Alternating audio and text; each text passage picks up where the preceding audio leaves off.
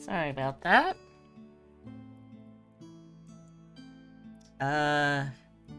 Congrats, chat. I accidentally doxed myself again.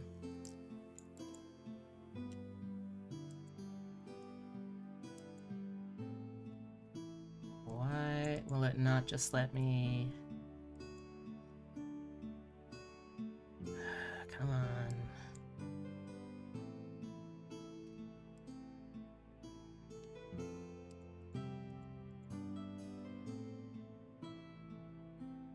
Yeah, I'll probably have to do that.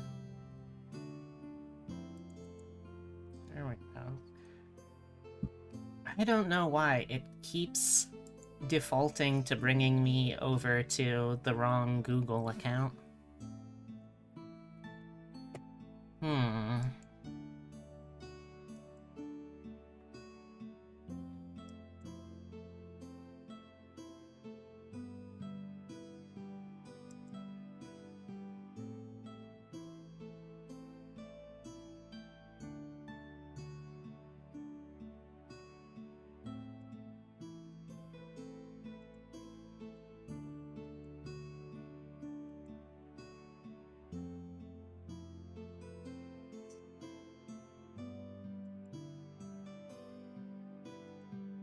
Alright, for those of you who are only watching the VOD, Mordred turned out pretty well. Mono class, 20 levels of Oath of Glory Paladin. Works pretty well.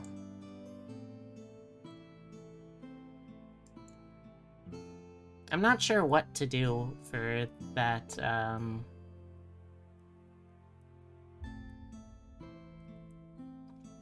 for that chunk of it.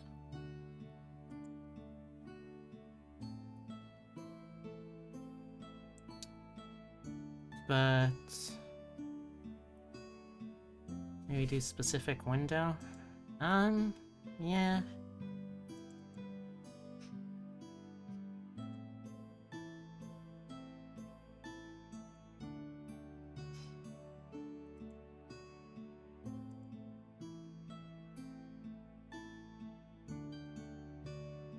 Yeah, I guess that'll do. Alright, well, while I try and figure out what to do with that, let me set up a poll. I'm not very good, in general, at doing this stuff. Also, I mean, I guess I could just update the follower goal thing, but for now, let me just do.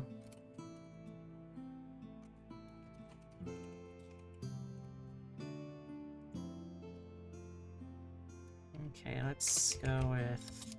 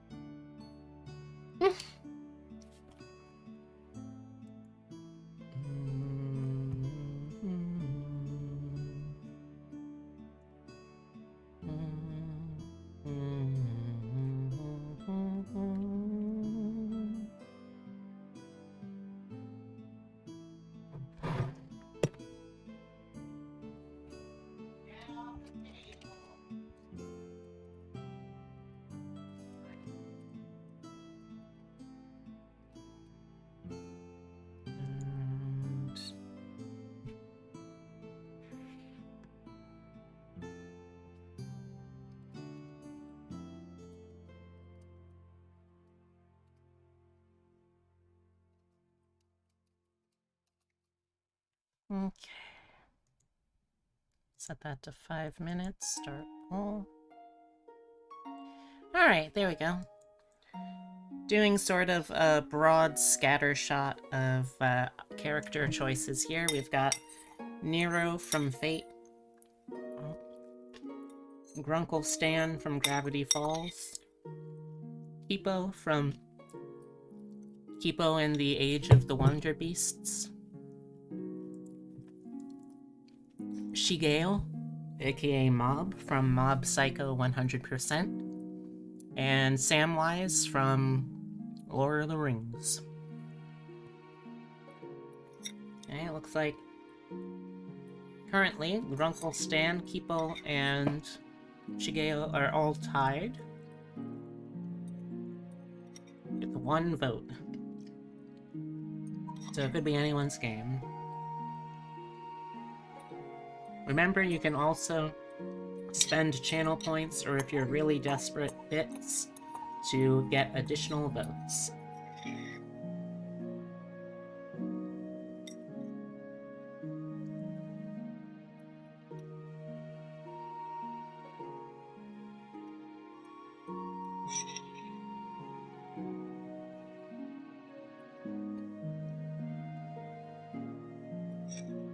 If there's no one clear winner, I'll just do a runoff. What if the character you want to play isn't from anime?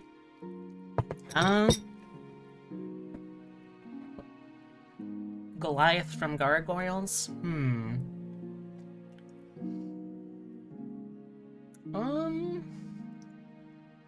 I mean, I guess I could still try and find a way to make that work. I've never actually seen Goliath from Gargoyles. Well, I mean, I've never seen Goliath in his native habitat. Oh yeah, I figured he's a Gargoyles. Okay, Epitome says I've seen Goliath. Is Goliath... He's the main one? The main one with the blue skin without the shirt. Okay. Nothing?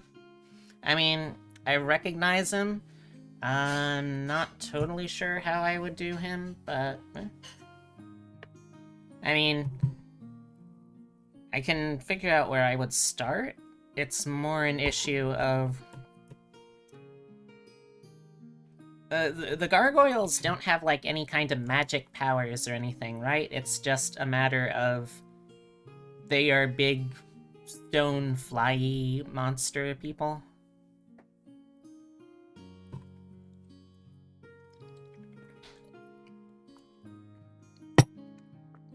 Also, could I have more pad thai, please? I'm in the middle of a conversation with my mom. Sorry. The thing is going on. True. I will be right back then, chat. I'm gonna go get some more food.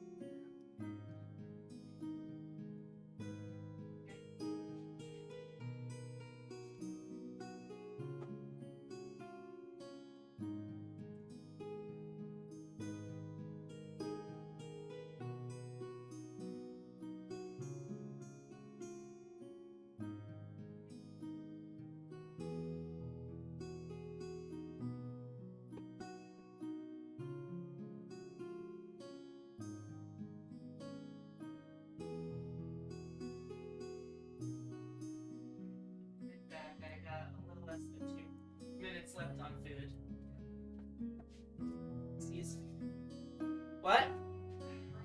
Thank you. Alright, I am back. Alright, looks like we are doing Grunkle Stan next. Alright. So,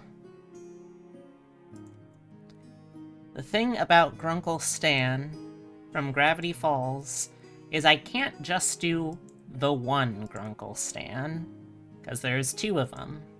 So, we're just gonna do both.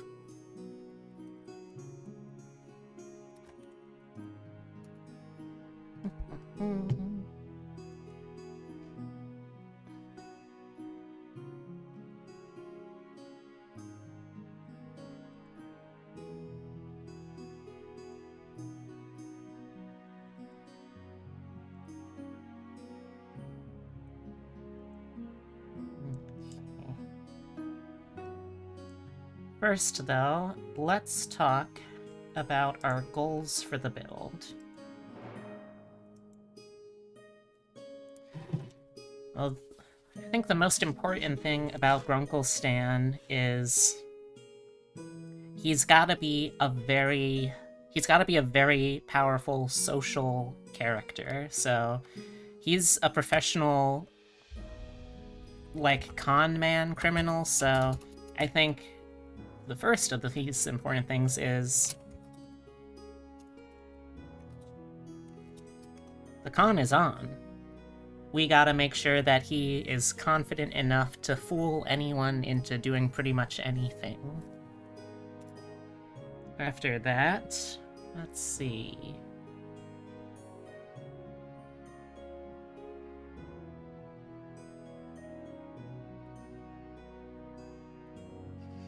After that, I think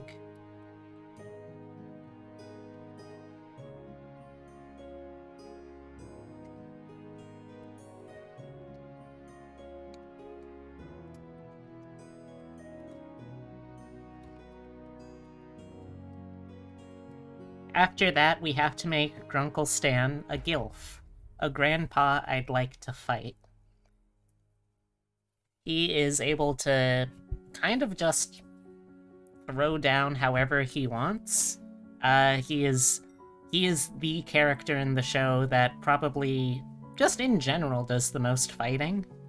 I think we have to make sure he's able to be a real violent piece of shit when he wants to be. He needs to be able to do good punches. Mm-hmm. And it's kind of combining the two of these for the third one, but we also have to be able to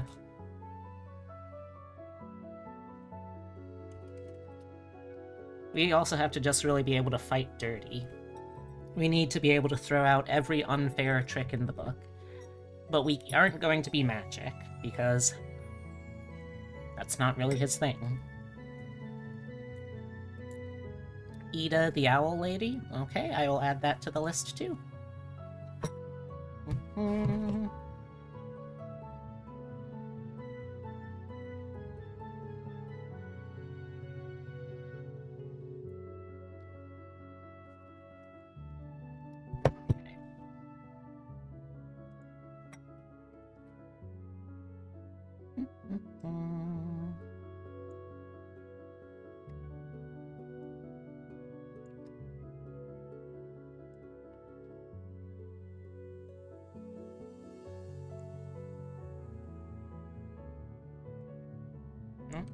Not that one. This one, please.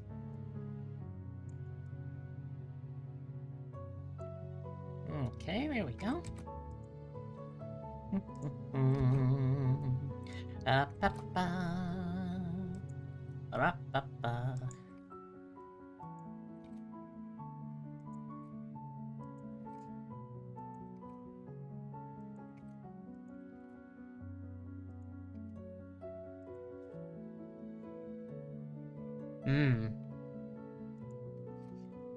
You know, I had a friend that I got into a friendly argument with over what kind of class we thought that Ida would be.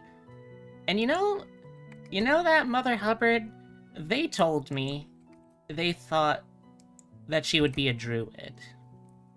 Which to me sounds absurd, because a druid's only going to be able to turn into animals, beast-type creatures, or they're going to turn into, like, elementals if you decided to go moon circle. But the harpy, bear, owl, griffin thing, that is definitely not any kind of normal beast. That's a monstrosity right there, motherfucker.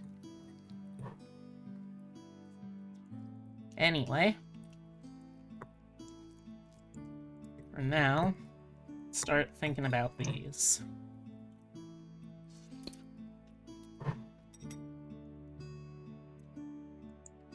Alright, well, I'm gonna start off with our highest in charisma. He's a smooth talker.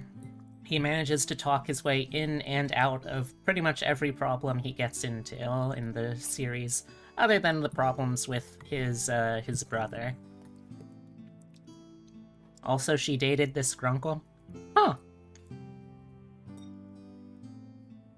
I don't remember when that happened, but it sounds accurate, so I won't question it.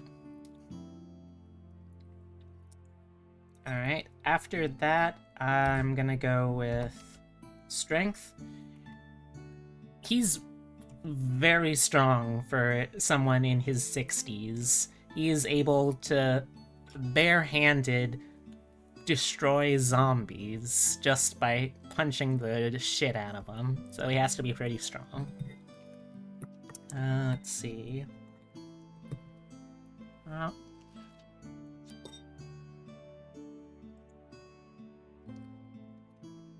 Next, I'm gonna go Wisdom, because you have to be able to have insight in order to figure out how to make someone trust you to really get that deception going. You need to be able to read people. Let's see, then let's go with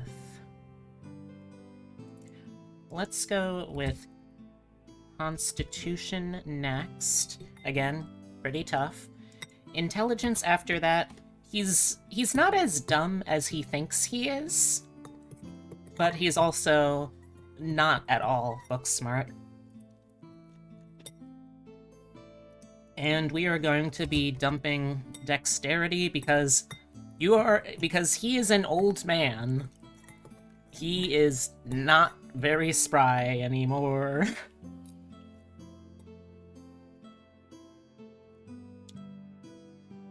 Oh, I see. Huh. Interesting.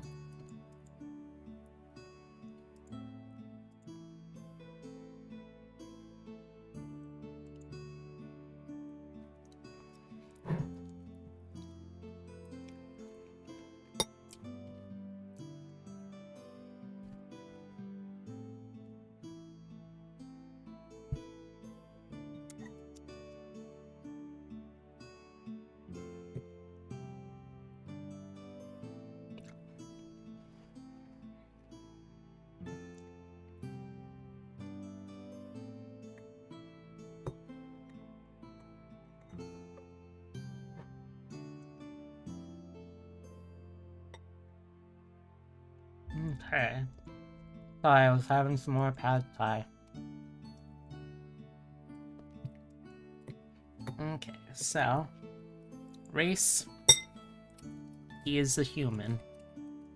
I'm gonna make him a variant human because I like being able to get a starting feat, and it's a very good option. Let's see.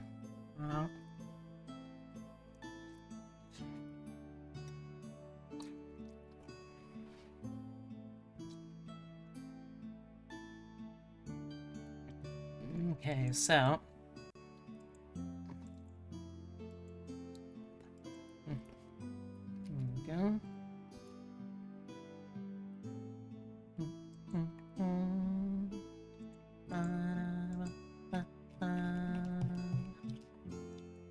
Sorry, I'm getting my I'm getting my resources up again. It'll only take a second.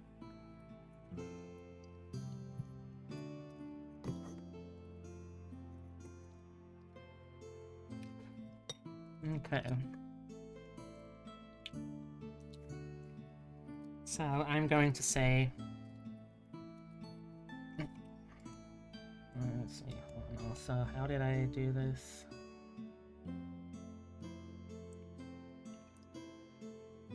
Sorry. I'm just... Okay, yeah, I did it like that. Sorry.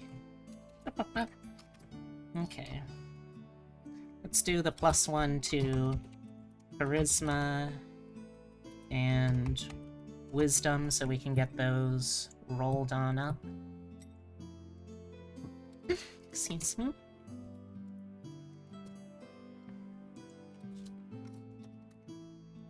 Start off with nice, even modifiers across the board.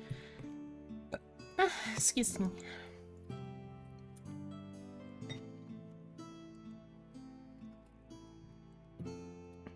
Gosh, what skills does he need that we aren't going to be able to get from a starting class?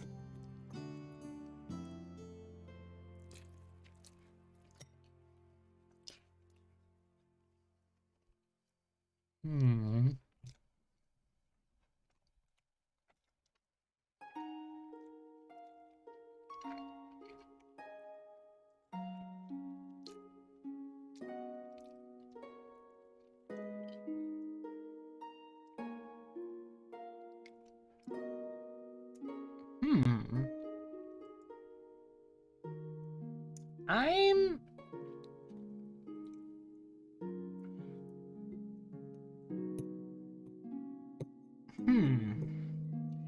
Chat, what do you think? I'm almost tempted to actually give him the Arcana skill. Because sure, he's not, like,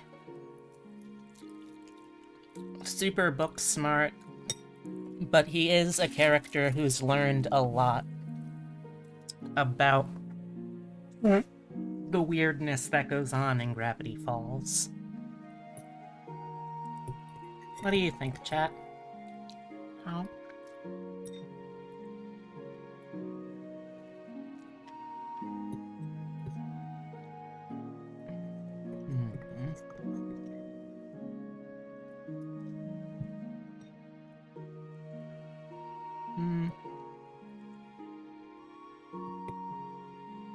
Well, I might... What? Okay.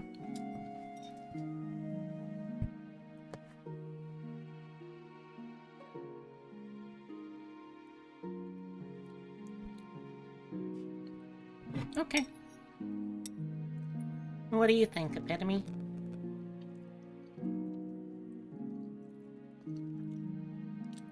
Oh, I'm thinking about starting him off with it through this or background because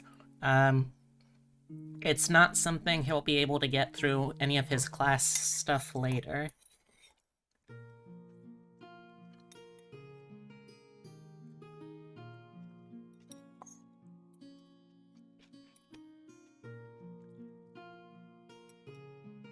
Yes, absolutely.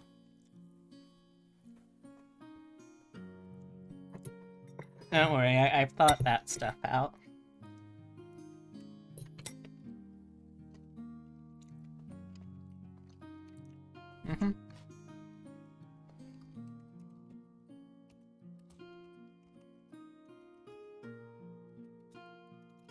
Alright, now...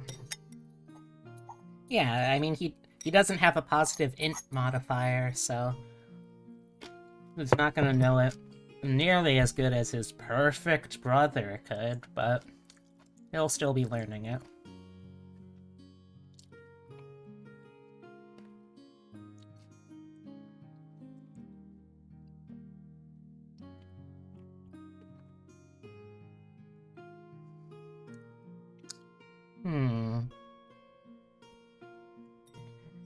Not sure actually what feat to give him to start off. Obviously his feat, but what additional feat to give him?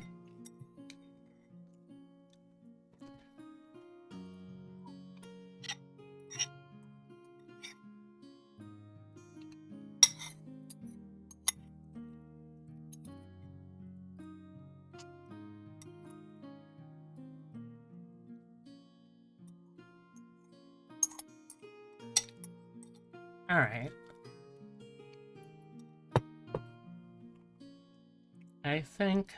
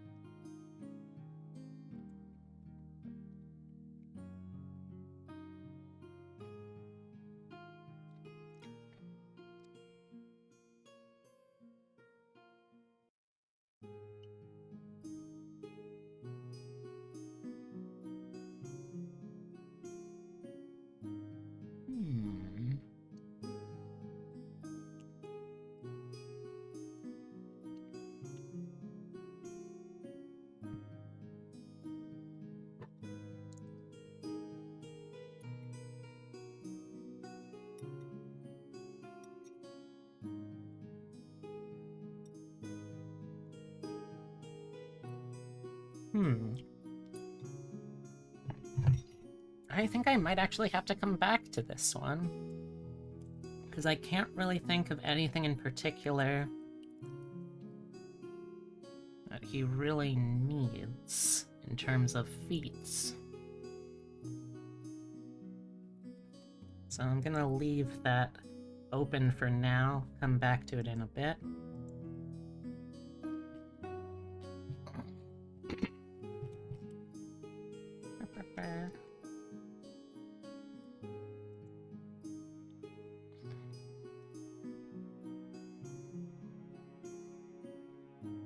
Alright, and I'm going to do make your own background for deception.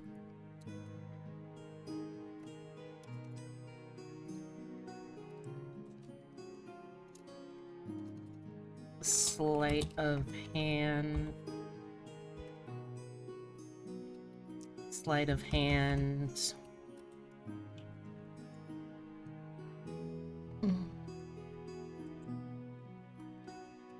Forgers, tools,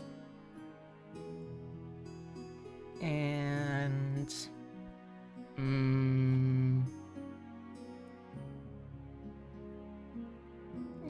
yeah, let's do disguise kit proficiencies.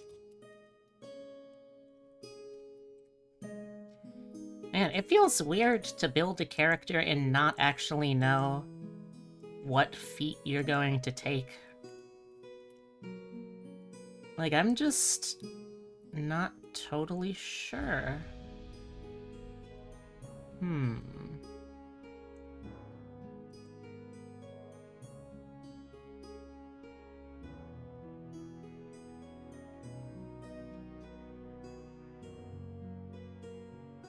Actually, no, I think I do now. Hold on. I'm actually not going to take this thing for charisma. I am instead going to put that into dexterity, because yes, he's an old man, but he's also an old man that I want to be able to balance out that weakness of. The reason I'm doing that is because I'm taking the actor feat, which also gives a charisma +1 advantage on deception and performance checks when trying to pass yourself off as a different person, and you can mimic the speech of another person or sounds made by other creatures that you've heard for at least a minute.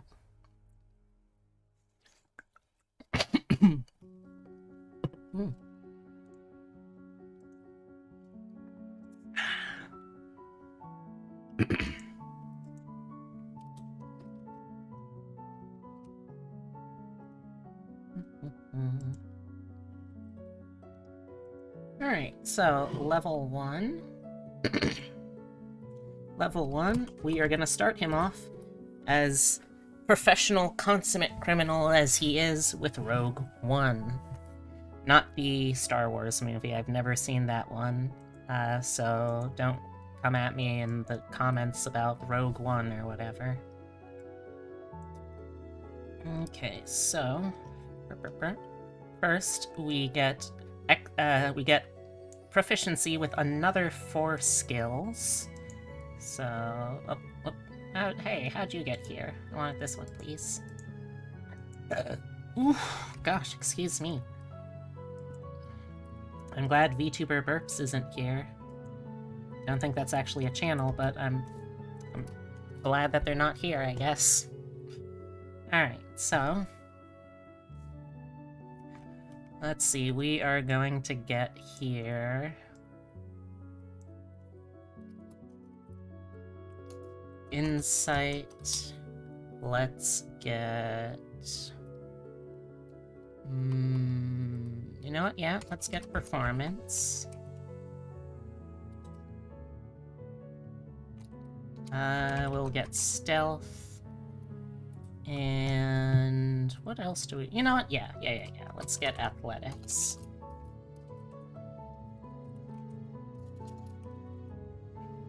There we go. I think that covers everything pretty well for him.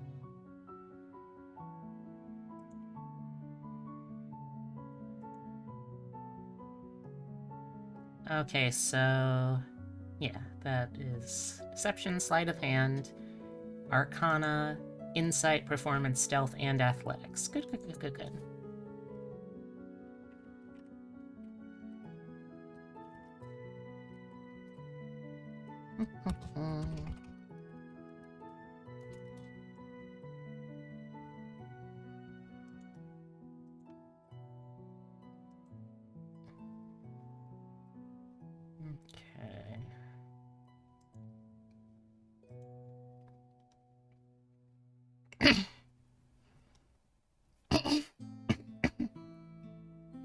Sorry. Okay.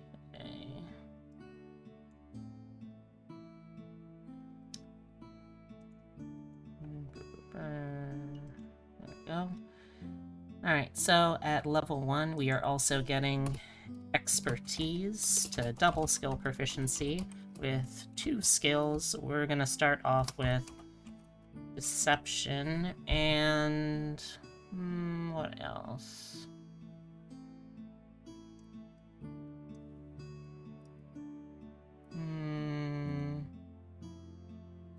Honestly, Deception is the big one.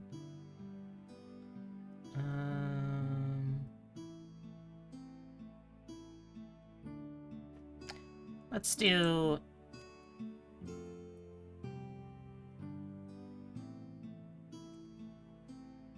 performance, maybe? Nah, yeah, let's do expertise athletics.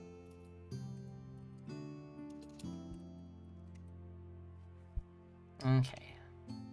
Oh, oops. Come on. There we go.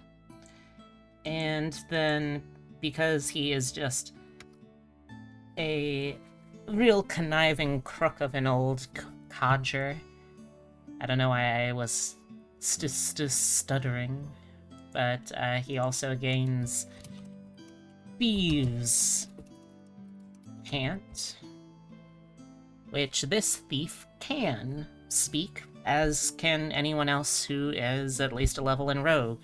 I don't really know why it's strictly limited to rogues, but hey, secret languages, pretty useful regardless, I think. And also get his sneak attack, which at this point is a 1d6. So for a sneak attack, again, it has to be either a weapon with a finesse modifier or a ranged weapon. Now, throughout the series, I don't believe Stan ever uses a finesse weapon. However, that does not mean that it would be out of character for Stan to just have a switchblade. In fact, I would say it would be more out of character if Stan did not have knives or broken bottles or some underhanded little shank like that. Okay.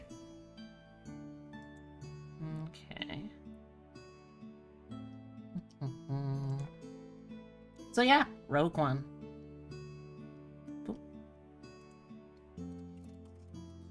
Rogue 2. Cunning action. Come on.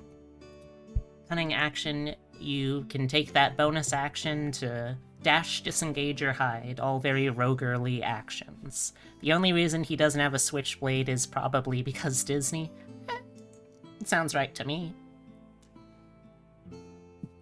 Excuse me. So, there we go. No. There we go. Okay. Alright, so at level 3, we get to pick our roguish archetype.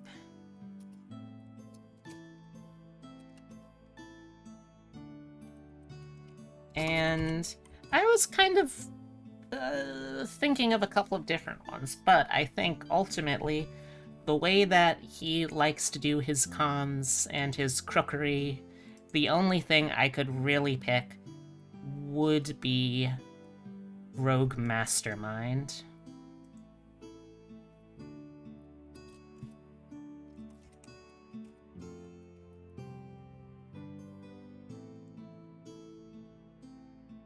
I gotta be honest though, Rogue Mastermind, it's not gonna be super impressive starting out, because the first thing you get here is... sorry. Nope, yeah, come on. Is Master of Intrigue, which unfortunately for us does a ton of things that he already had. It gives him proficiency with Disguise Kit, Forgery Kit, one gaming set of your choice, and you also learn 2 languages of your choice. You also get the ability to mimic speech patterns and accent of a creature you hear for at least a minute, letting you pass yourself off as a native speaker of that particular land. So the second part at least is something new. The first part, not really. However, a fun little thing that Tasha's Cauldron of Everything added in is if you have stuff that would double up what kind of proficiencies you get, you are actually now able to just change that to a proficiency of a different sort. So, I'm going to say that we are...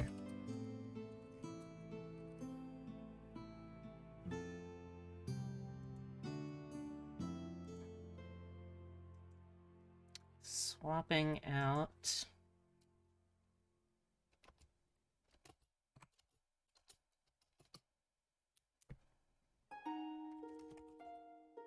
proficiencies. No. Proficiencies gained. There we go. I finally typed that.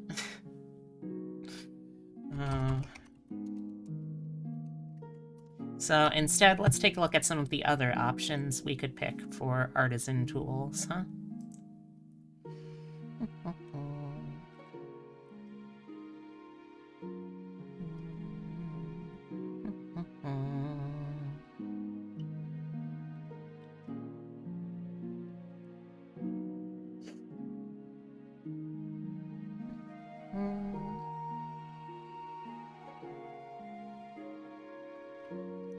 Alright, I'm gonna go with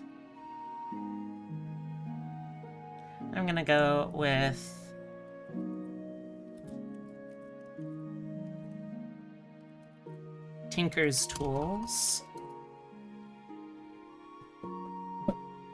And what other tool proficiency would be appropriate here?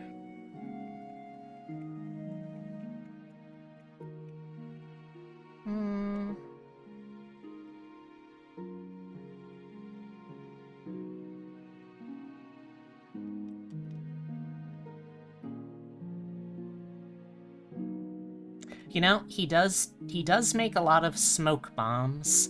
Like the intro in the show, he actually just uses a smoke bomb for a dramatic entrance. So I'm also gonna say that is definitely something you do with alchemists' supplies. Also, hey, Heavy. Okay. Now the other more useful thing for him that you get at 3rd level here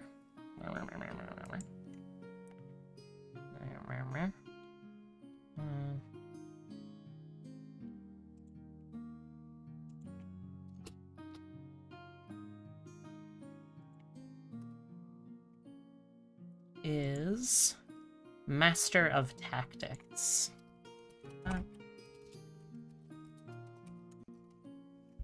So what that means is you can use the help action as a bonus action instead of a normal action. Help being just you give someone advantage on a roll, which is pretty versatile as far as things go. You can use it in combat, you can use it on ability checks, you can use it on... Well, those are the two main things, really, but considering how many things in the game that covers, that's a lot. Also, when you use the help action to aid someone in attacking, the target of the attack can be within 30 feet of you, rather than what it would normally be, which is 5 feet of you. So what this means, essentially, is that when you're fighting, I don't know, let's say a drunken Sasquatch, you can tell Seuss to go for the eyes, and Seuss will have advantage, which is good, because I don't trust Seuss in a fight with a Sasquatch. Especially not a drunken one. I don't think he would fare very well. I'm sorry, Seuss, but it's the truth. You simply weren't meant to fight Sasquatches. Alright, here we also get... Seuss is just too pure for this world. Or a living video game. Well, he did admittedly do pretty well against the living video game. Let's give him some credit. So at this point, also, your sneak attack is going up to a 2d6, and you also get the ability to do steady aim, which you can take no movement for a turn and get advantage on the attack roll. Pretty simple. Seuss, a cleric? I'm not sure what the logic there is, Epitome, but... maybe? I don't know. I haven't built him.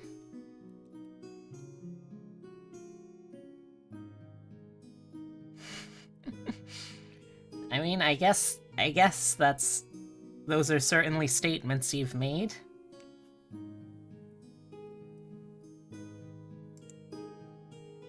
Okay. So, we are going to stick one more level into Rogue for now, and we'll be back later. But we're sticking here so we can get our first ASI. Which I am going to say...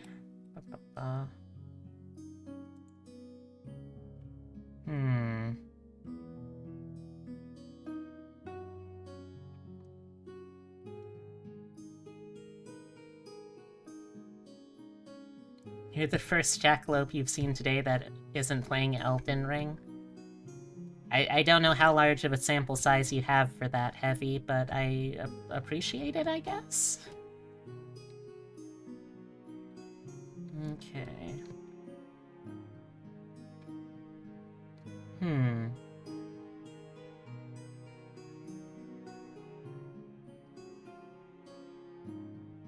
You know what? I'm actually going to readjust some of these stats, I think. Because he is faster than I gave him credit for. And again, while he's not dumb, he is not smart in the intellectual sense. So let me swap those around.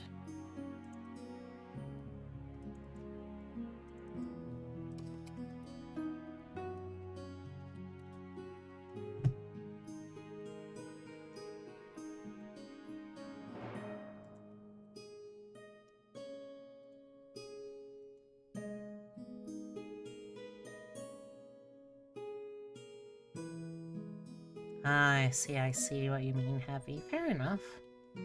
Hmm.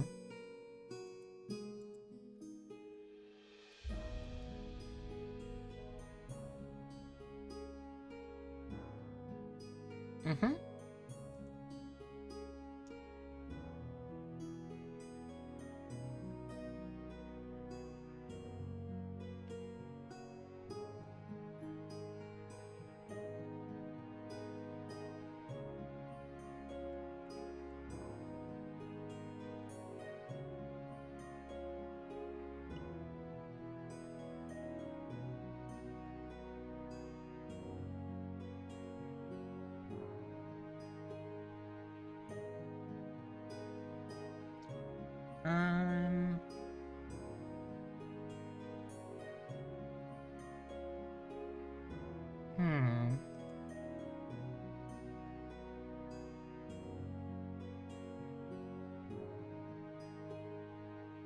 Yes, Mastermind. That's the subclass he has.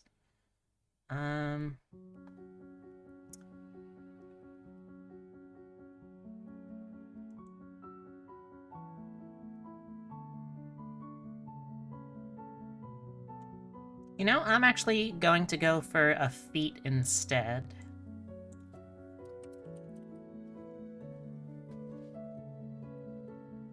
Because this is a character who, again, is not going to be actually as combat focused, and I want to be able to round up some of his weak spots too. So I'm thinking the Observant feat. What do you think, chat?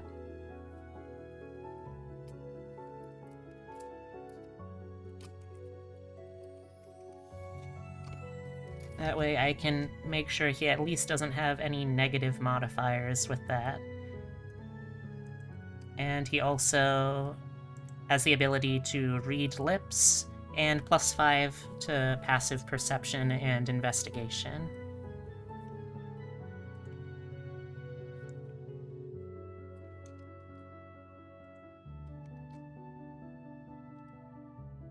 Because it bugs me giving him a negative intelligence, because he's not dumb, he's just not formally educated.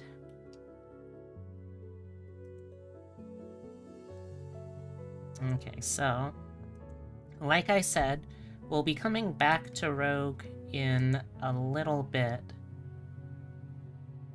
After...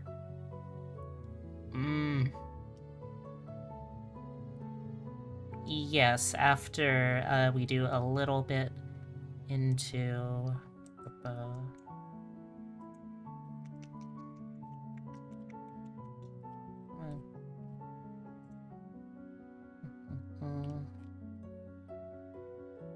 There we go.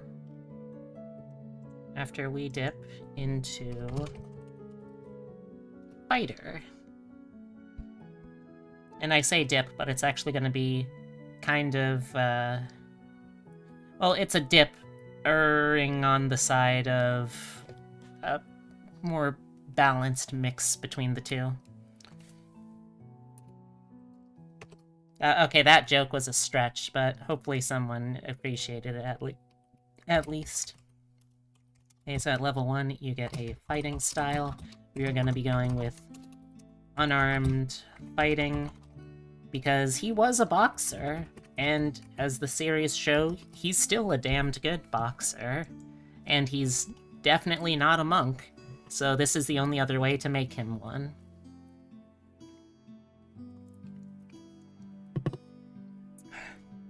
Basically, it just means your unarmed strikes can deal bludgeoning damage equal to 1d6 plus your strength mod on a hit, and if you have 2 free hands, it's 1d8 instead. Also, you can deal bludgeoning damage to any creature you have grappled at the start of each of your turns.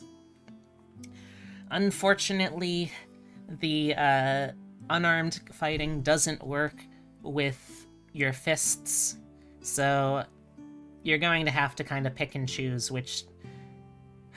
I keep saying pick and choose which you want to use, and I don't know why. I don't even remember where I got that from. But yeah, you're gonna have to pick between finesse fighting and unarmed fighting, so just read the situation, you know? And you also, at level 1, get... No, come on, come on.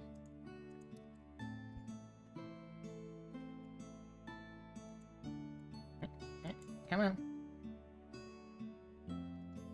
Also get a second wind, giving you the ability to regain hit points equal to 1d10 plus your fighter level once per short or long rest. Okay.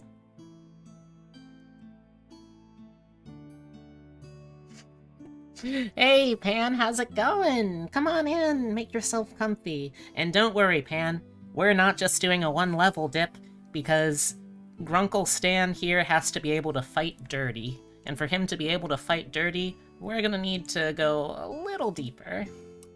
At least. Okay, so Fighter 2, he is getting the Action Surge. Once per turn, you can take an additional action, or sorry, not once per turn, that'd be fucking busted as hell. Once per short or long rest, you can take a second action on your turn without it being another turn. So you can attack more, you could do something like, say, protect one of these small children in your care, and use that extra action to just beat cheeks and get the hell out of there with them. Yeah, there's a lot of things you can do with an extra action in a turn, that's all I'm saying. Okay. Once per turn would be incredibly busted, I agree. Alright, so at Fighter 3, we get to pick a archetype. And we are picking Battle Master, because if you want to learn how to fight dirty, you've got to learn all the tricks in the book. So, Battle Master gets something called Combat Superiority Dice. You can use these dice, which you have 4 at the start here, and they're d8s. You can use these to fuel maneuvers, which are basically the equivalent of spells, but for a fighter.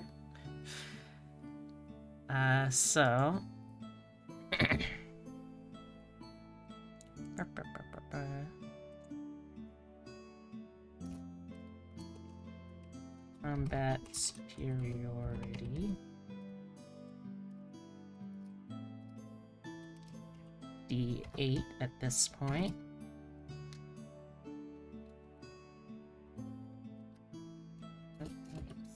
No, 4 D8 dice. Okay, so...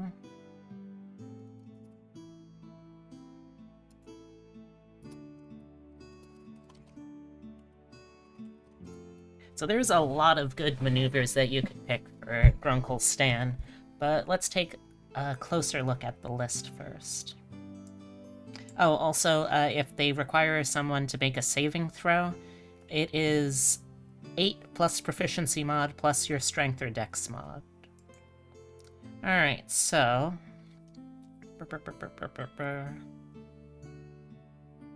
The first one I know that we're going for is Fainting Attack. You can spend a die and use a bonus action on your turn to faint, which gives you advantage on your next attack roll against the targeted creature that turn.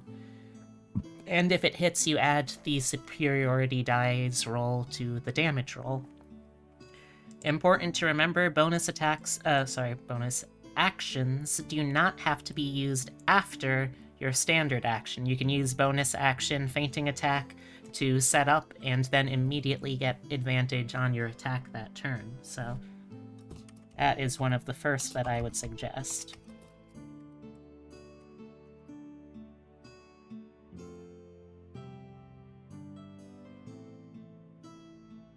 Also, I would say that it is very important, considering that... Oh, thank you for the hydrate, Redeem.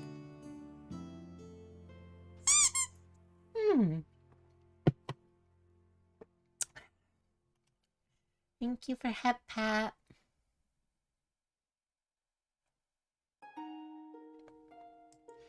Alright.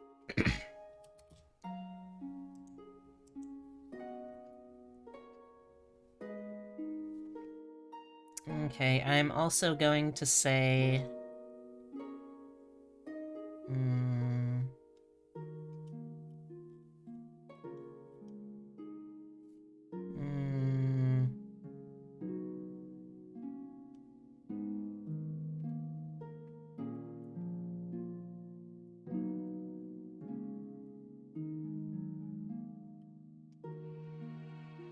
Okay, well, I think it's important that you make sure that enemies are attacking you and not the small children that you're protecting.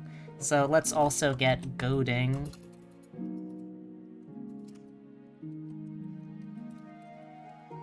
Goading attack, which means that when you hit them, they have to make a wisdom save. If they fail, they have disadvantage on attack rolls against anyone other than you. And let's see, what else do we want? What else do we want?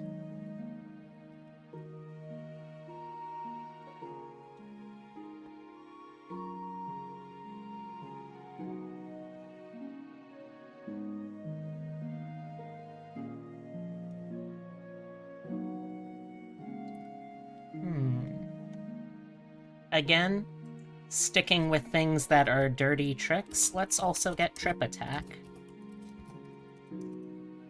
When you hit a creature with weapon attack, spend a die to try and knock them down. You add the die to the damage roll, and if they're large or smaller, they have to make a strength save or be knocked prone.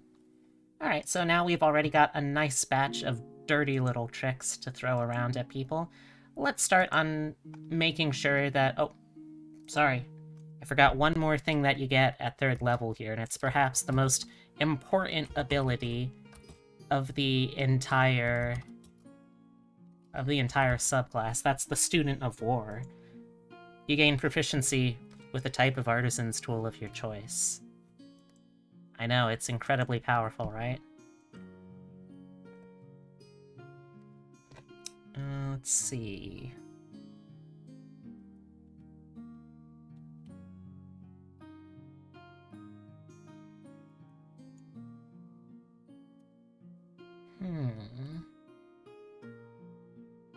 Yeah, but we already have Forger's tools.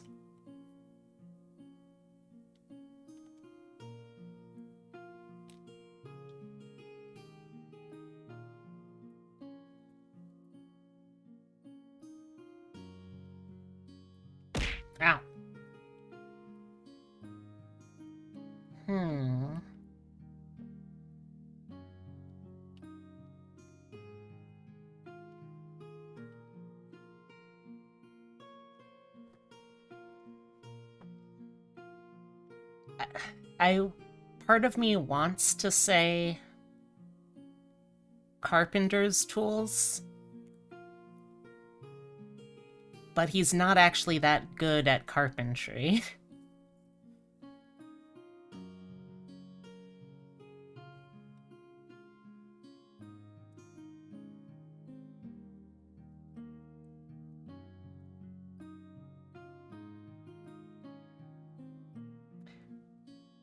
Alright, you know what I'll say?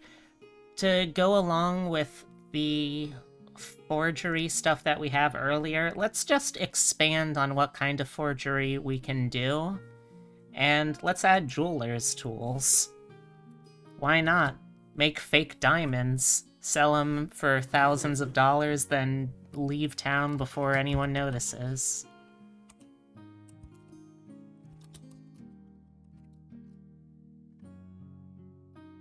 That feels right to me, you know?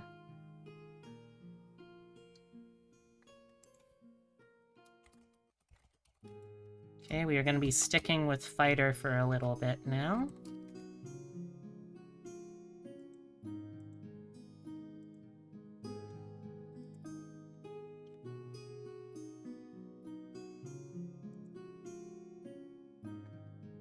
Okay, so... first things first. What stat are we gonna boost? I think it has to be strength. Or,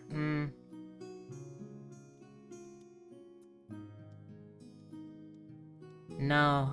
Let's focus on charisma first. Let's stick with that.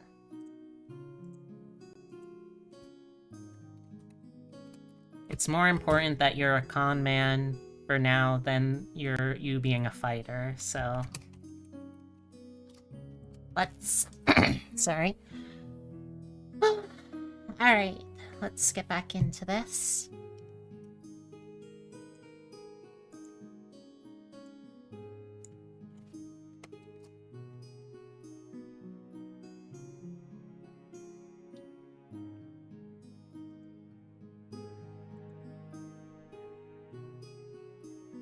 Okay. Fighter 5, we get an extra attack. Yeah, there we go.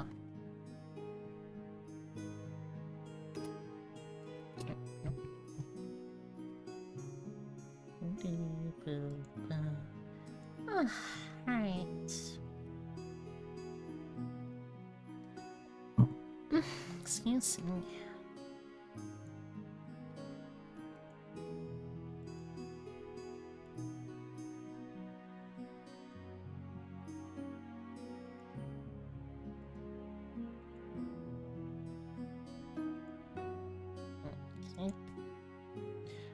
Important to remember also that even with an extra attack, you can still only apply bonus damage from sneak attack to one of those.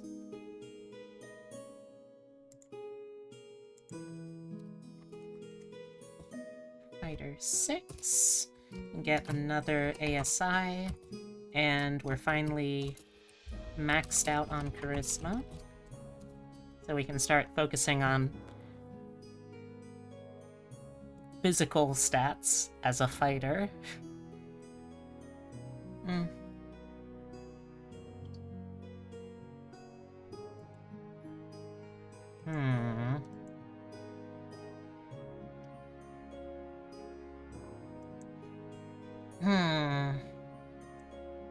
Now I'm starting to question giving him the observant feat.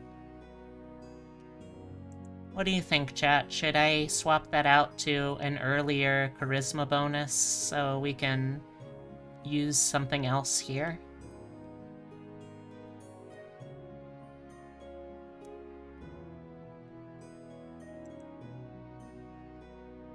What do you think, chat?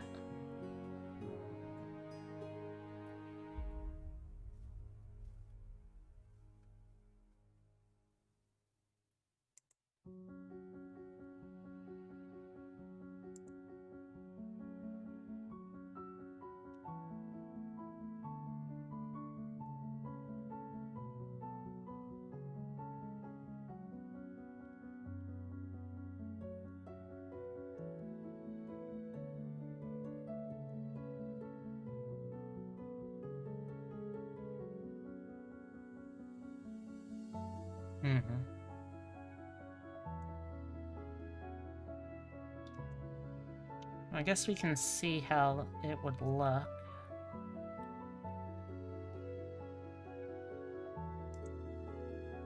As is, charisma is maxed out though now.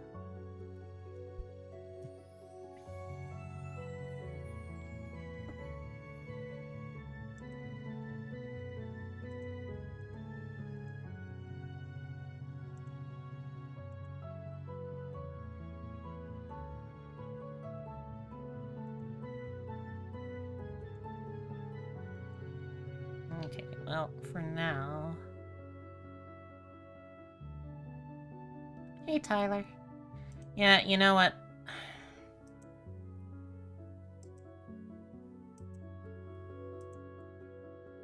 It pains me to do it, but I think I might need to.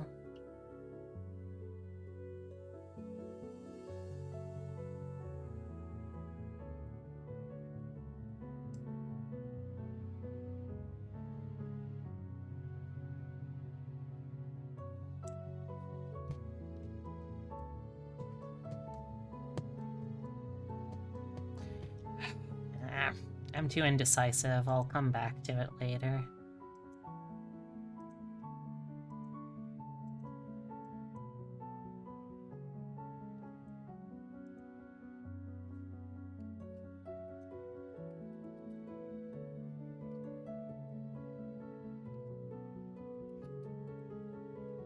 Not much, Tyler. Just making D&D characters of anime and cartoon and Vigigame and stuff characters. Alright, so now we get Know Your Enemy. You spend at least a minute observing another creature outside of combat, you can learn the following information, and the DM tells you if they're equal, superior, or inferior regarding 2 of the following characteristics of your choice. Strength score, dexterity score, constitution score, armor class, current hit points, total class levels if any, and fighter class levels if any. It's a pretty simple ability, but a pretty good one, especially for a character who's going to be honestly pretty conniving and very observant in doing so. Alright, I guess I'm talking myself back into it.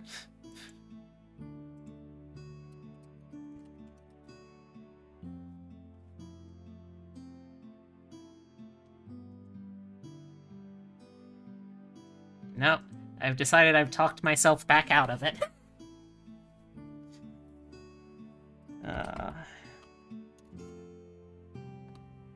Come on.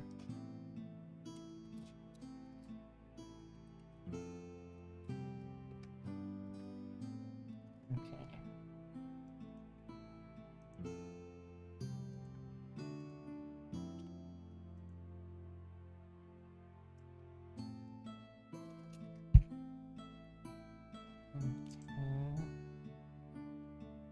So since this is now +2, I can drop this charisma, and instead let's put this...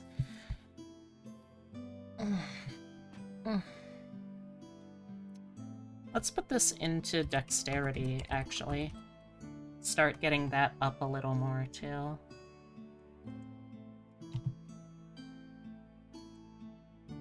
Because, to be honest, he's not the strongest character in the show, though he's pretty strong. And he does need to just be better at dexterity stuff in general, too. So, yeah, let's get that.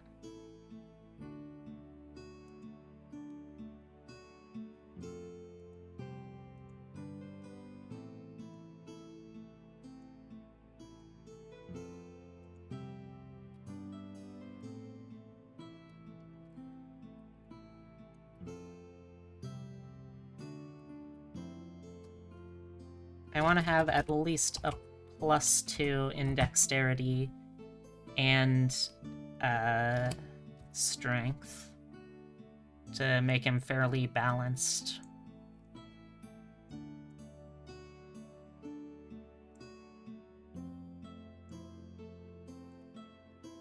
That said, he is also going to be stronger still, for sure. You have an idea for one, Bill Cipher? Oh, also, sorry. One thing I did miss earlier. Fighter 7. Fighter 7, also, you now have superiority... you now have superiority die equal to 5d8 instead of 4d8, so you can use more.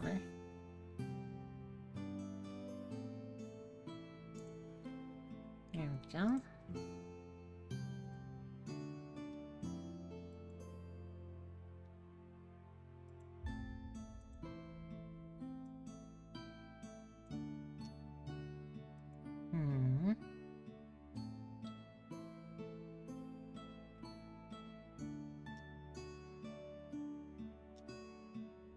Okay.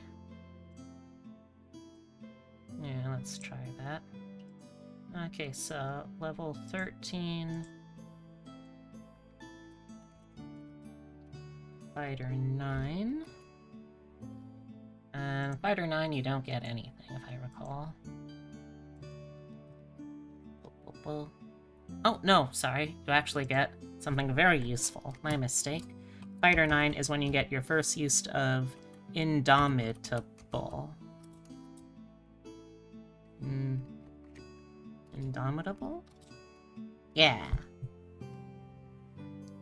Which, very, very, very useful ability.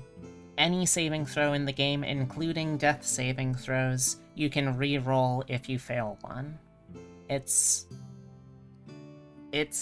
potentially life-saving. And it's something that you get to do once per long rest at this point.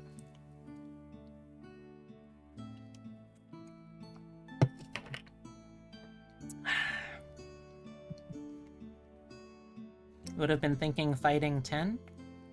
Well, you are going to get some stuff at level 10, don't worry. Or fighter level 10. Specifically...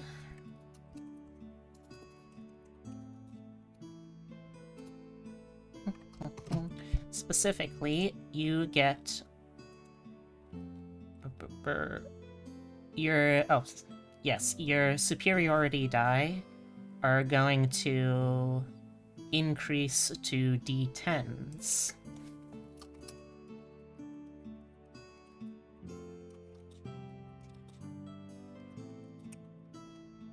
Also, oh, I am so sorry, I forgot something important.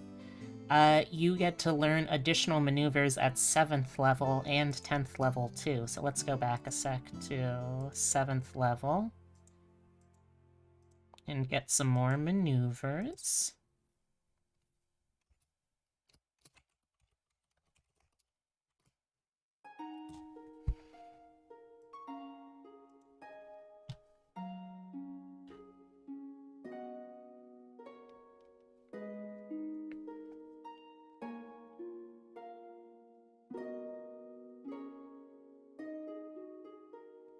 Okay. Excuse me. Excuse me.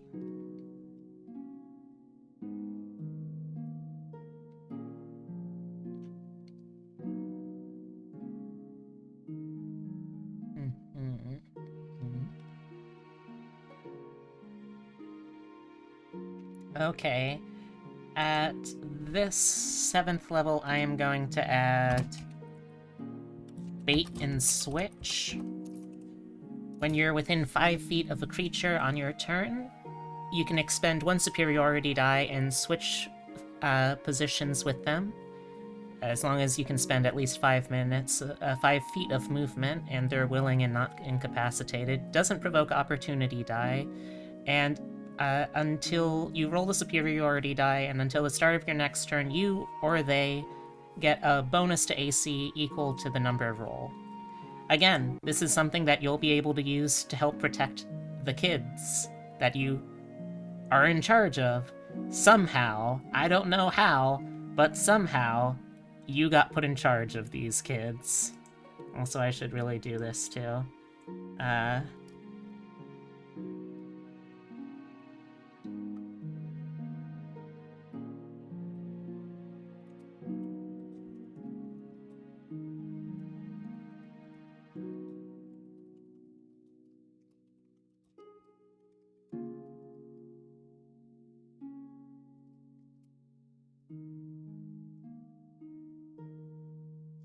Yeah, he's a gilf. A grandpa I'd like to fight.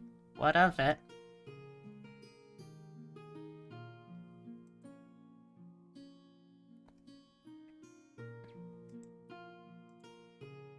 And we bait and switch. And we're also going to get... Your first D&D character was a level 5 barbarian dwarf named Mr. Diggy Diggy Hole. If you had fun, that's all that matters. Let's see... I'm going to say for the other one, let's get grappling strike. Oh, sorry. Let's get grappling strike. Immediately after you hit a creature with a melee attack, expend a superiority die, and you get to try and grapple them as a bonus action, adding the superiority die to your strength athletics check for it, which pairs very nicely with the unarmed fighting style ability to just passively damage someone every turn you have them in a grapple.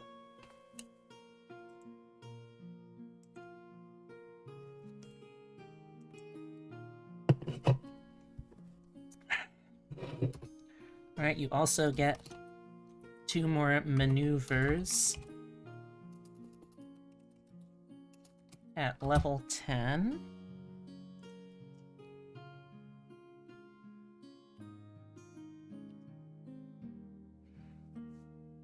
Let's see.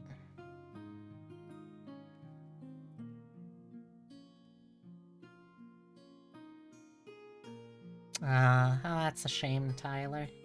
I hope you find other people that you can enjoy playing with, too.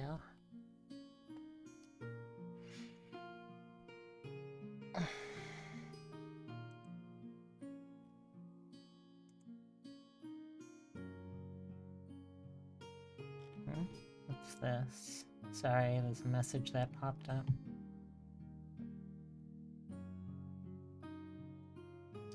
Okay, there we go.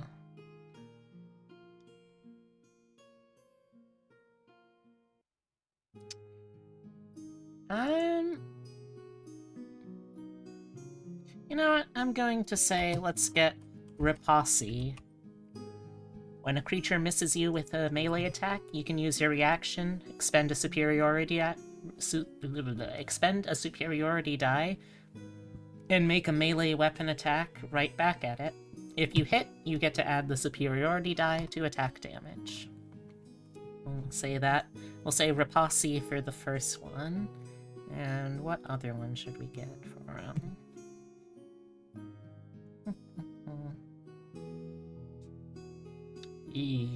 That is a long time.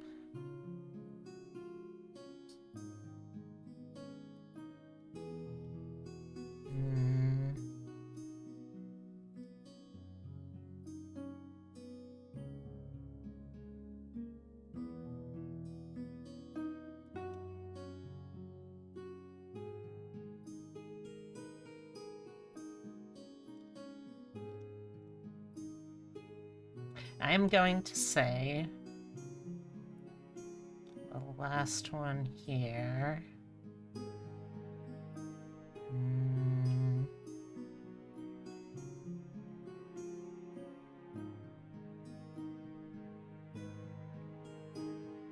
Of course.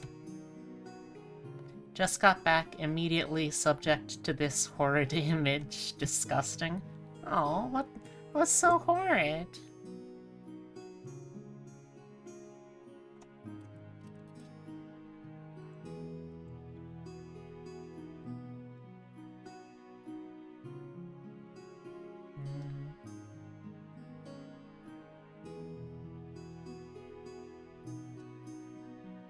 Stanley Grunkle. Well, I mean, sure, is he the nicest looking guy? No, but I wouldn't say he's the worst.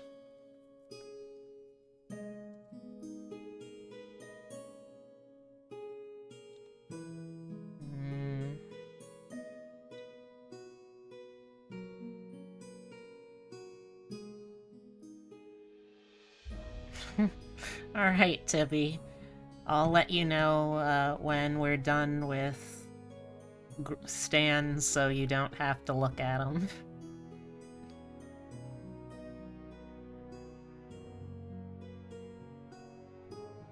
You know what? Since all of his attacks are melee, let's give him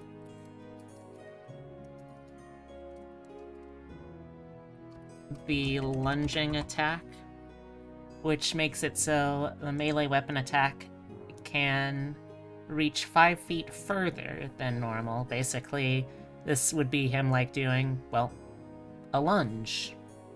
Which, honestly, that's kind of just a thing in boxing.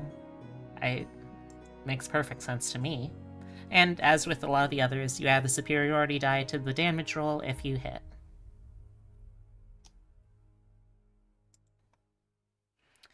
Alright, and... is there anything else here? No. Okay.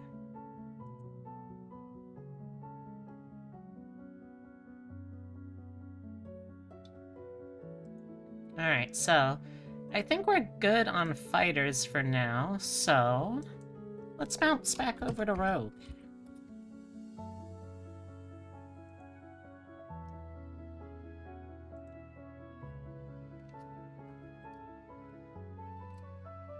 So at Rogue 5, sneak attack is now a 3d6 extra damage.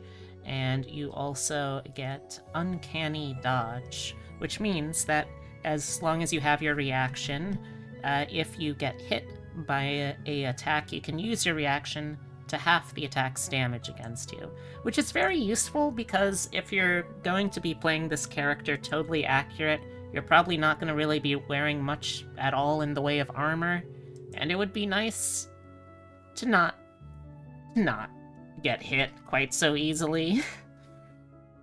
Oh, wait, how do we get up here? There we go. When you said Rogue, you thought Streets of Rogue? That is a very fun game, but not tonight. Nope.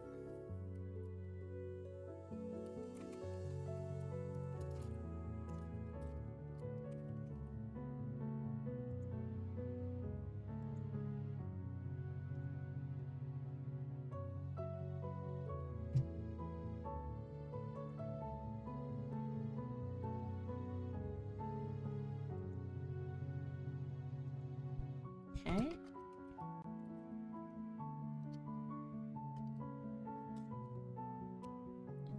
Rogue 6, which means we now have expertise in another 2 more skills. Let's see. So far, we have expertise just in deception and insight, I think, right? Yeah. Oh, no, deception and athletics. Okay, so...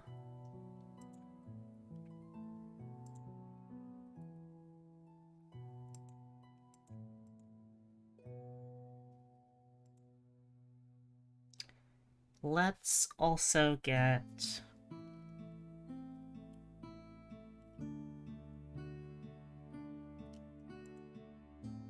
sleight of hand for sure.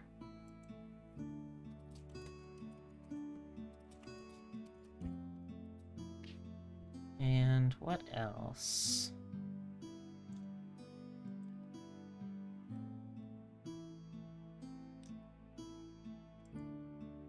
You know what? Yeah, let's also get it in just straight up stealth. He's not above sneaking around, hiding, and running away. In fact, that's all pretty much his main focus is, huh? He really doesn't actually try and fight things unless he has to. Rogue 7.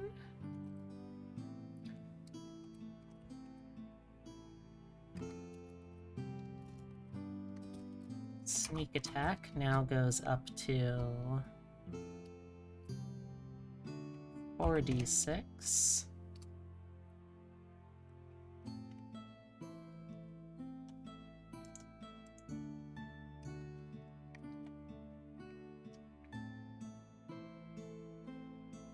And you also get evasion.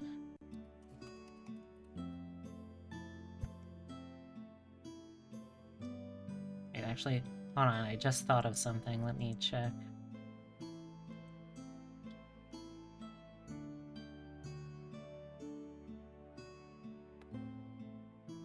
Oh. Huh. Whoops. I made a mistake here earlier.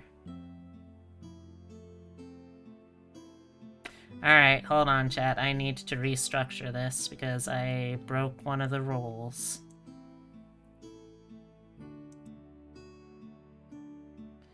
Alright, so... this needed to be 13 to start off. It wasn't hard, Epitome, it was just something that I forgot. That's all.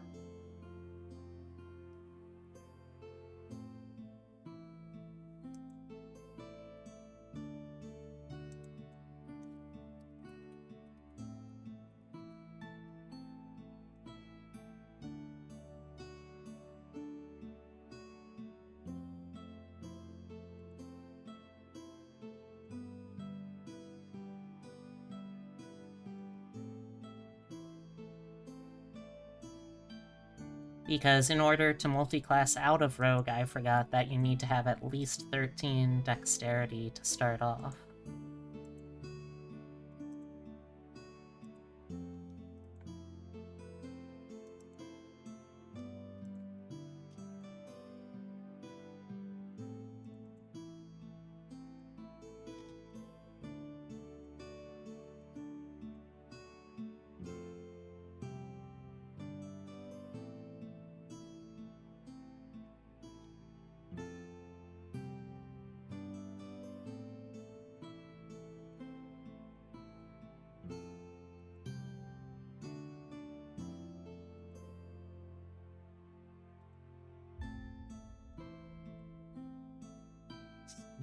This would make this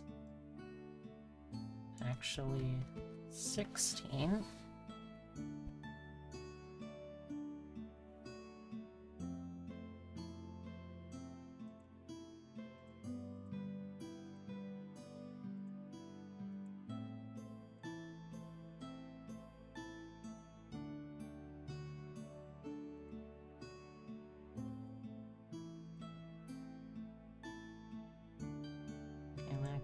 Let's change this one to strength.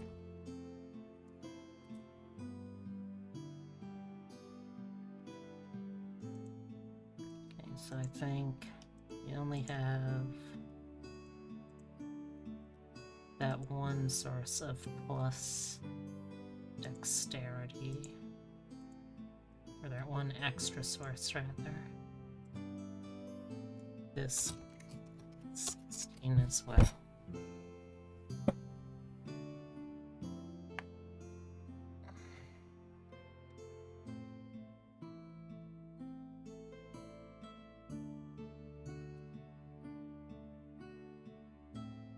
And honestly, I would probably leave intelligence down to boost wisdom up by the extra point. Sorry, I'm just trying to fix my mistake, chat.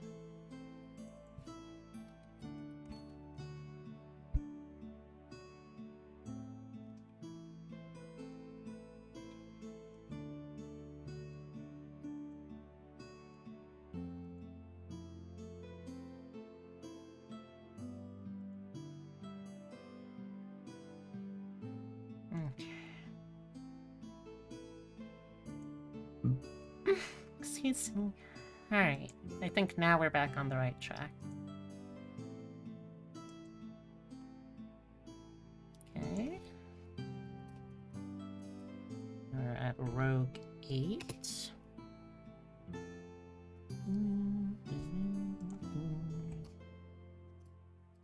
Another ASI.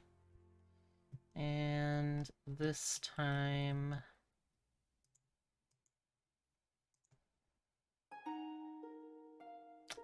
I think I'll probably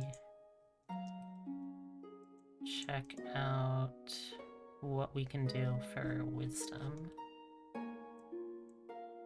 By which I mean potential feats again.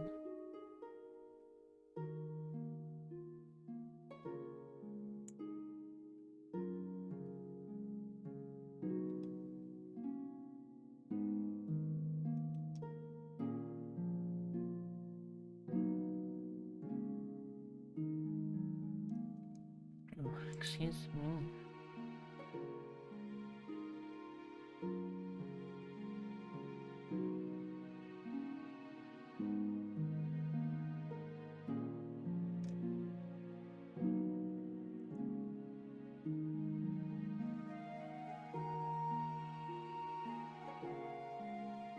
Yeah, you know what? Here I'm going to pick up the Resilient feat. A Resilient feat gives you +1 to a stat. So I'm gonna do Wisdom +1. And then it also gives you proficiency with saving throws of that type. So now we have saving throw proficiencies for Resilient and... oh, wait, hold on. We have saving throw proficiencies with Wisdom and Dexterity, two of the most common saving throws. And let's see... now it is actually... there we go. Oh, also, I don't think I explained it. Evasion, that means that whenever you make a Dexterity saving throw, that would allow you to take half damage instead of full damage. On a successful save, you instead take no damage. Alright, so that's 7, that's 8.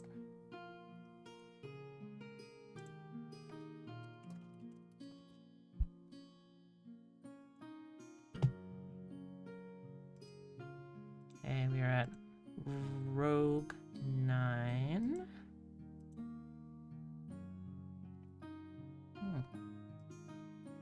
Oh, this is a fun one. Okay, so... Rogue 9... for starters, our sneak attack is now 5d6. And we also get Insightful Manipulator. So, you remember back when we had Fighter level 7, which was, I think, like, what, back here, and we got Know Your Enemy that let you tell all those things about someone? Insightful Manipulator basically fills in the blanks that you got from that. If you spend a 1 minute observing someone, you can also now learn their intelligence score, wisdom score, and charisma score, as well as class levels, if any. Again, the DM will tell you if they are equal, superior, or inferior to you in regards to 2 of those. So now you can just kind of read whatever you need out of people. It's a very fun little feature.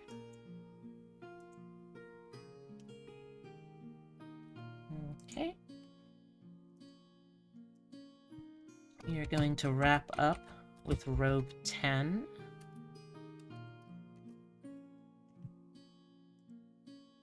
And that is one last ability score improvement.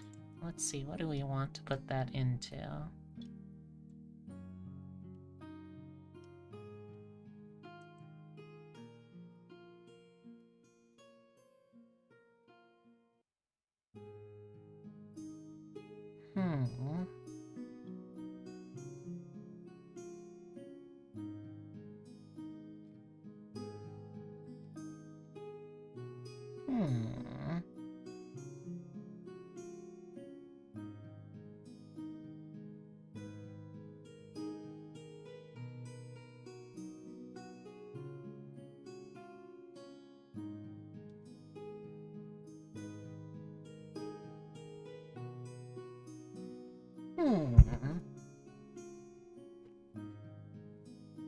I would say...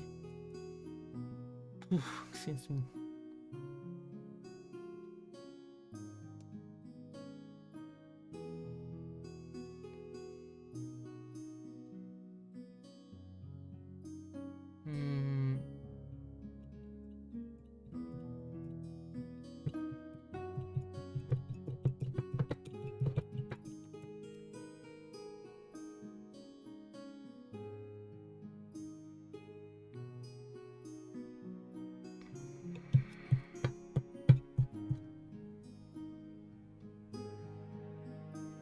I'm gonna say put it into...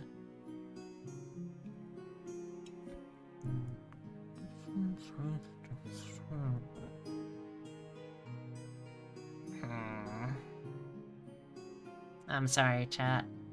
My indecisiveness is striking again.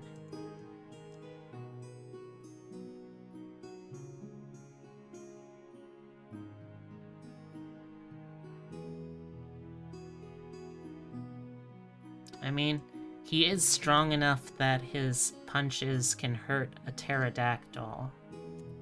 I guess we might as well put it into strength. That feels okay to me.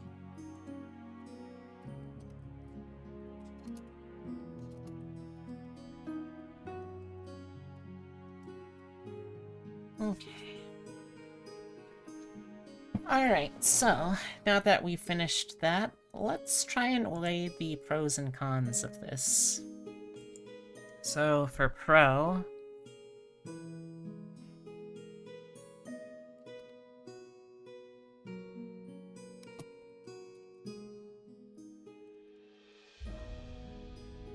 you've got the social skills to pay off all of your bills, as long as you're paying with forged checks. You're very deceptive, you're very good at pulling the wool over people's eyes.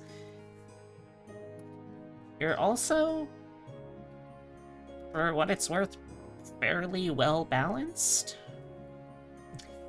You're not going to be the toughest character around compared to a lot of others, but you kind of just have a whole bag of tricks that you can pull out to make up for your inadequacies.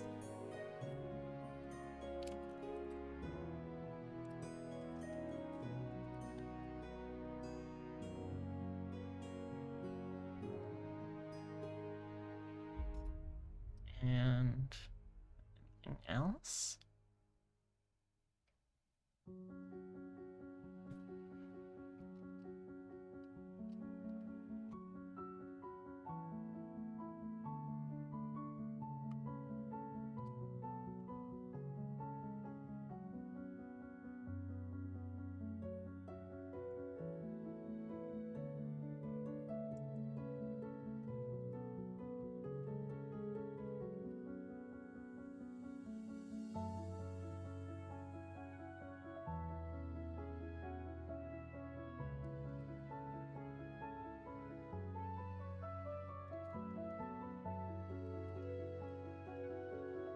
And then also, you're honestly a pretty capable...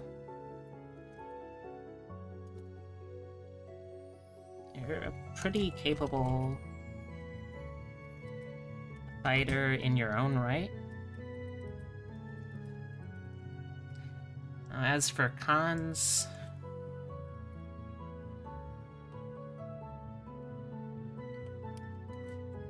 You're pretty book dumb. That could be a problem, even though you have proficiency with int saves. If you have to know anything outside of how to fleece someone, you might be in a bit of trouble. Also, if you're playing the character, I mean, you have the proficiency, you could get some thicker armor than what he wears in the show, but if you're playing to the character, you're gonna have fairly low AC, all things considered. And...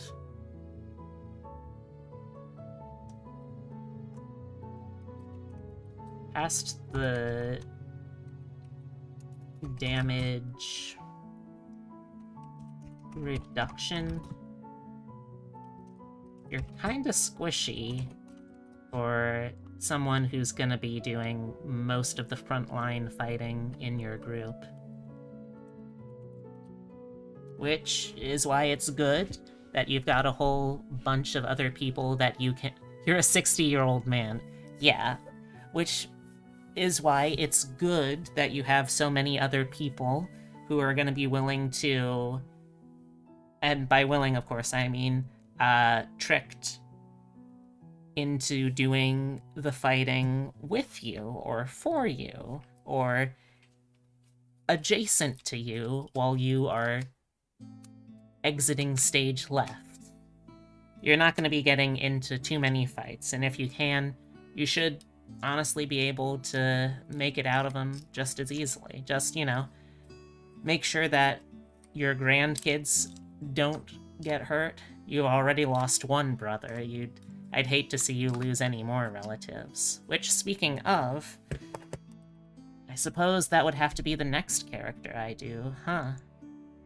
Or maybe I should put it to another vote.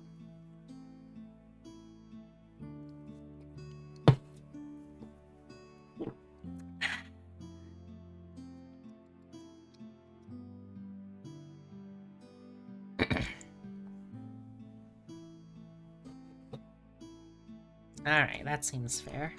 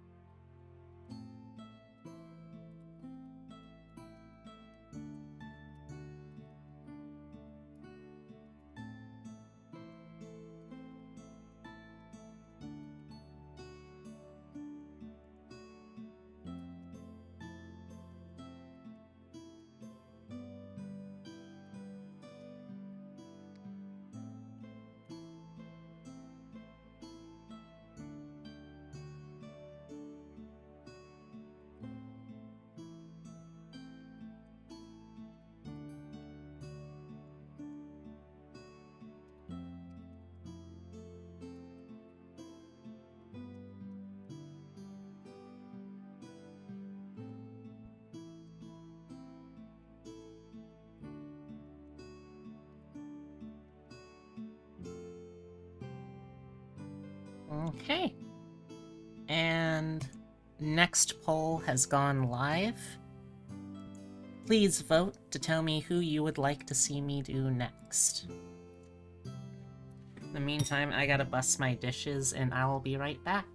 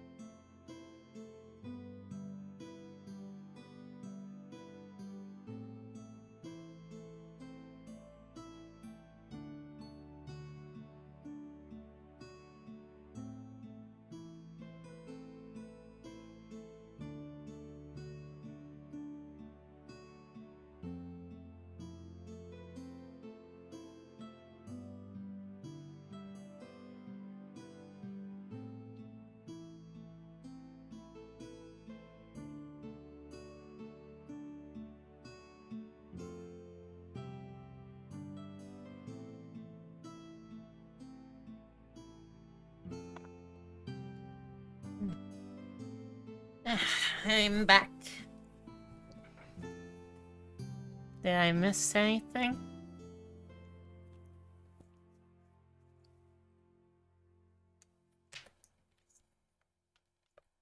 Hey, welcome back, Tibby. Oh, thank you for the hydrate. Also gonna take some pills and I'm getting a little bit of a headache. Just a little bit. Alright, well, looks like it's gonna be people.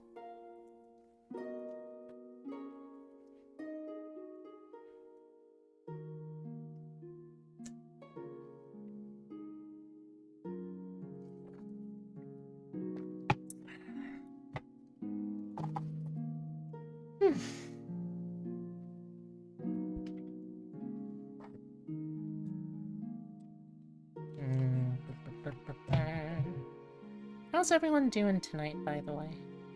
Hope everyone's still enjoying themselves.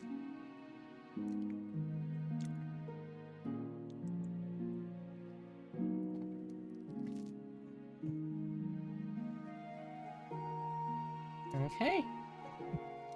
And with 2 votes, Kipo from Kipo in the Age of the Wonder Beasts is next.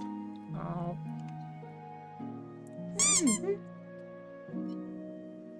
Thank you for the head pat. Oh.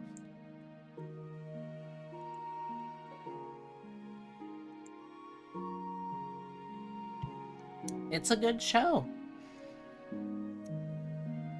It was a good way to say hello, Jeb. How you doing? Alright, so let's get this new template open.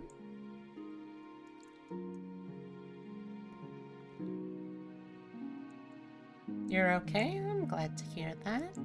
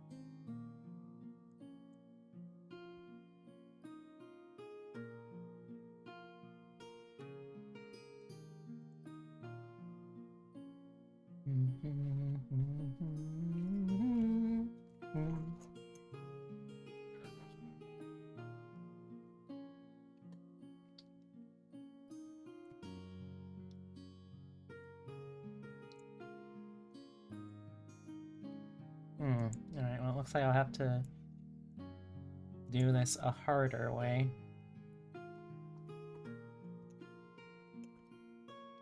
Ow.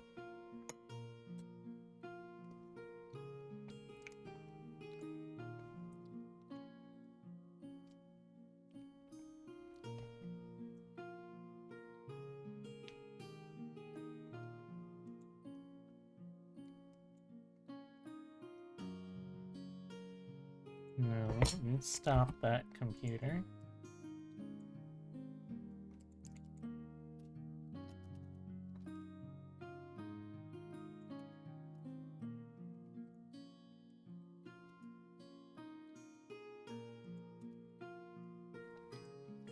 Fortunately, I accidentally modified the template that I was using, so gotta demodify it now.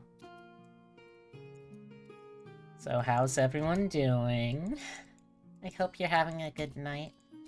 Also, gosh, I feel like I really need to... I feel like my voice has gotten kind of rusty. I'll have to try and improve on that again.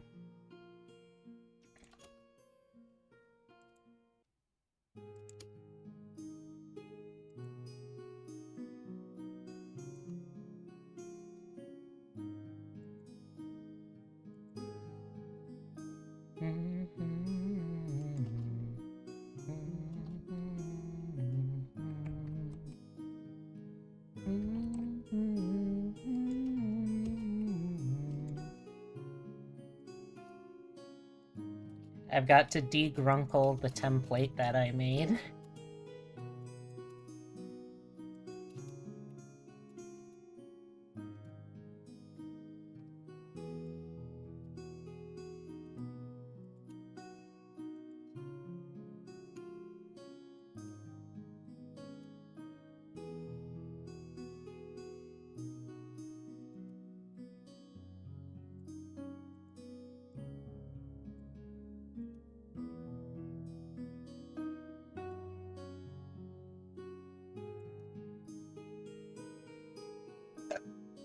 Excuse me. Grunkle Stanley.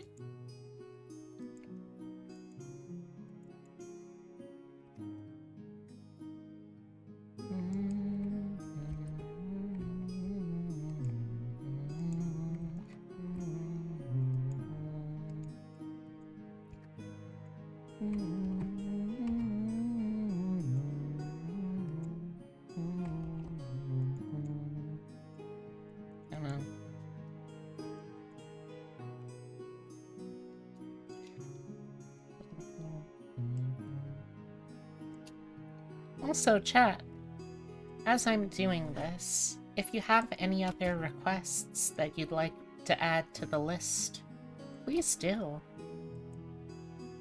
I am but a single nerd.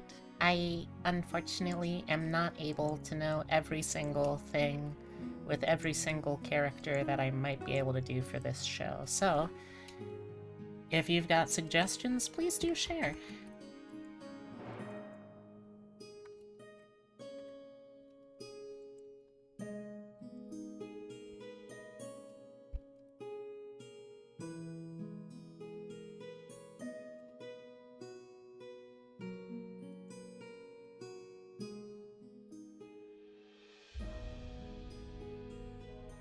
No.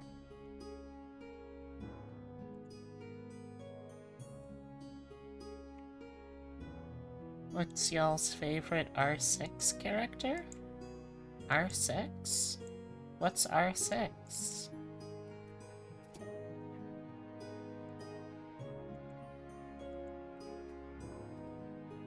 Rainbow Six. Oh, I don't know. I've never played Rainbow Six. I liked watching it here and there, but I didn't really get into it because it wasn't nearly as gay or homosexual as the title implied to me.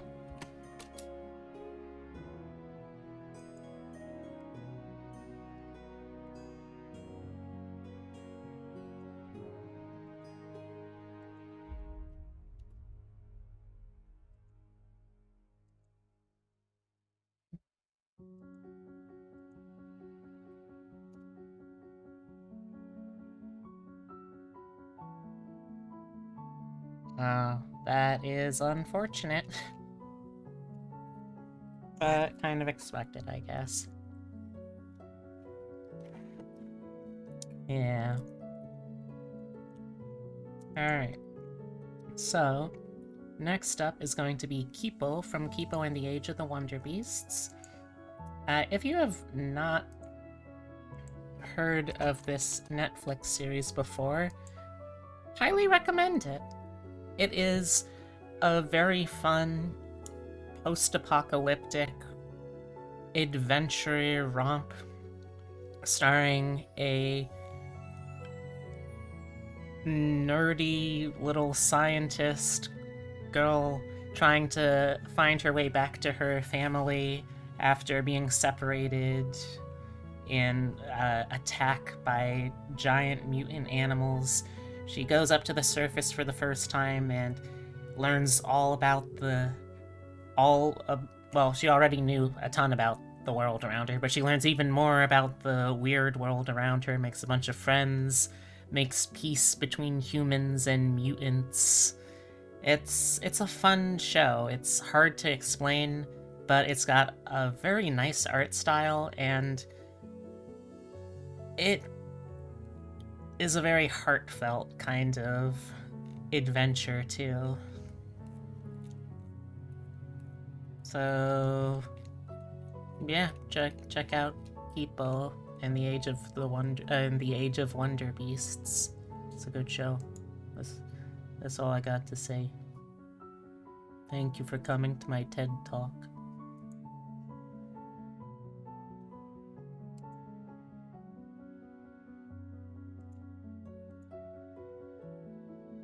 Okay, let's roll with it. Grunkle Stan.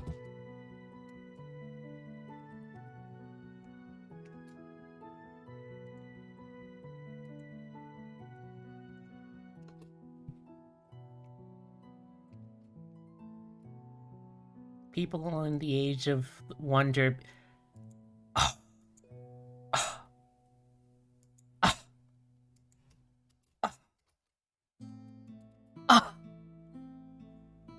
I feel so gotten. How dare you?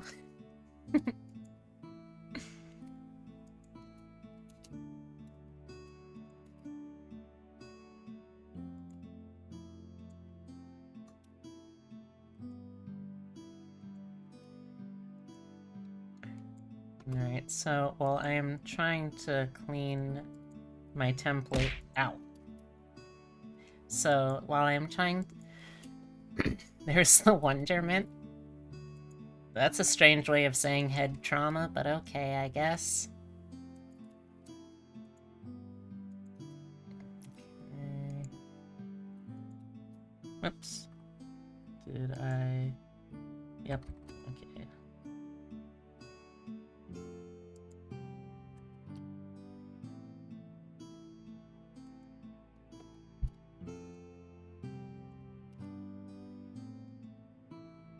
Okay, so...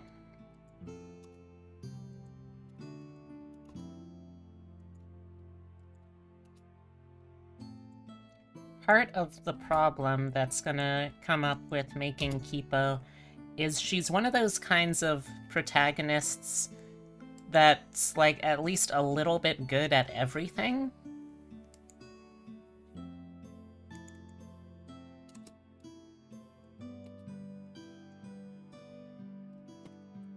But we're gonna do our best to make something that is as accurate as we can.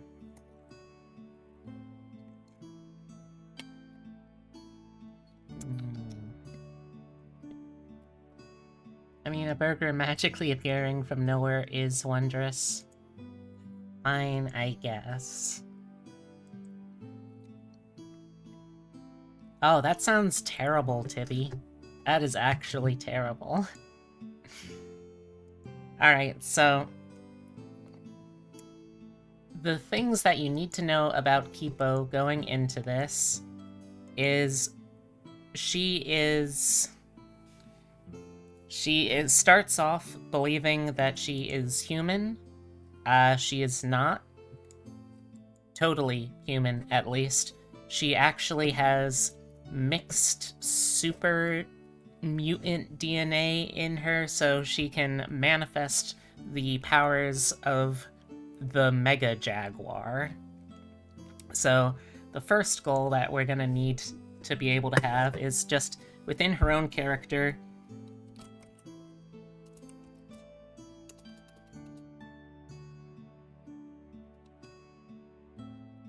We need to have her be a smarty pants. That's just her base. Her base nature is that she's a nerd.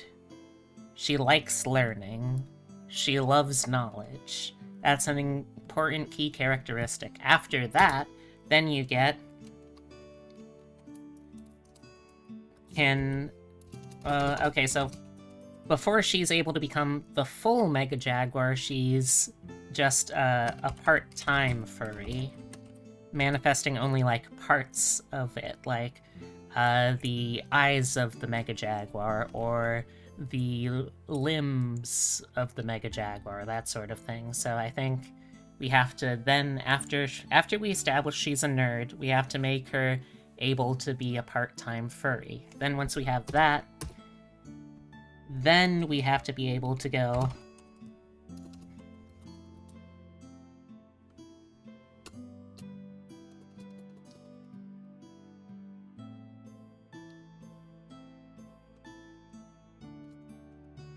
need her to be able to be the world's largest cat.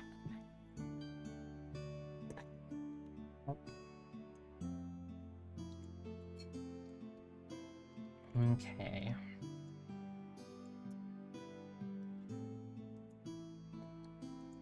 Let me also see if I can get a decent photo of her. Photo.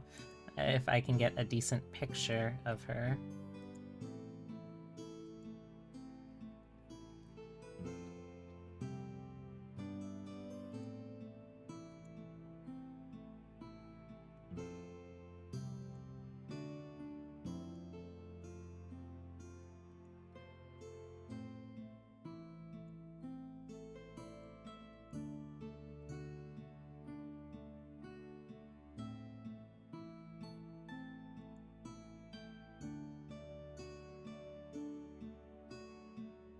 Okay, this isn't a bad picture.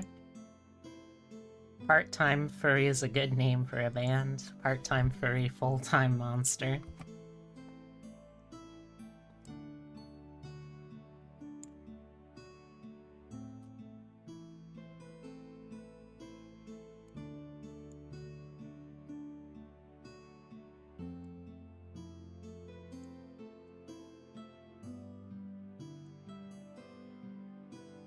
Okay, there she is. There's our girl. Okay, so...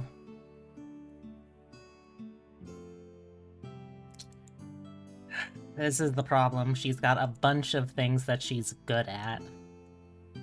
It's sickening. I think I do have at least some ideas, though. First thing I want to check, though, is...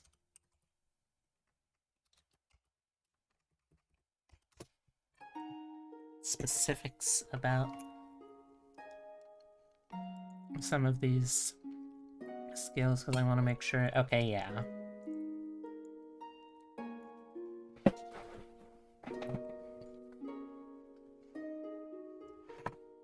So we are going to start off...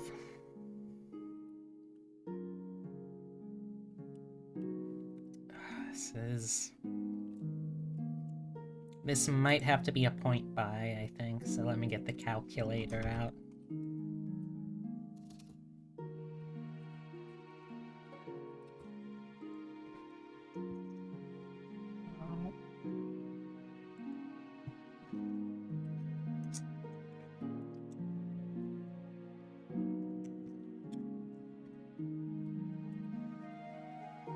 Okay, so... for World-Wise character, your mind always turns to Ranger or Warlock.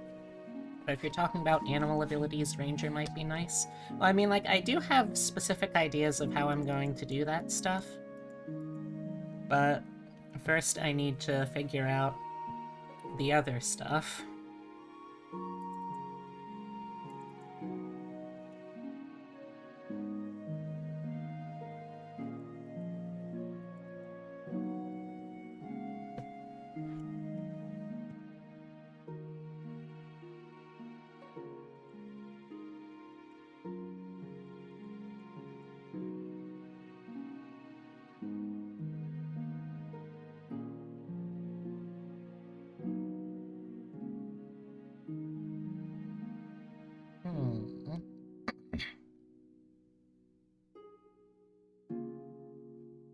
Okay, actually, wait. I think I can do this without needing to do point buy. Okay, so... we're going to start her off with... yeah. We're not going to buff it up too much, but we are going to have intelligence at her as her highest, because ultimately, the most important thing about her is she's a nerd. She loves learning. She uses the things she learns to solve her problems. She tries not to actually use violence as her main resort, so intelligence has to be up there. After that, strength. We'll be getting stuff later on to make her a little more overall powerful when it comes to her animal form, but she also needs to be able to be pretty strong when she's not full furry. Full force freaking furries, man. What was I looking up again? How did I already forget this?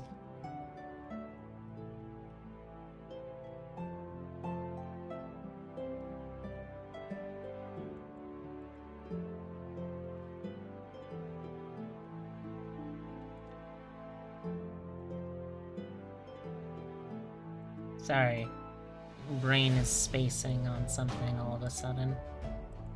I don't know why.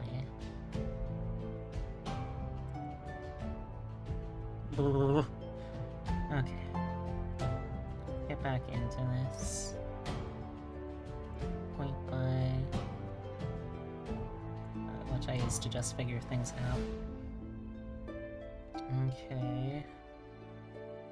Let's put...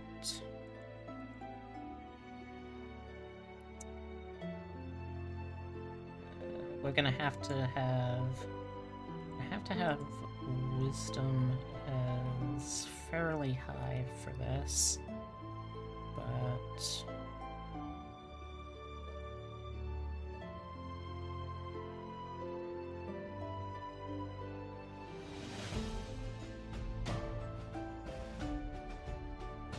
oh. Oh, that's very good.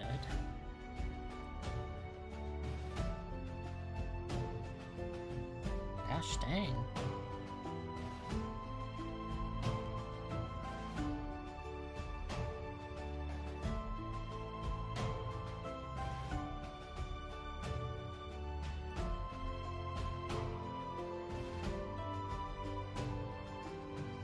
Okay. Alright.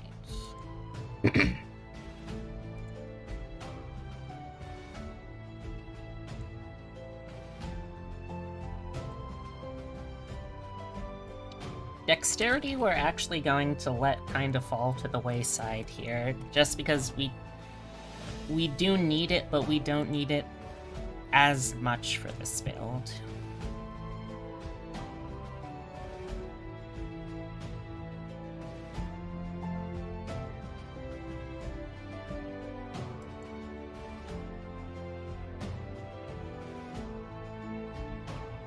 Okay, so we still have a 12, 13, and 10. Exactly, Jeb. We'll get that when we get to it as well. Okay.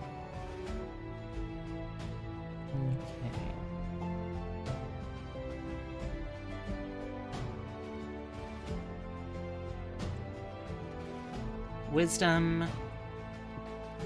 Let's see.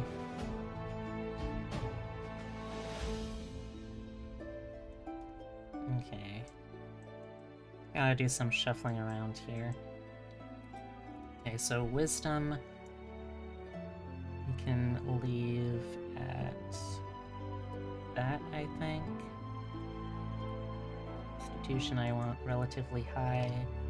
Charisma, she is charismatic, but honestly we just need other things more right now.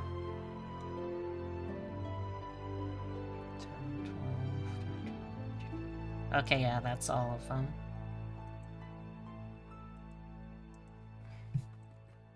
First things first, before I continue on, let's add in our keepos. Look at all these keepos. Look at that smile. That's a $1,000 smile right there.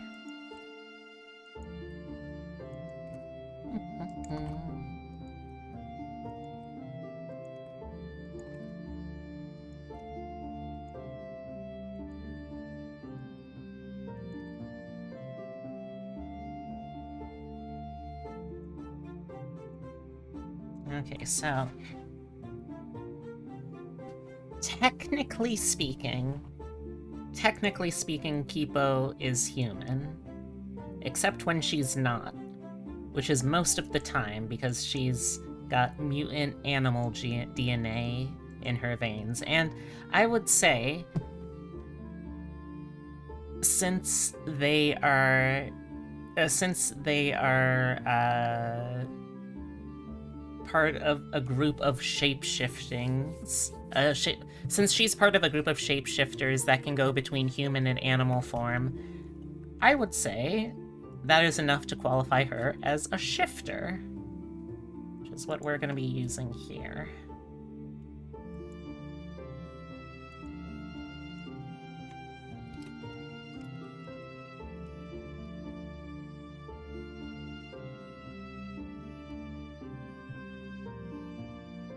Okay. So first we get to increase a score by 1, and honestly, I think I'm probably going to be doing that for intelligence, because I want to have a nice solid modifier that she can fall back on, since she's not going to be able to have a lot of ability scores to spare to focus on that again. So let's do intelligence plus 1.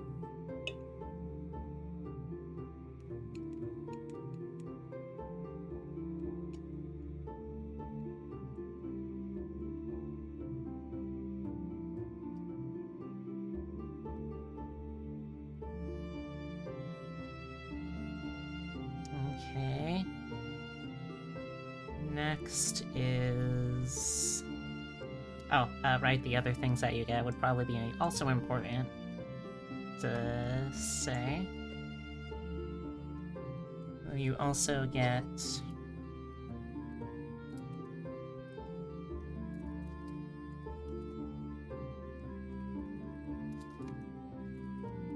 Dark Vision.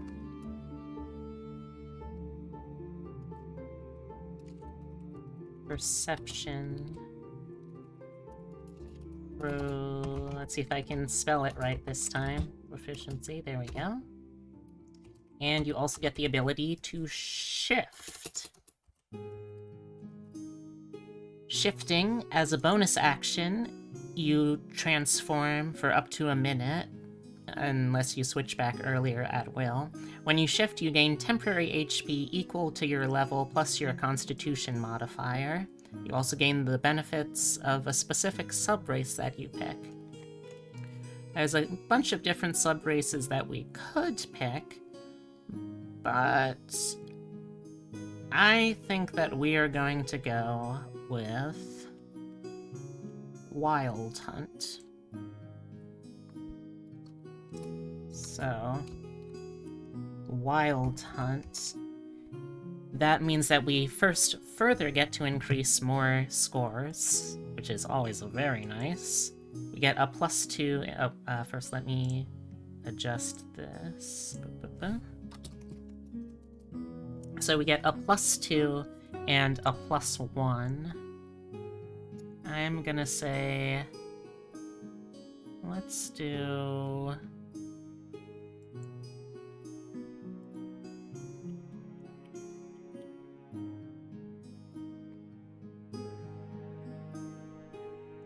Let's do plus... Yeah, let's do a +2 to Wisdom to bring it up to 14, and a +1 to Constitution just to round up all the odd numbers.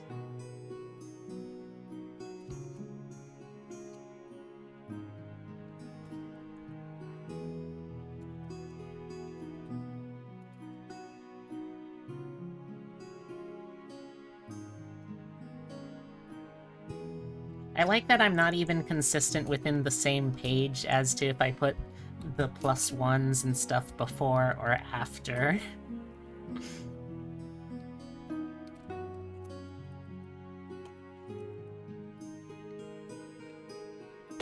Ow!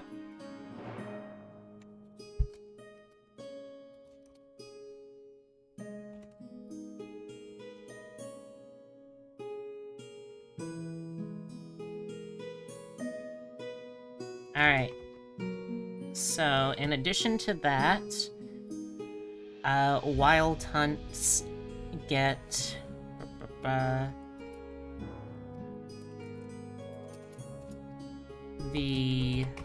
get survival proficiency as well.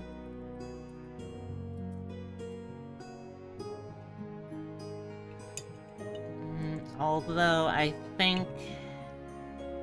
Yeah, I think I'm actually gonna switch survival proficiency out for something else. Because it's not something I believe she can get in any of her class skills. Yeah, she cannot. So I'm gonna switch survival out, actually, using Tasha's rules for... Oh, come on. Persuasion.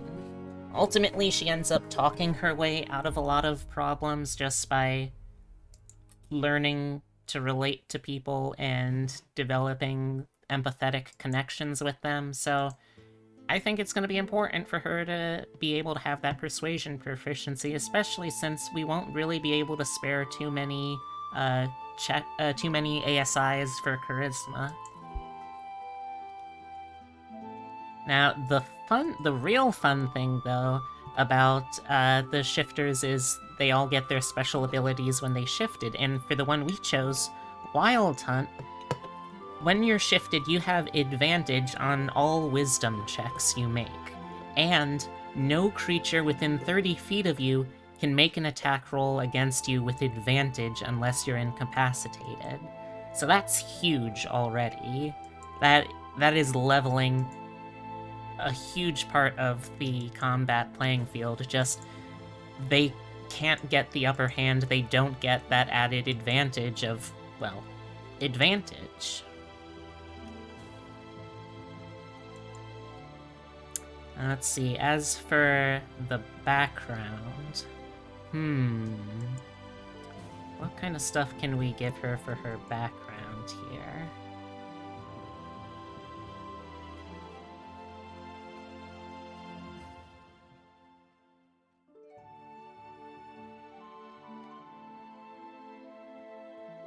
I would say since she was kind of a scholar where she grew up, I would say let's use the sage background, and we'll modify it a little bit to give her nature and history.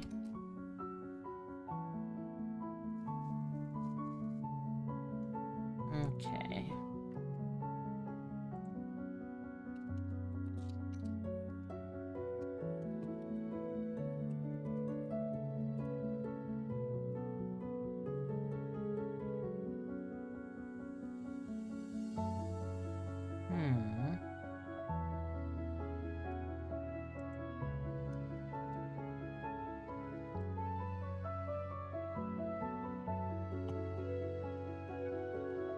There we go. That'll do.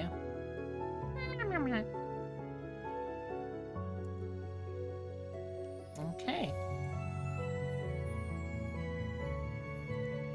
So, Heavy, as you correctly deduced, we are going to be building Kipo starting off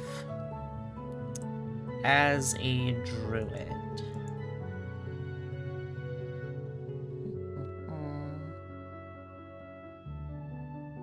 Okay, so...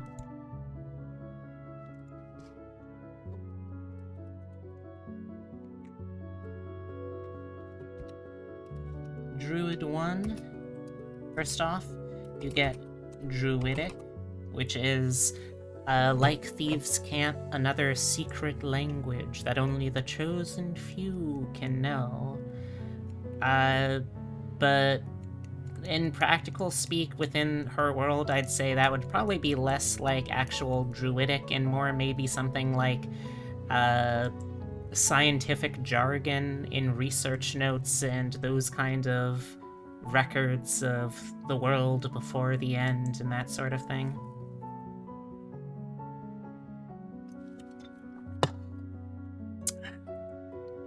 Also, You get spell casting. You prepare your spells from the full class list at the end of every long rest, and you can kind of just pick and choose. Damn it, I keep saying pick and choose which one you want to use. But it's true, you can just decide on a day-by-day basis what's most convenient, what's going to make the most sense for me to have today.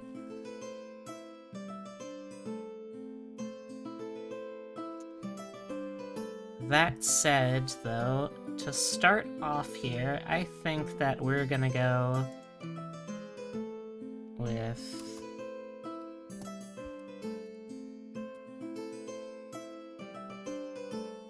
Oh. Congratulations, Heavy.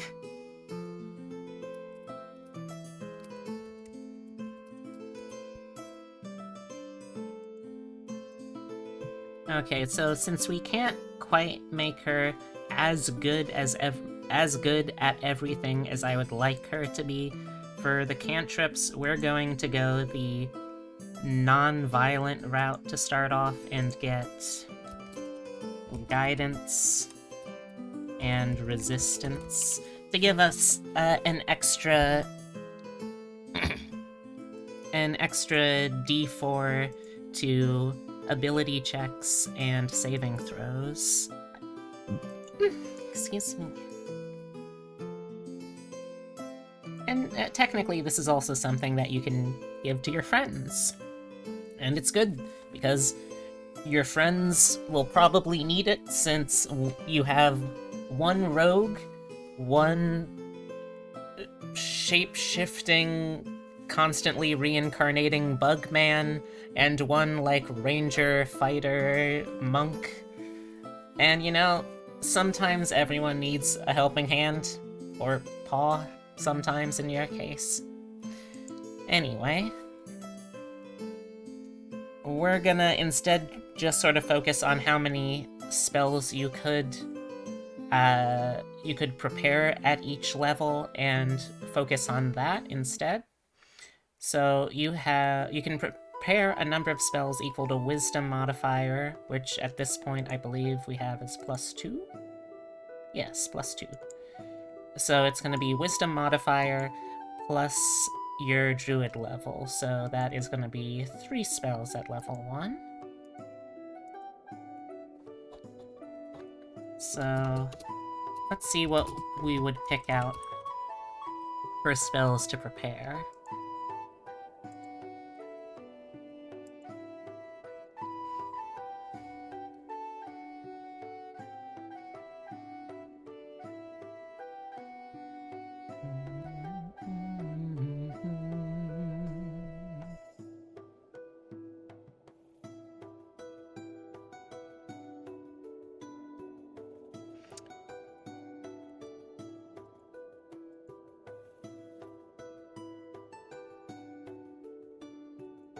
Alright, I'm going to say, let's start off with some fundamentals for someone who's going to be a very physically active character.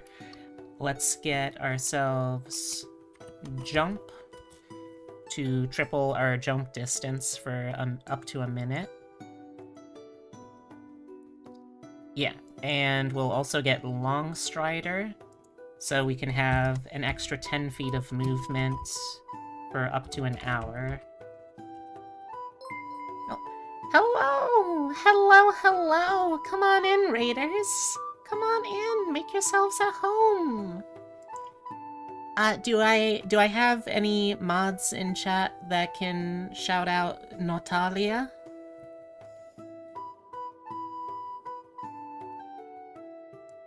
If not, I can do it too. Let me just shout out Natalia Foxtail. There we go. Labyrinth of Refrain. Ooh. So it begins. Hmm?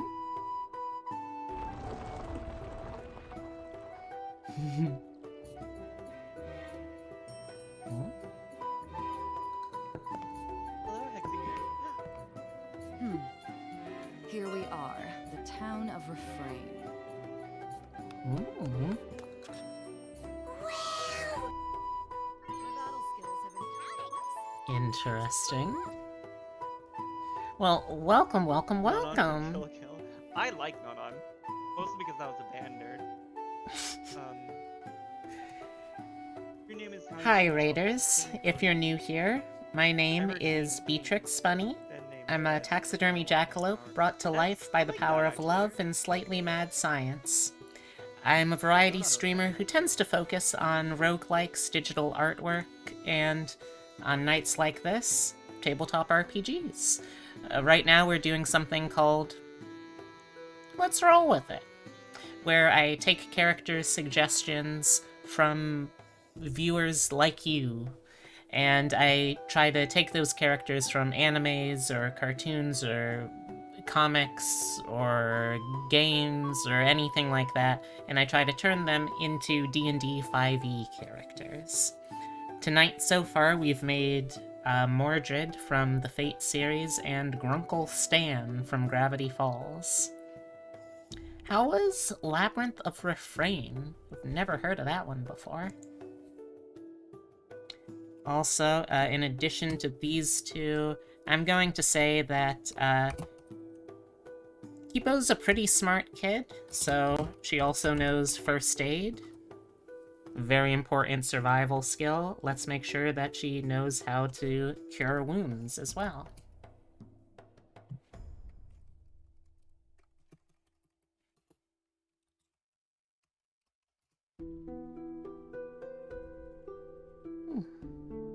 Okay, that's all the spells we can prepare for level 1 Druid, so let's bounce down to level 2. Druids are one of those fun classes that get all of their stuff at level 2 instead of level 3 for subclasses.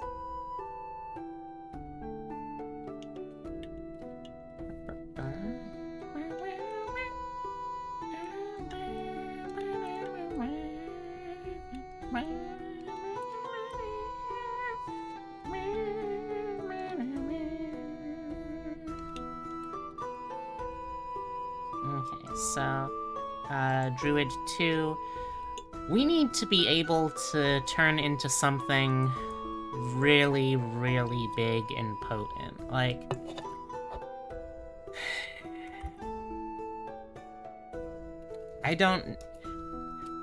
I'm gonna check something real quick to see what the biggest cat we can possibly turn into as a druid would be, and we'll figure out what we need to make it even bigger.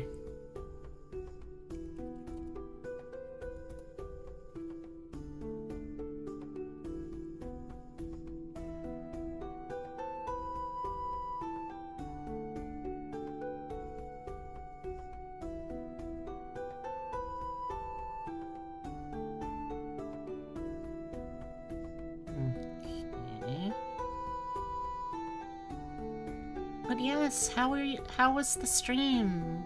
What were you up to? Let me know, let me know, let me know. I'm curious.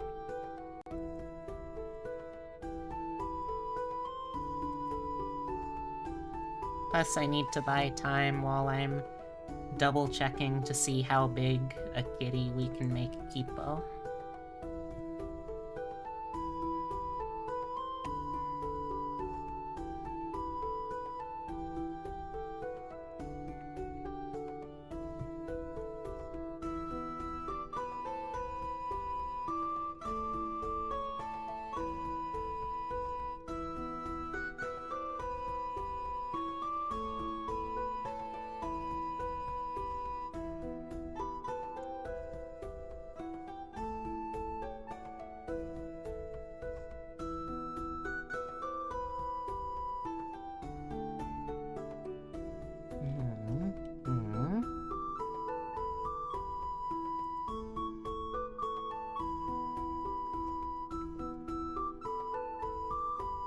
Okay, well, let's see. There's tigers, which are large. But can we get bigger than large to start off with? Lion is also only large.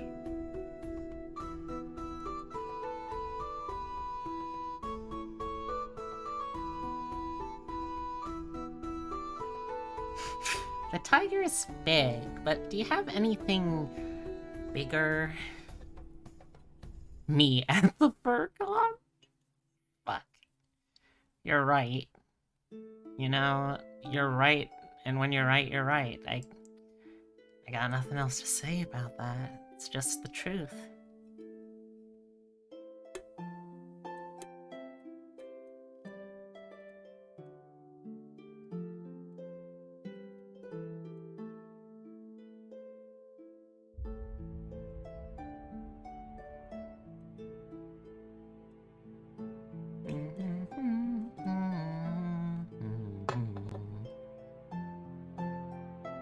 Out here telling the truth live on twitch.tv/peculiar_little_rabbit. Shit, you're right, and you should feel right because you're right. And when you're right, you're right. Right here, right now. I have never heard of this monster before. Is this a thing? Is this a thing that I just never heard of? What is this thing?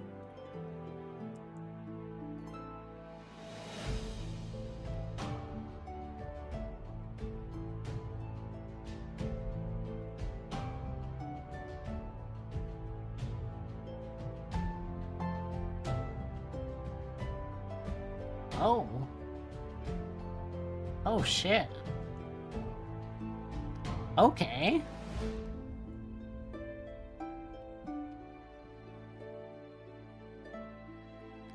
Okay. This is kind of cool. Alright, yeah, we'll go with that then. I was looking for what the coolest creature I could find would be, but first things first. Let's get focused in on this. So, we are at level 2 with Druid 2.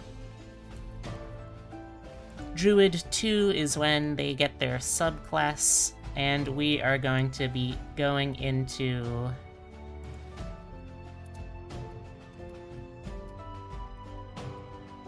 Circle of the Moon. So if you want to be able to make even cooler and more badass wild shapes as a druid, you gotta be Circle of the Moon, baby. You gain the ability at level 2 here to wild shape as a bonus action rather than as a full action, which is just more convenient.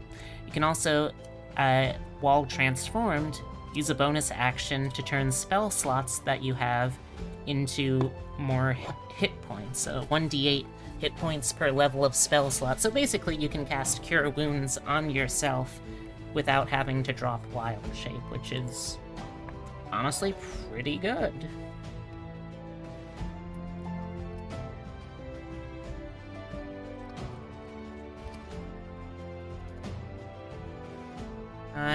I hope that the raiders are gonna enjoy themselves and make yourselves at home. Alright, more importantly, we can also now turn into a beast with no swimming or flying speeds of challenge rating 1. Rating of wild shape.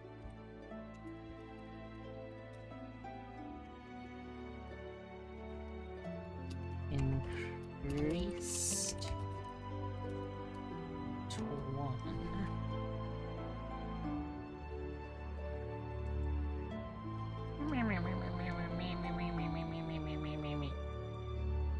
Alright, so what I would personally suggest, because at this point the largest that you can turn into is only a large creature. We're gonna see if we can get a little bigger than that, hopefully, but we'll see. We'll try. We'll try and get as big as we can. But the thing that I would personally suggest to represent the magical, well, almost magical, strange powers of the Mega Mutant Mega Jaguar would be a Nyxborn Lynx, which is a lynx, so you've got the giant cat right there, but it also has the added perk of advantage on saving throws against all spells and magical effects, which, that's just nice. That's just a really good ability to have. There's whole character class races that people try to strike from the table because they have that as a passive ability. You can just get that. It's really good. In addition to that, I'm probably going to say, since you're also able to get one more level 1 spell prepared for the day, let's go with Animal Friendship, you know?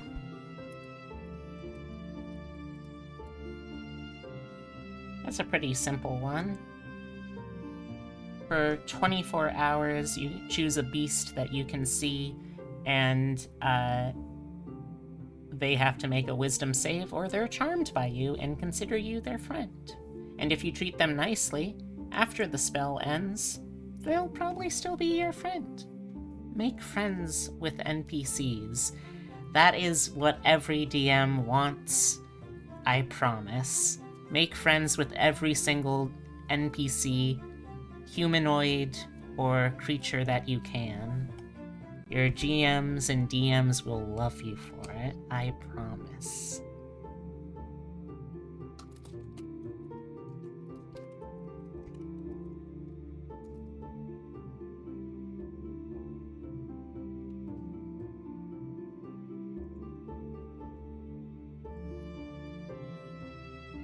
D&D characters of the Rugrats?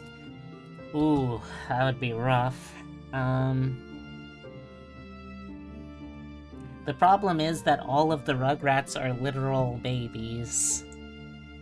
So it's very hard to build something for any of them.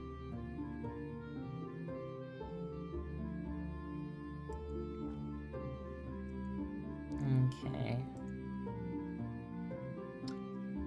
So we are going to come back to Druid in a second, but we need something else now.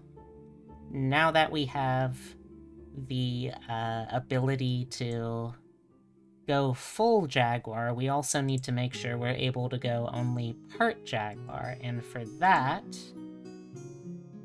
we are going to need to bounce over to Barbarian.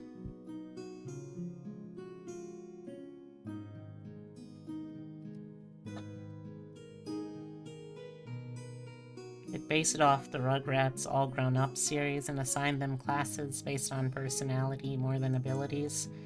I mean, I could, but it's not really the intent of this particular series, at least.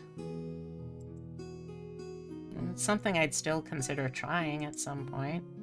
Sorry.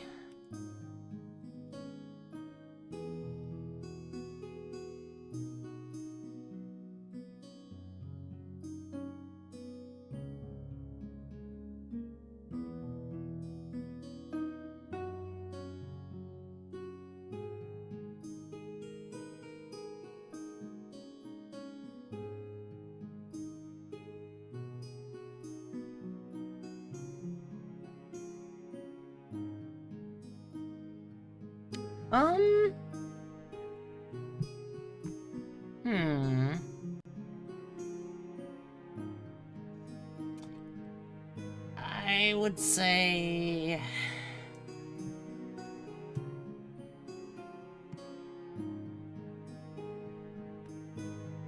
I'd say it'd probably strike me as, like, a fighter.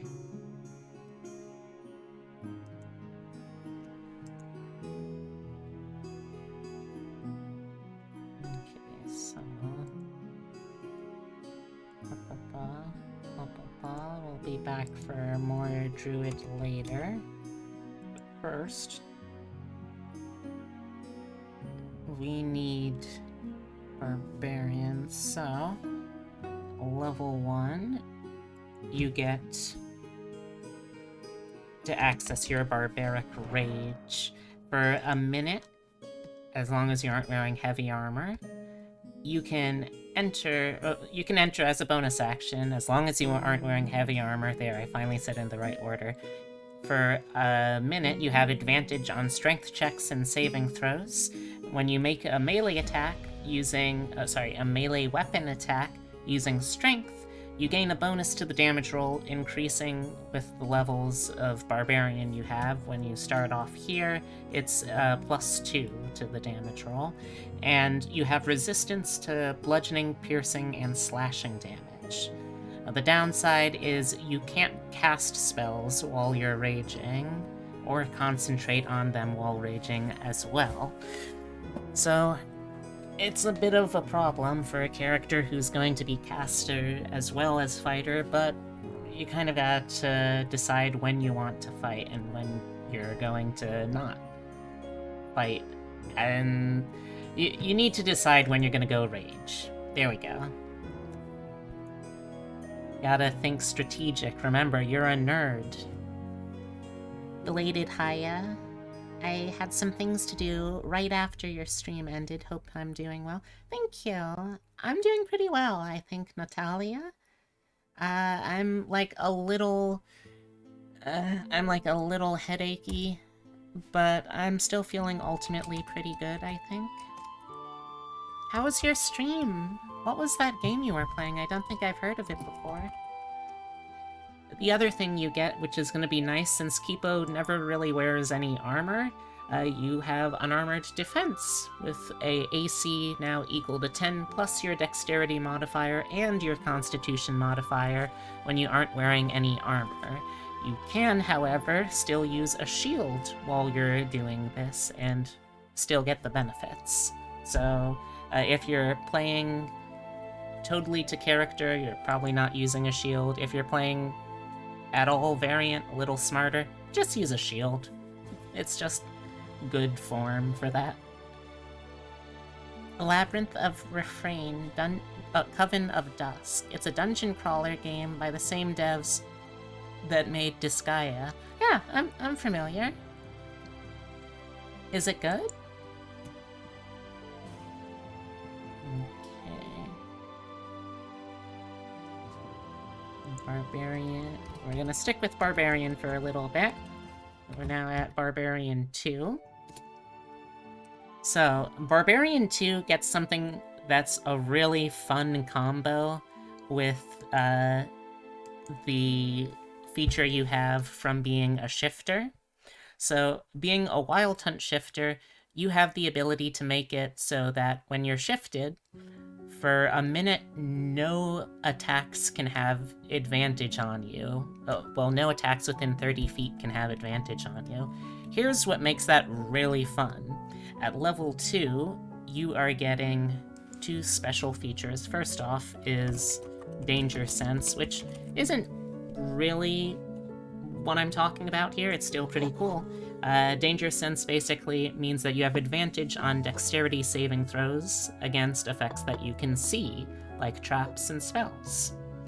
Which is actually also kind of useful considering that you have perception proficiency and advantage on wisdom checks, so you can probably see the attacks coming. But the other thing you get, which is even more fun here, is Reckless Attack. Now, normally, what Reckless Attack would mean is you can just, at will, when you make an attack, decide to make it a Reckless Attack, giving enemies advantage on attacking you, but also giving you advantage on melee weapon attacks using your strength during that turn. But, as you'll recall, if you're shifted in Wild Hunt shifter form, enemies within 30 feet of you can't have advantage on attacks against you, meaning you can get the advantage of having you can have the advantage of having advantage on all of your attacks during your turn, and you don't get the downside of reckless attack at all. It's kind of really busted, but rules as written, that's exactly how that would work, and I'm entirely here for it.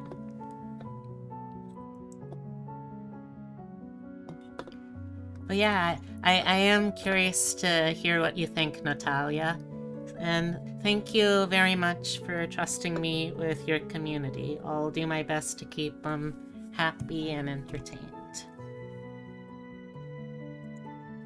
Alright, so now here is where we get the thing that we were sticking around in Barbarian for. And that is the Primal Path. This is your subclass, and your subclass here is Beast. Beast is just such a perfect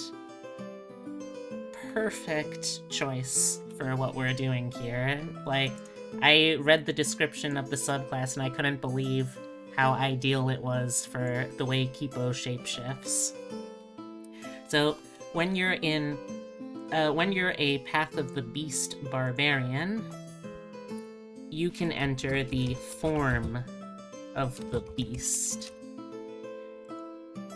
When you enter a rage, you transform part of your body into a natural weapon, which counts as a simple melee weapon for you. It can take one of 3 forms. It could be a bite, which deals d8 piercing damage, and once on each of your turns, when you damage someone with the bite, you can regain hit points equal to your proficiency bonus.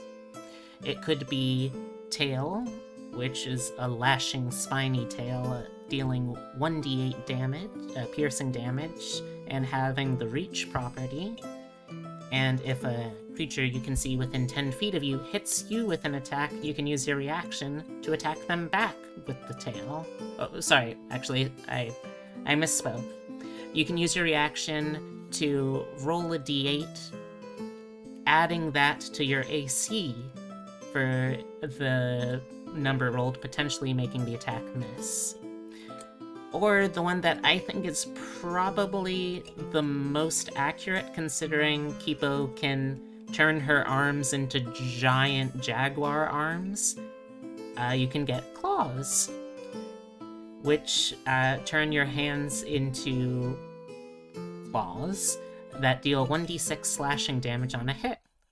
On each of your once on each of your turns as well, when you attack with claws, you can also make an additional claw attack as part of the same action. So you already have a minor version of double attack, and you're only level 5, which, admittedly, when I say it that way, doesn't sound great considering any other martial class could also get multi-attack at this point. But don't worry about it. We're still gonna make a fun build. I promise you that much. Hold on, I gotta drink.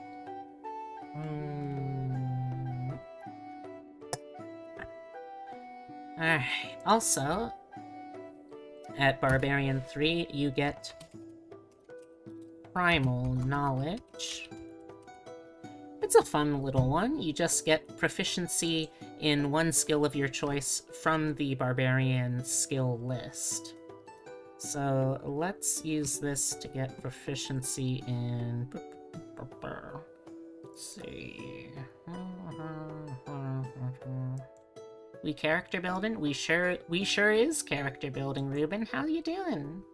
How is it going?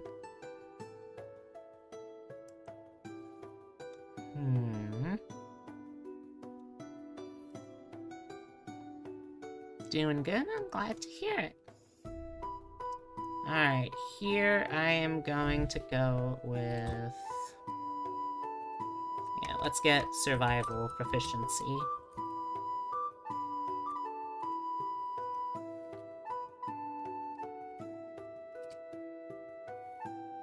There we go.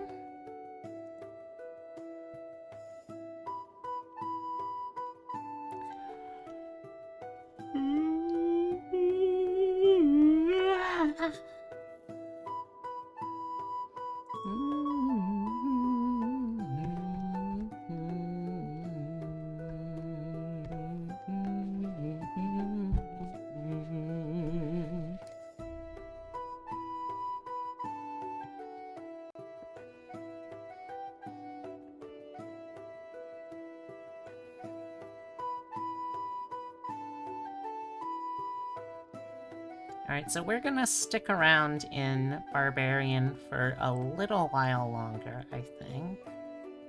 Yeah.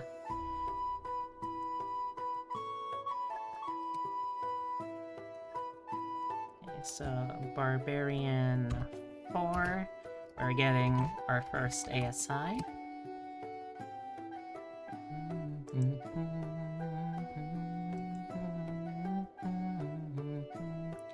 Hey, B, think fast. Ow! I didn't think fast enough, sorry. I tried. Okay, well, let's take a look at our stat spread again, see what we need.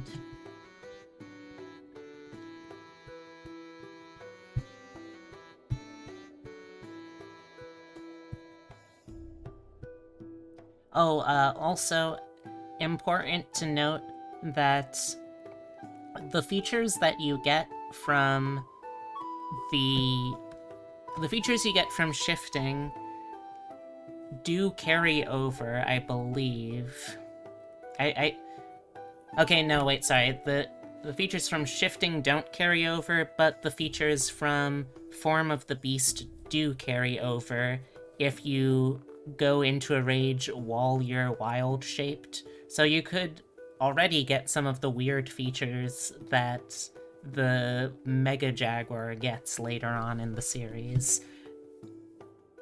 Alright, I'm gonna say let's start off with boosting strength, because you're not always in Mega Jaguar form, but you're still very, very strong.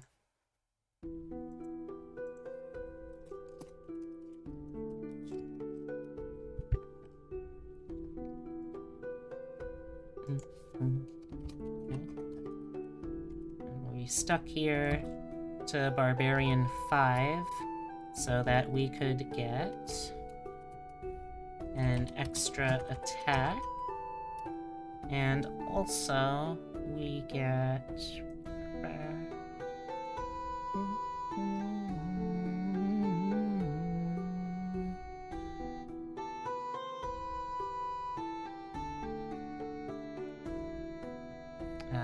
fast movement. There we go. Which means we have our speed just flat increase by 10 feet, as long as we aren't wearing heavy armor, which we won't be. And we can actually still get the benefits of the Long Strider spell, since it's not concentration-based, which means that we would get an extra 20 feet of movement, effectively giving us, before we even shapeshift at all, 50 feet of movement, which for a melee multi-class Gish is kind of fantastic.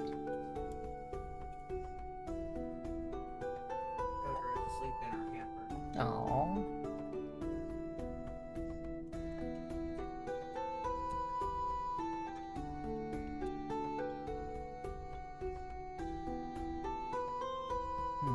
Okay. I think I'm gonna stick one more level into Barbarian for now, because I would like the feature that she gets here at level 6, which is Bestial Soul.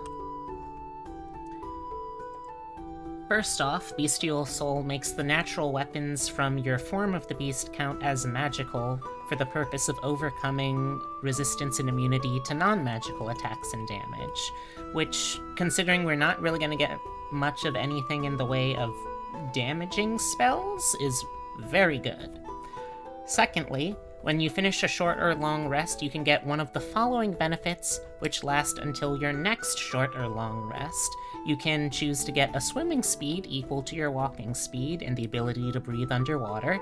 Not super in character for a jaguar, although granted, jaguars are, like many cats, potentially just as fond of being in the water as plenty of other animals. You could gain a climbing speed equal to your walking speed, the ability to climb difficult surfaces, including upside down on ceilings without needing to make an ability check. A little more in character, considering cats and climbing and all that. Or, the one I think is probably the most in character, and I think the most fun, when you jump, you can make a strength athletics check and extend your jump by a number of feet equal to the check's total, which, considering, let's see, considering you have... I don't think you actually have athletics proficiency yet, which is something I might need to edit here to fix. Some perception proficiency there. Oh, here, hold on, there's something I forgot on Druid 1. Silly me.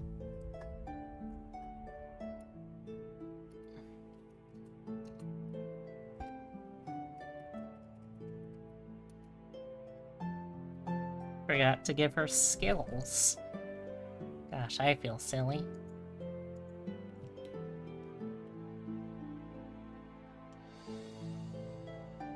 Okay, so we'll actually pick up survival here. Yeah.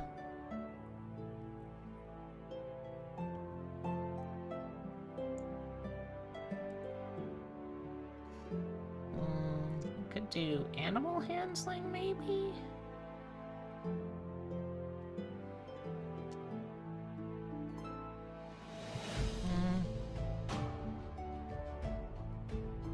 Let's actually go... No. No. Let's go with insight and...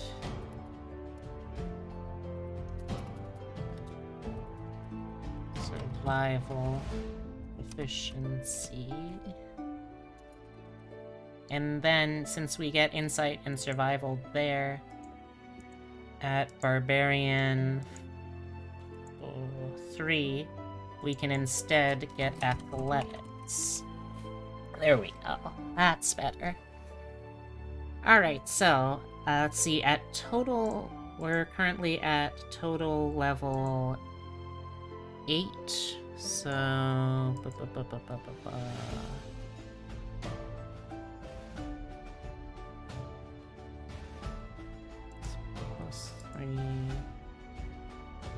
That's plus 3, plus... plus another 3. Okay, so that means that you're looking at minimum 7 extra feet on the jump, at maximum 27 extra feet on the jump at the moment. Oh, yeah, okay, and you can do that special jump check once per turn. Which, I don't know, I think that's fun. Alright. Now we get into some trickier territory, I feel. Because we need a couple of things here.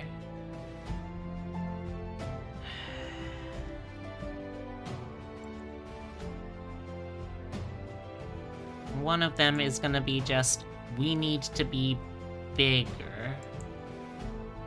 Much bigger.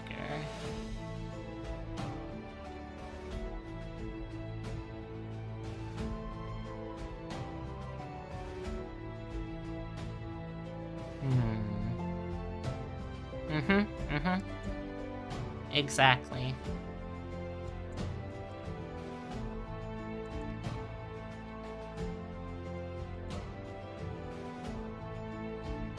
Okay, so now that we've kind of got ourselves settled on the Barbarian side of things for now, let's jump back over to Druid. Believe we're at Druid 2? Yeah, we just finished Druid 2, so we're at Druid 3.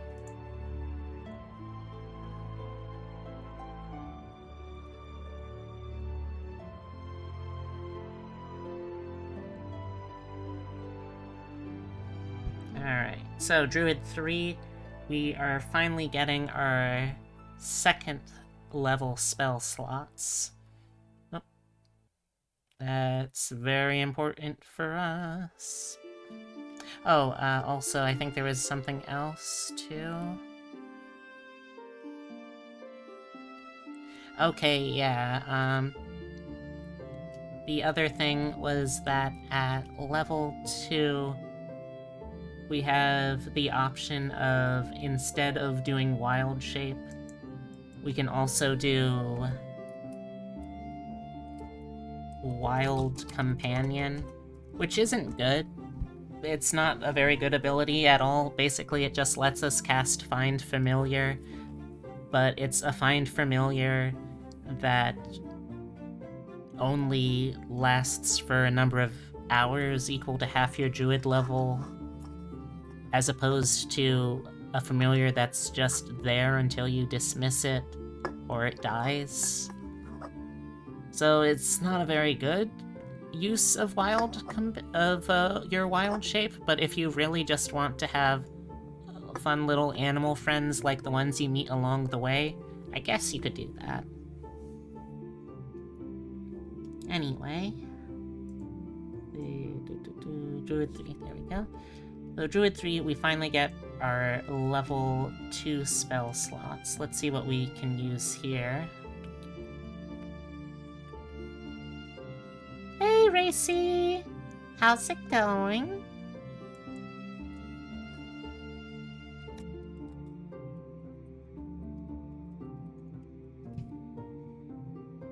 Hope you've been having a good day.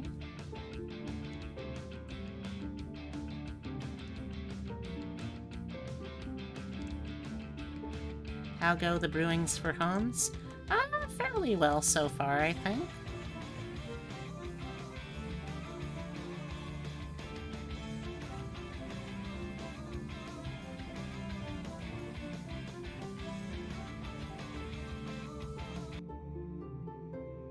Okay, yeah. There's two things. I don't know. I don't know what that clip was. So the first one that I'm gonna get here. Come on. Come on, let me click.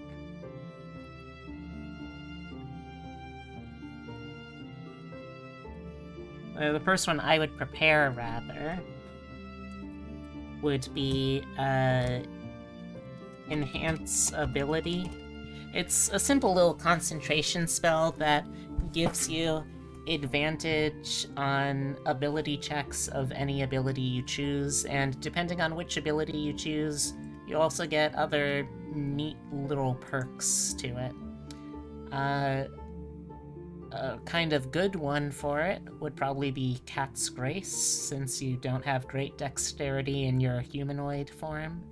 That gives you, like I said, advantage on dexterity checks, and also, you just don't take damage from falling 20 feet or less, which is, you know, it's just nice. It's just nice. But much more importantly, we also get Enlarge Reduce.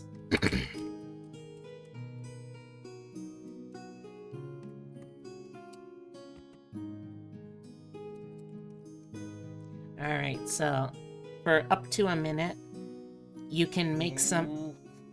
Where are you? Oh, how'd you get up there? So, Enlarge Reduce for up to... let me get my notes again. Up to a minute, you can make a creature, well, either get bigger or get smaller. Either... Ow! I didn't think fast enough. So if you choose to enlarge, their size doubles in all dimension, weight is multiplied by 8, and the growth, it boosts it up to the next size category. So in your base human form, you go from medium to large. If you're in your shifted mega jaguar form, you're now going from large up to huge. Which I think is pretty good.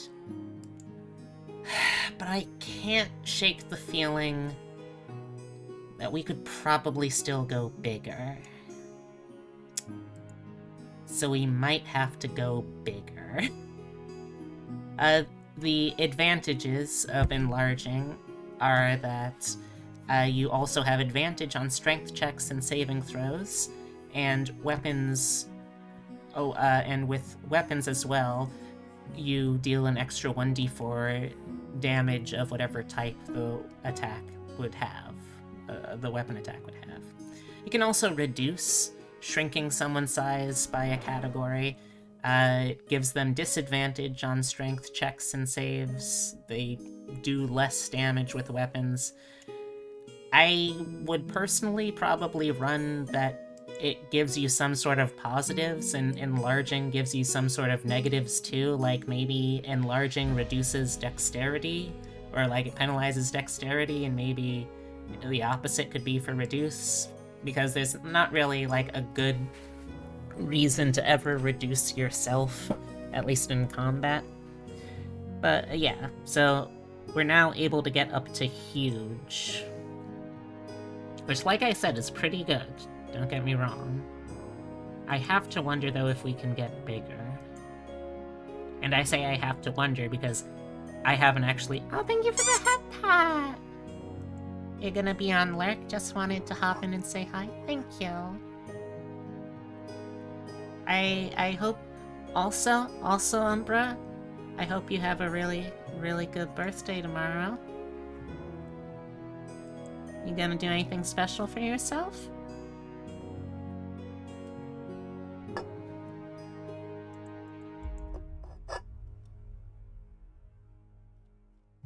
Okay, let me see if I can figure out if there's like a specific size for the Mega Jaguar, because that would be really useful to know. IDK? Wondering about what you might stream?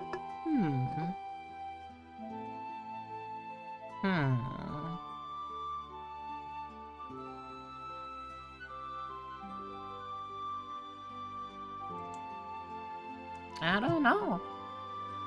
Is there anything in particular that you'd be, like, really happy? Or that it would make you really happy to stream?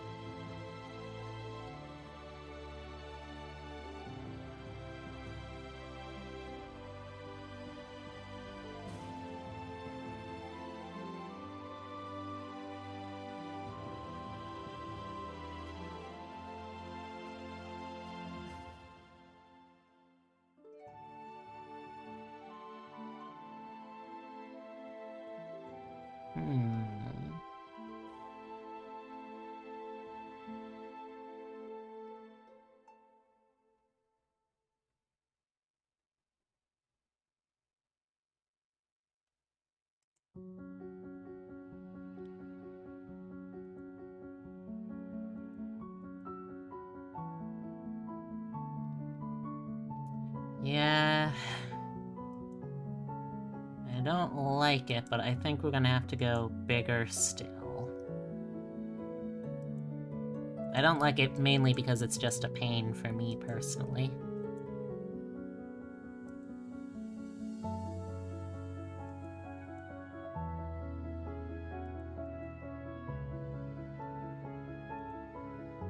And I think there's only really one good way to become bigger at this point. And I gotta see if it fits anything else in her character. And I promise I won't leave you hanging too long, though.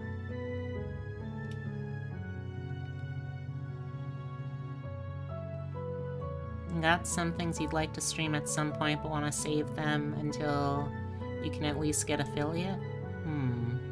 Fair.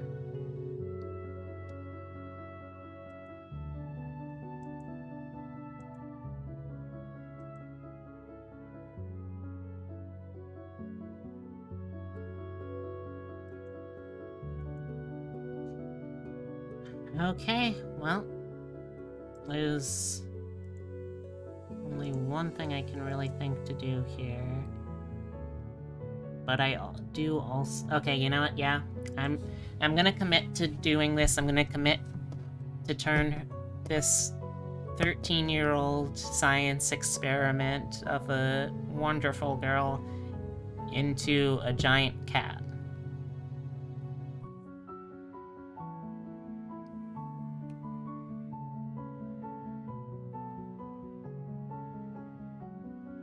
So that means that level 10, we now need to dip into our third multi-class.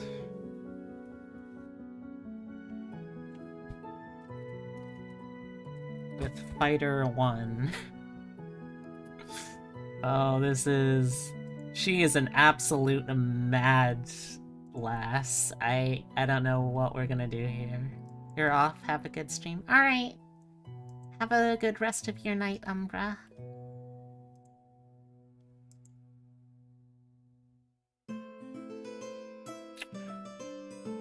Okay.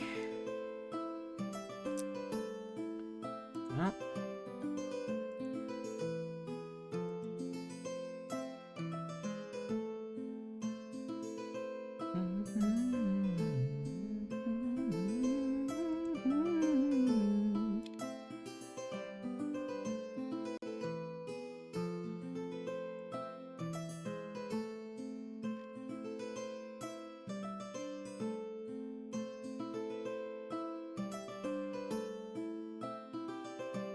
Okay, so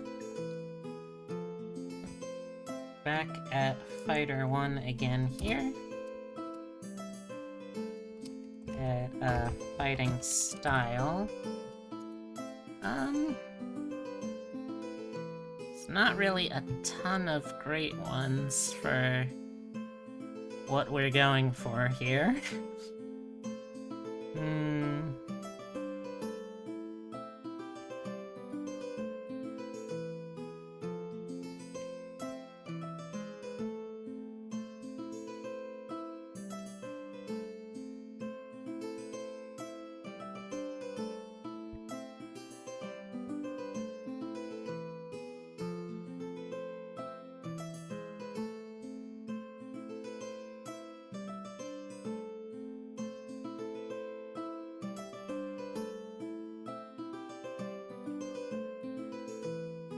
Alright, well, I'm gonna say for this one,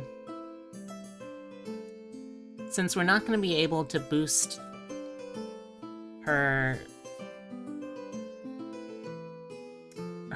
like, senses up as high as I'd like, we can at least kind of give her a little more in the way of a super sense with blind fighting. She has blind sight out to 10 feet. Within that range, she can effectively see anything not behind total cover, even if she would otherwise be blinded or in darkness. Can see any invisible creatures in that range too, unless they successfully hide. So we get that, and we get Second Wind.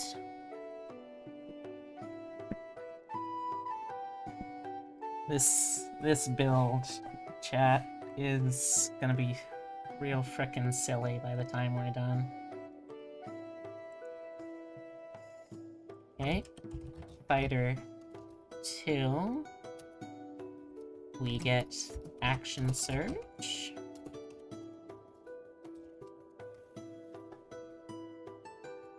Do I hear the village music used in Epic NPC, man? I don't know. I am just listening to, something called Celtic Medieval Tavern Music Non-Copyright Volume 3. It doesn't tell me the specific song name, though, sadly. So maybe. Okay, so finally, we get to the level that we multi-classed into Fighter for.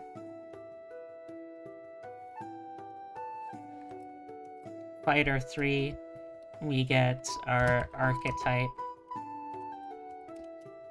And we're going Rune Knight.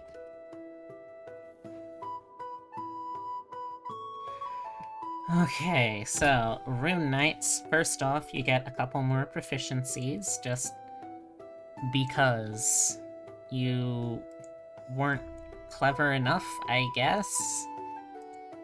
The proficiencies really aren't why we're here, but they're a nice bonus, I guess. So you now have proficiencies with Smith's tools. Which honestly, Smith's tools do make sense for Kipo, because she did learn how to be like a mechanical scientist as well. She knows how to build things and repair things. So yeah, you know what? Yeah.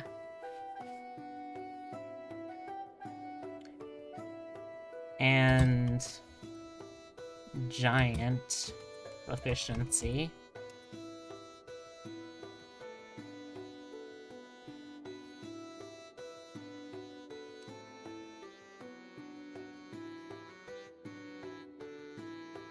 Okay.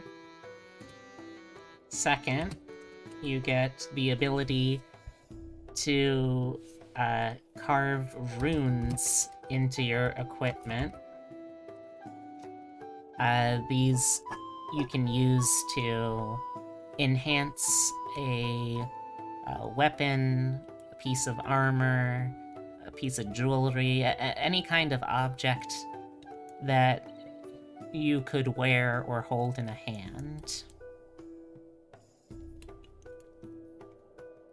Okay, so now we need to figure out what runes we're gonna pick here.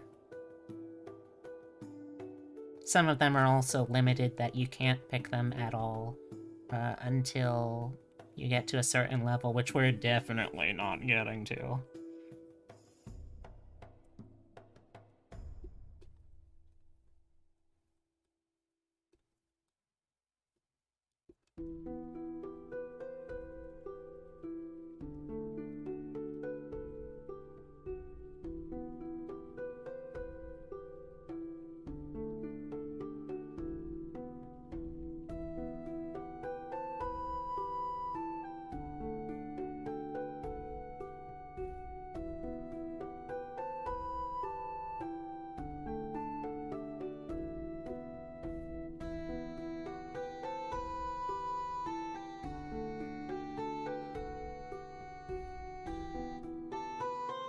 Actually, hold on, before I get to that, I wanna switch out blind fighting style for something else, because I realized we can get that better elsewhere.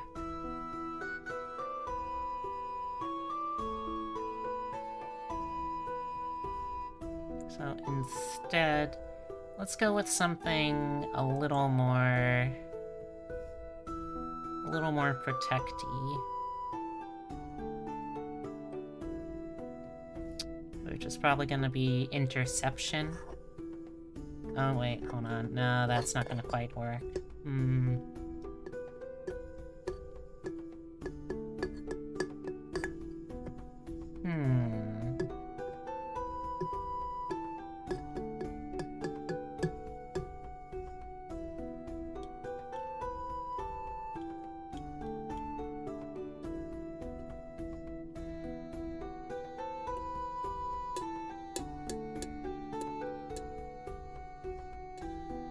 Okay, actually, no, I know what it's gonna be.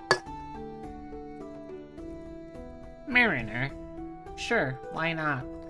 As long as you're not wearing heavy armor or using a shield, you have a swimming and climbing speed equal to your normal speed, which means you can now always use Bestial Soul to give yourself the jump, and you'll basically have essentially all of the benefits of those. And also you have a +1 bonus to your armor class as well, which, you know, that's always nice.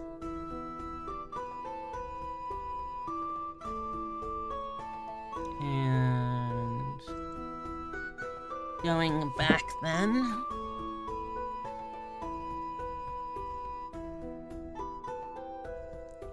Alright, so the runes that I would suggest for her would be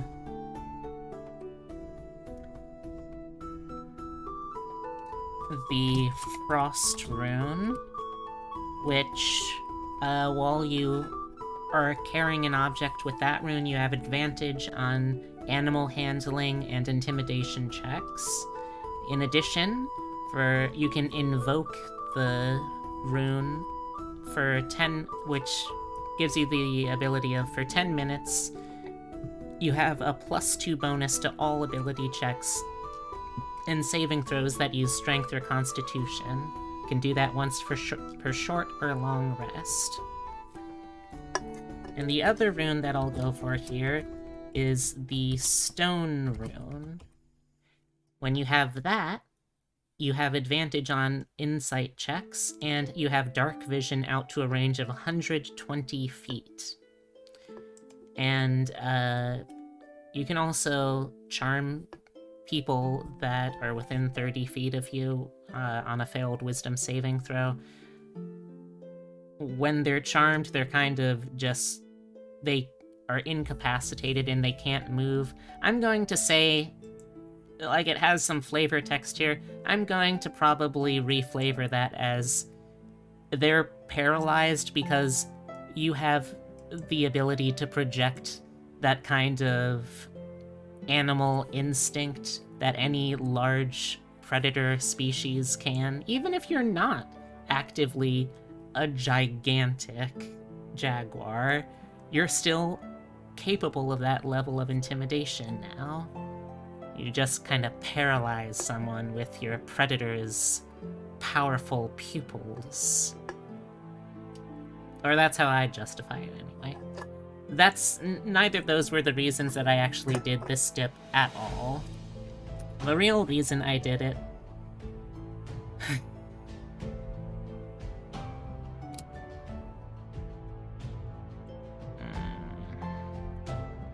Is really how I want to do this, though.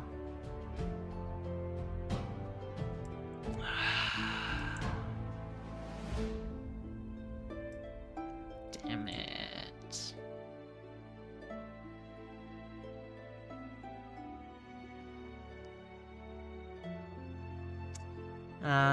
Never mind, chat. I misread something here.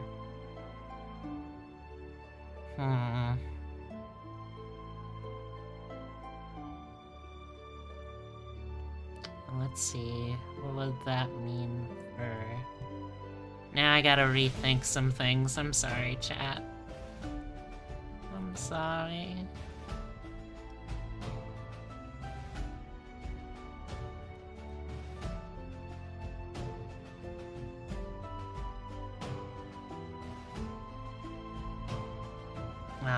Yeah.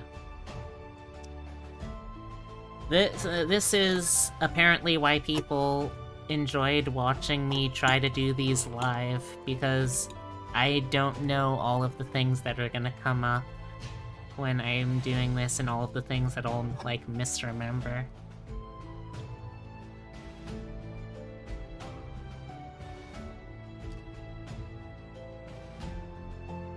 Because the reason I dipped this far in was to get Giant's Might to be bigger, but if you're already large or larger, your size doesn't change with Giant Might, so there's not really a point in taking it.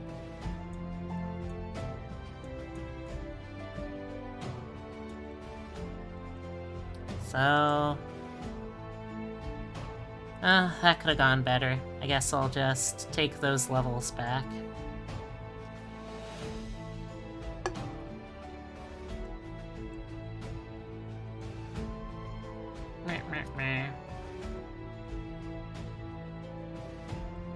I feel like such a fool.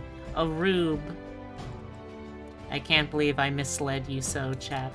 I'm so sorry. I hope you can forgive me someday. Many years in the future, perhaps.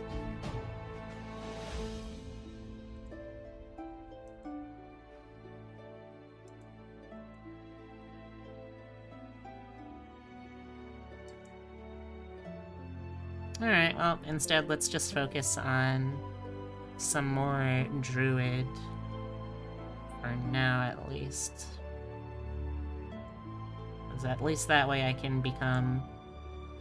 I may not be nearly as large as I would like, but I am now at this point capable of turning into a huge cat. Which is still pretty good, right? Right? I hope so. Because that's pretty much as big as I can get on my own.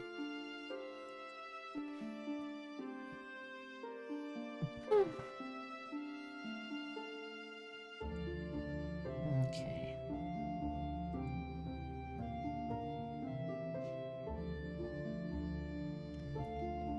Spells. Sorry, I just need to recheck this because I forgot. I have very short memory, apparently. I learn this more and more each day. So this is...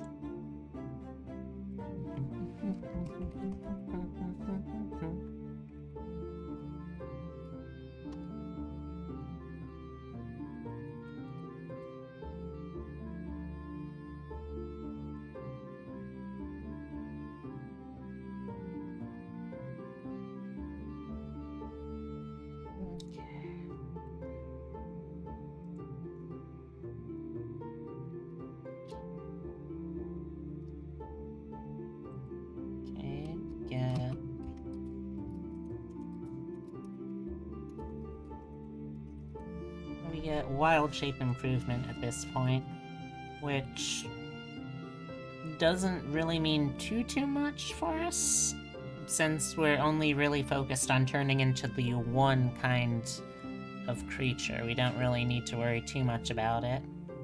Basically, it just means that we now have the ability to turn into things that have swimming speeds. And that's really the main focus, so... I don't know. You don't really need... You don't really need it, I guess. That's all. Alright, let's see...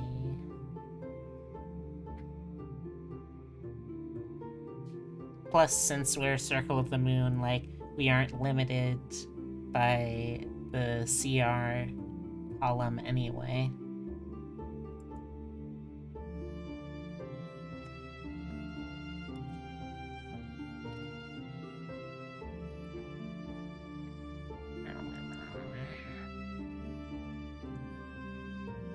Now we get the ASI too.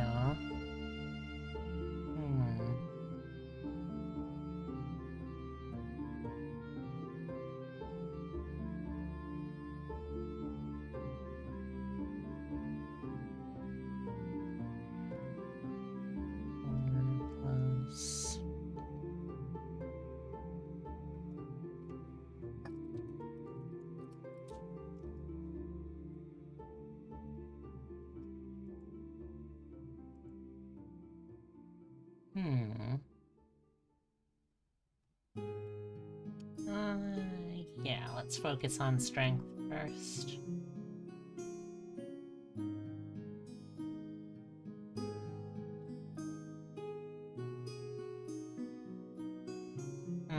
Actually, no.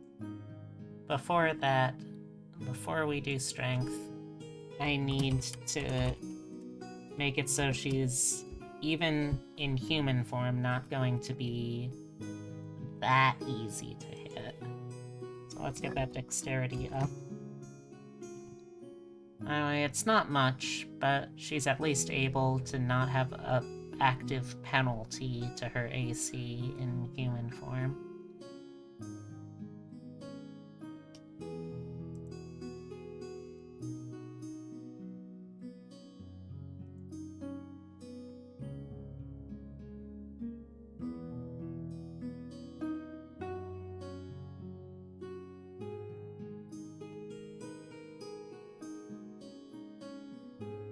Okay, and we also, at this level, get one more cantrip.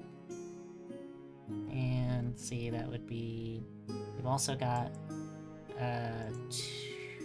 we got +2 modifier for wisdom, and that means we should be able to...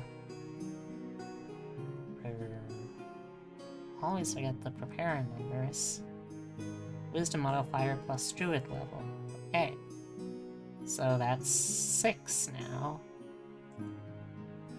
Also, I guess this was 5. But I did that stuff, so yeah.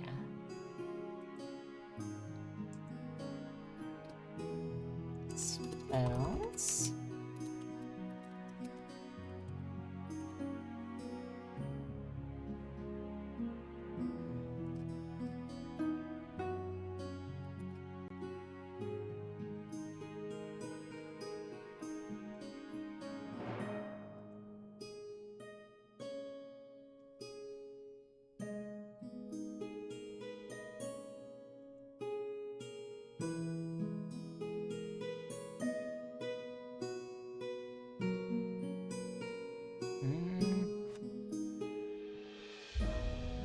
It is really not that much.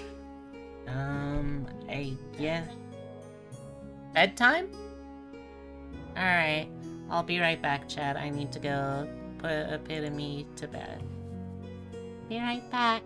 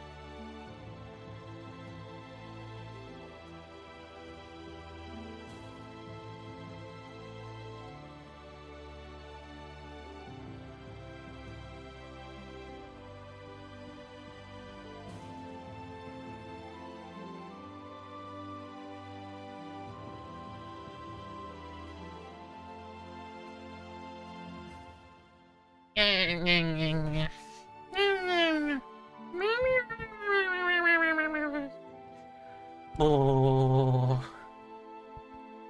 I'll wake myself up a little bit. Hey, Tibby. Thank you for the welcome back. Yeah, like I was saying, there isn't really any cantrips that I particularly want. I guess I'm gonna take a Druid craft because Kibo doesn't really do magic very much. But I'm still sticking with Druid so I can get some of the advantages later on. So, Druid craft, you can create tiny little sensory effects. You can make a flower bloom or seed pod open or make a natural smell or puff a wind or stuff, that kind of thing. It's just simple stuff, and it's all things that, like, someone with, oh yeah, this is someone who has, like, a little bit of knowledge about the natural world, that kind of thing.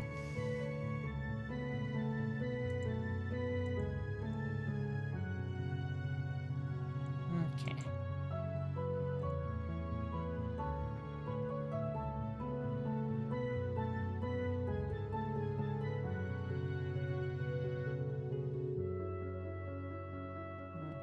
Okay.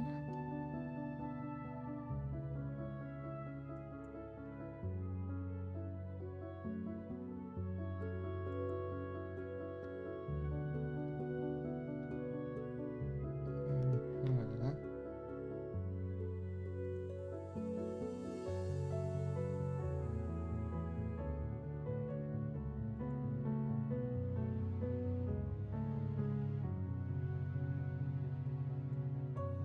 Okay.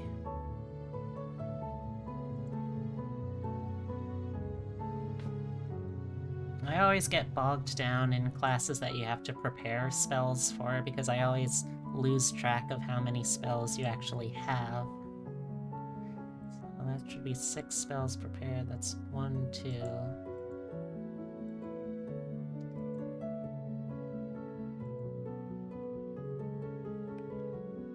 3, 4, 5, 6. Okay. We do have 6 spells prepared already. Okay, nice.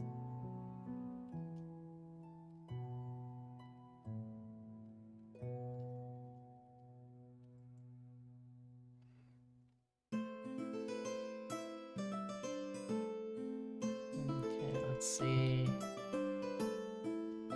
Are there any other spells that I particularly want that I could get? Well, let me take a look first at the level 5 not level 5, gosh, no.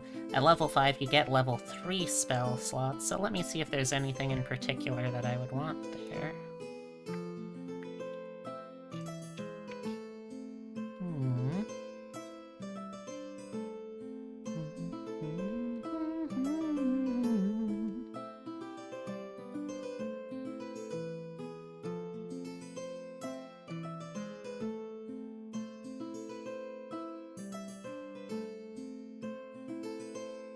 Hmm.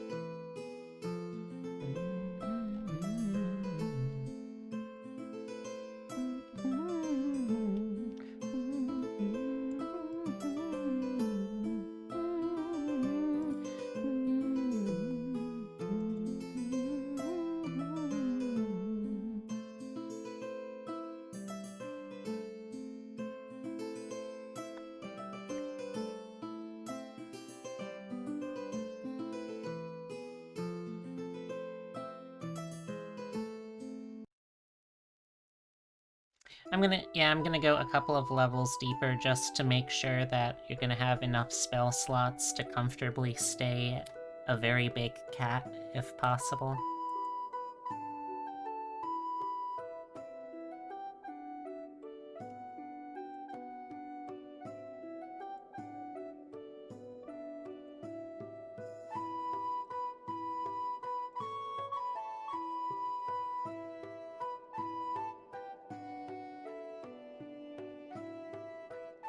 Plus, it looks like a lot of the other good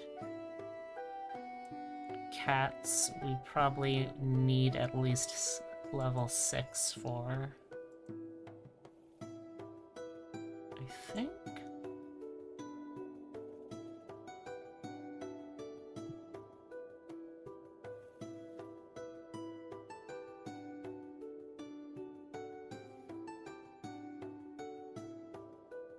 Yeah, alright. so we'll stick that long.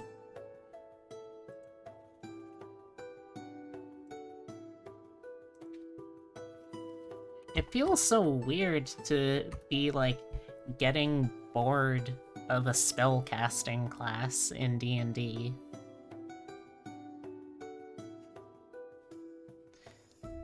That's 5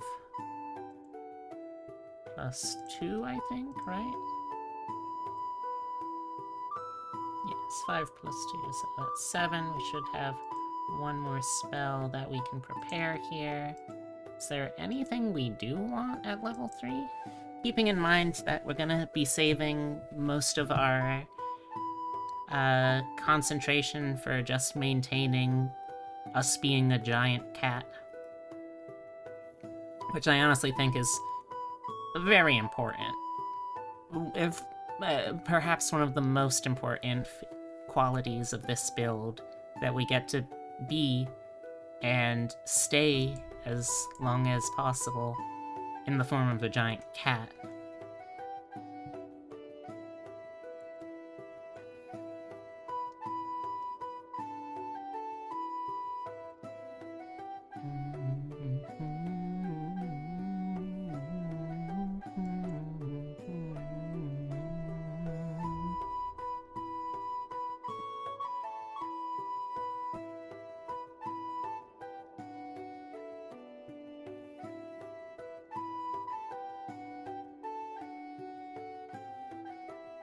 You know what? You know what? Let's go with something real silly.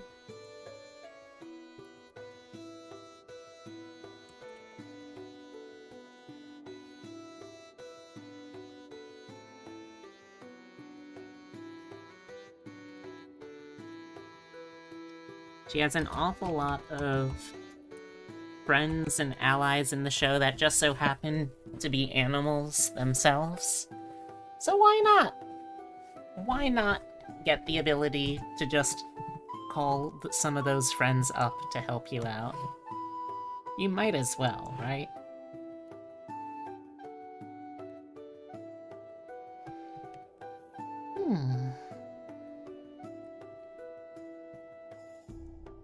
Okay, I got one more level. This is just to ensure that we'll be able to go into the form of the biggest cat we can possibly find. And it looks like most of the challenge ratings of those cats, the highest I have seen is 2.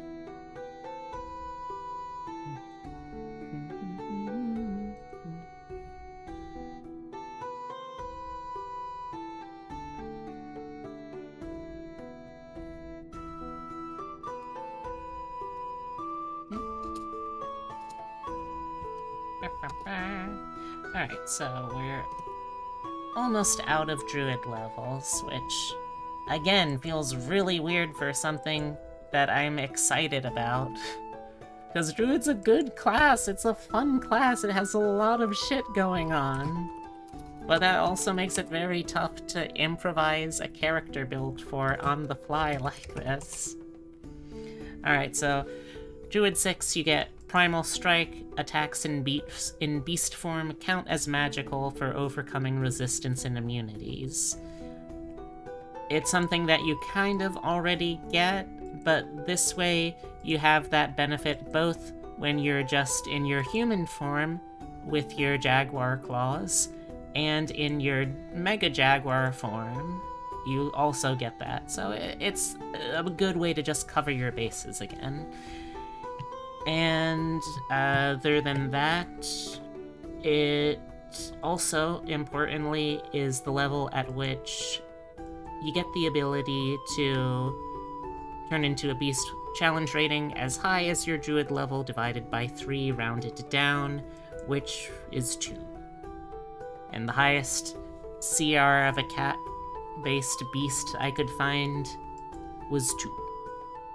So we should be pretty good. I wish that there was a more efficient way to do this, but as far as I've seen, like, I would have to dip really hard into another class, or I would have to power through to get to a high-level spell as a druid that just... she doesn't have so many of these druid abilities, so it's like, why would she have them, you know?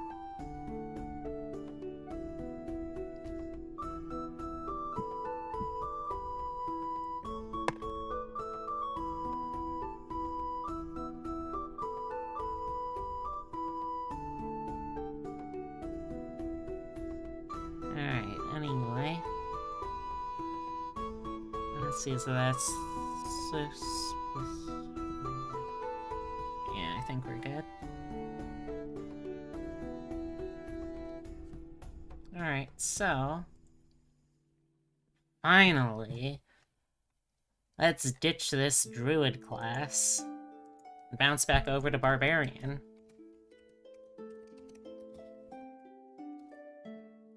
Oh my gosh, that feels so much better. I feel all of my worries and troubles just drift away. I am simple. I am clean.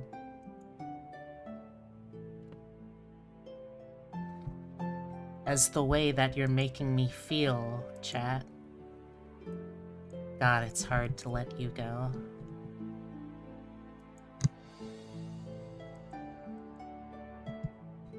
Anyway.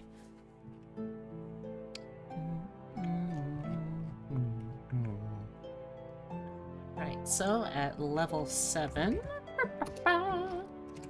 we get Feral Instinct, which means that we now have advantage on initiative rolls, which is good because we only have a neutral dexterity modifier. And also, if you're surprised at the beginning of combat but not incapacitated, you can act normally if you enter a rage before doing anything else, which, you know what, fair enough. Other thing you get here is Instinctive Pounce. Instinctive Pounce works really well with Feral Instinct too. And the whole thing about, you know, being a giant cat. Basically, it means that as part of the bonus action you take to enter your rage, you can move up to half your speed, just as it implies in a pounce. I mean, I guess that kind of implies that it's only in one direction, but it doesn't seem like there'd be anything stopping you from splitting the movement up. I don't know. That's how I think of it, at least. Anyway.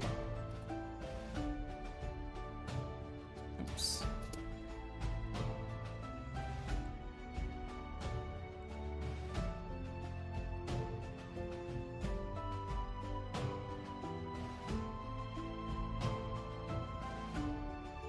Okay. Barbarian 8.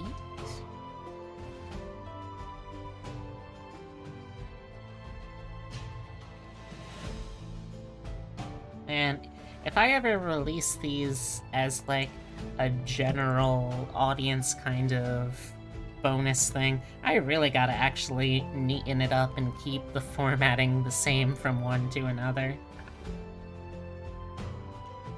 Okay, so we get our ASI here.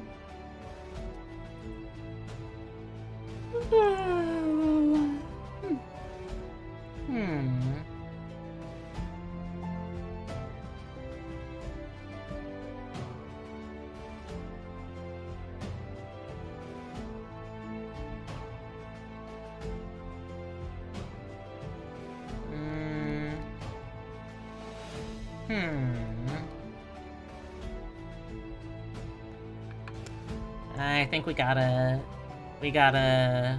pump up the strength here.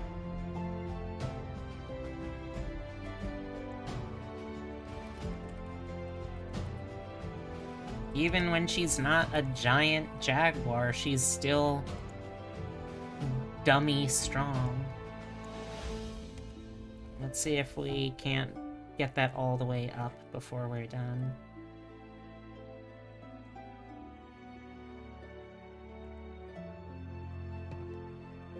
Okay, this is Barbarian 9.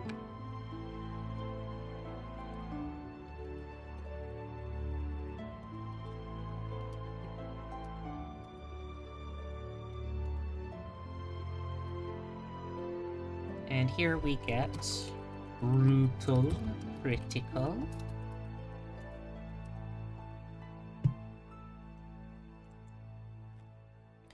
That means that we get to roll an additional weapon damage die when determining the extra damage for a critical hit with a melee attack. So essentially, a melee attack already does double damage. A critical hit already does double damage, but you can now do more damage on top of that.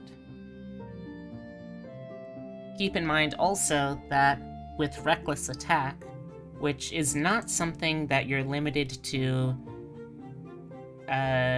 you're not limited to making reckless attacks during your rage, so you can also just be completely normal, lucid, making reckless attacks, which, as long as you're shifted into your Wild Hunt shifter form, you don't suffer the downside of having attacks at you have advantage, which means that effectively you have twice the chance with no downside during that minute of power, where you can double the chance you'll have a crit, which will now do double damage plus an extra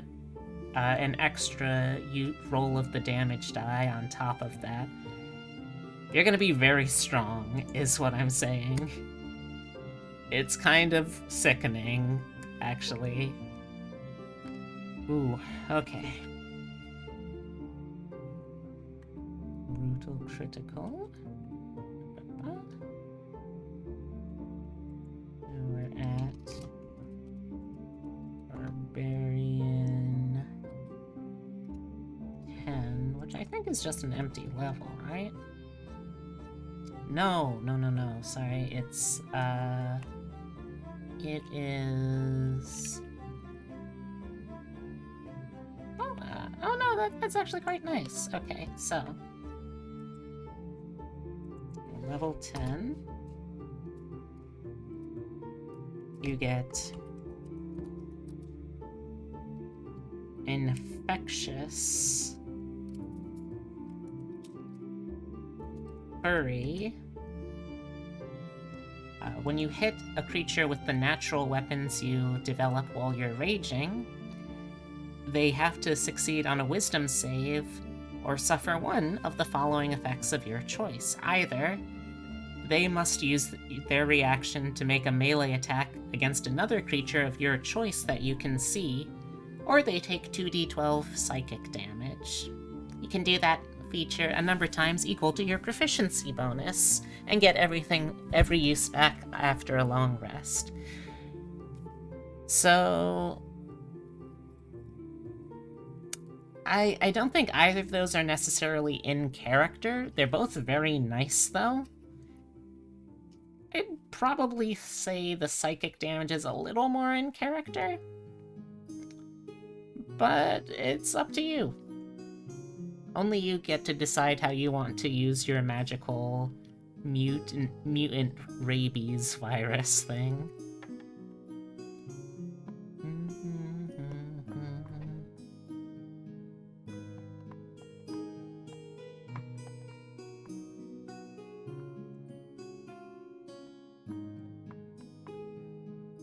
Also, You get another bonus skill proficiency with Primal Knowledge. Let's see, what don't you have skill proficiency with at this point?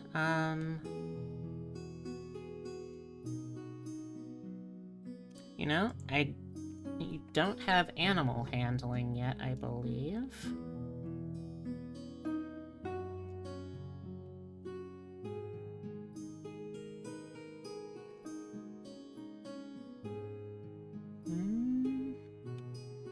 Yeah, you don't. Alright, so let's get animal handling next.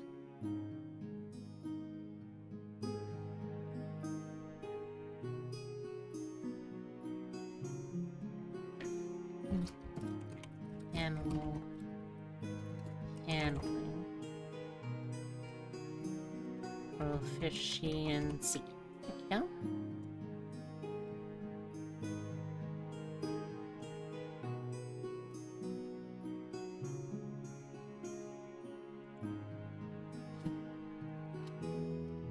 Barbarian 11.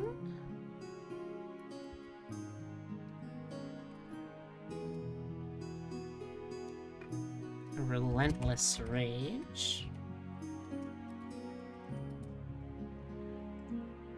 Okay, Relentless Rage. Okay, so if you drop to 0 HP while you're in a rage, you don't die. You just have to make a DC 10 Constitution save, and if you succeed, you have 1 HP instead of 0. You can technically use it an infinite number of times. Well, sorry. Technically, there's no... I shouldn't say infinite, that's not true. Technically, there's no limit to how many times you can try and use it, but every time after that first attempt, the DC increases by another 5, so it'll probably catch up to you sooner or later. And when you finish a short or long rest, you then reset the DC back to 10. So all in all, pretty good. It'll help you stay furry and furious as long as possible.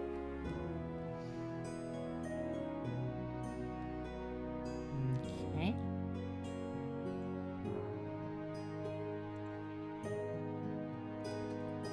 Barbarian 12 for another ASI.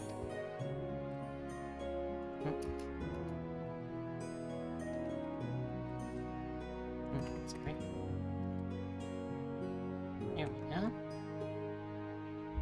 And we should be able to max out our strength here, I believe, right?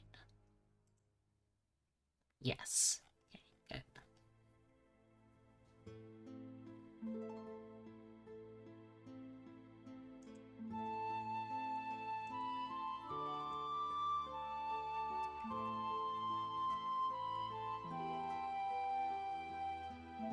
So we're now at 20 strength.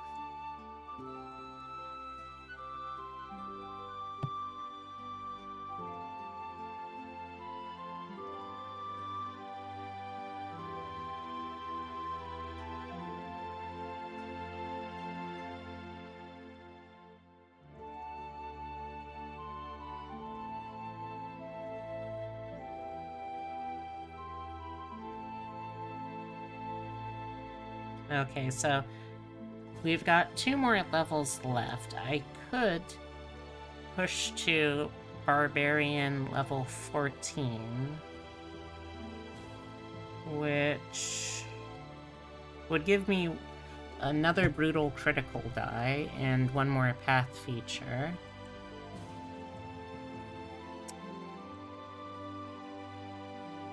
But if I go back to Druid, I could get 1 more ASI.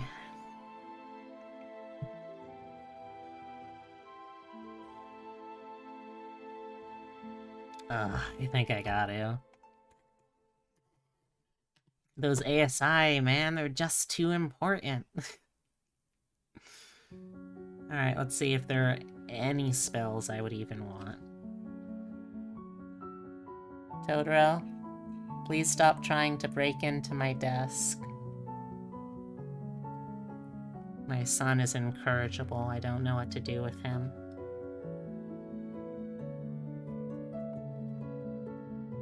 Okay, so now at level 4, let's see if there's even any druid spells I would want, or if this is just gonna be more slots to burn for enlarge.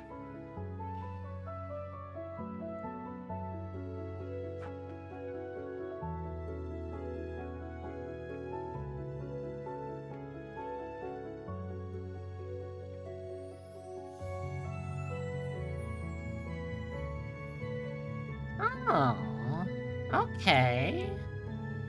You know what? It'll be okay.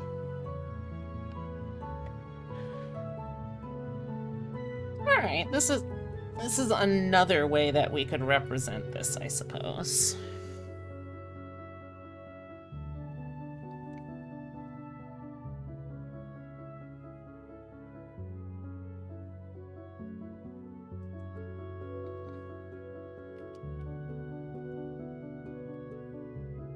Okay, so you have that and that.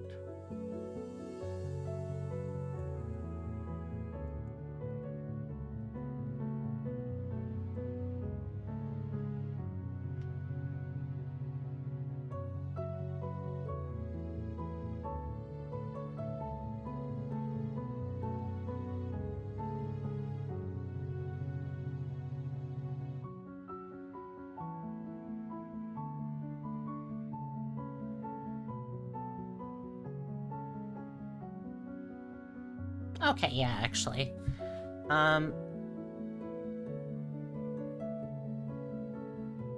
That is also a concentration spell, though.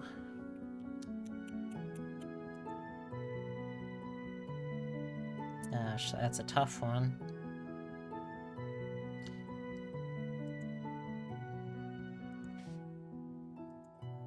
Well, we're back on our druid bullshit.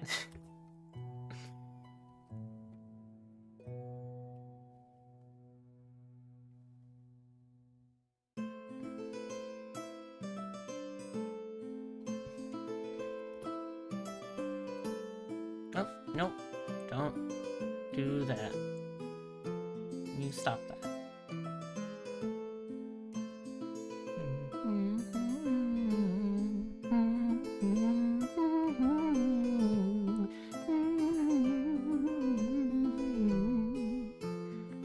Okay, Druid 7. Let's go. Spells.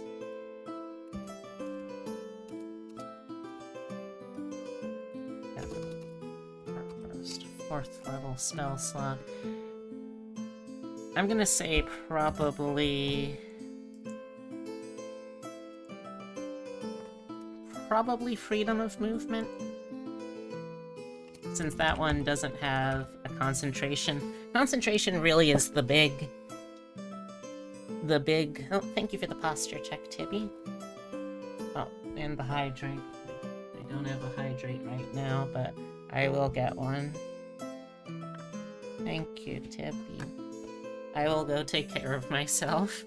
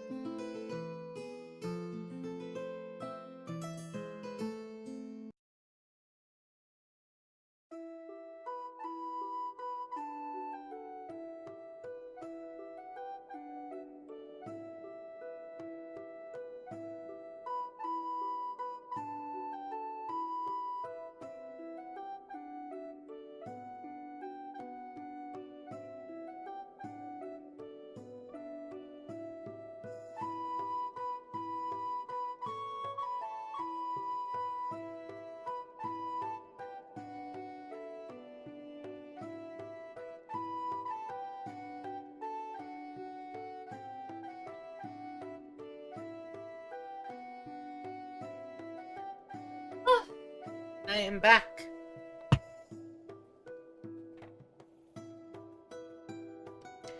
Alright, so...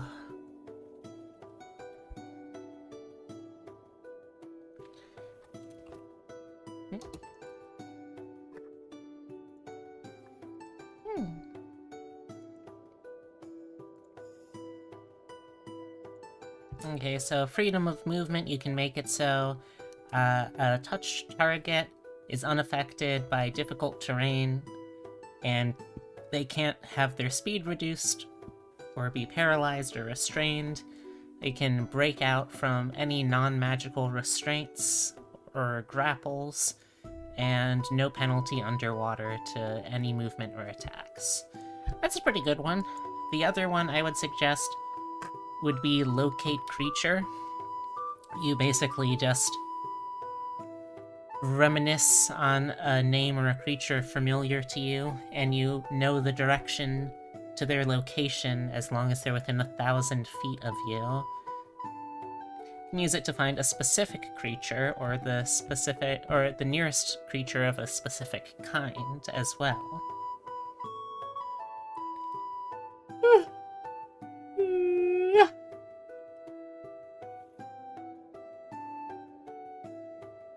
Because, you know, you're a super jaguar with super jaguar senses. You should be able to detect that sort of... You know what, actually?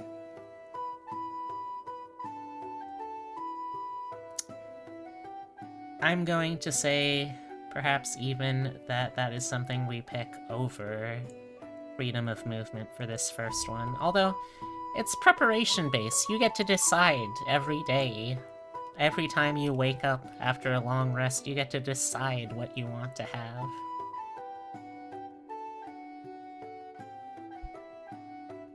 Alright, so we'll do freedom of movement first, though.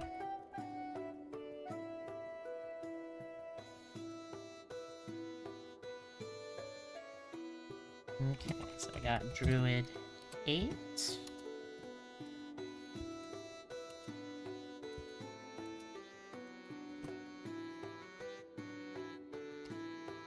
A-S-I.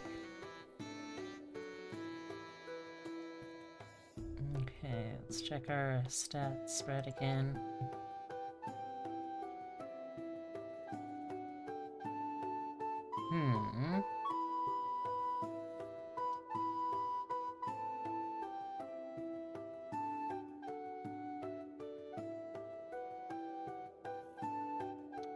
Let's see. You know what, let's get our dexterity up a little higher.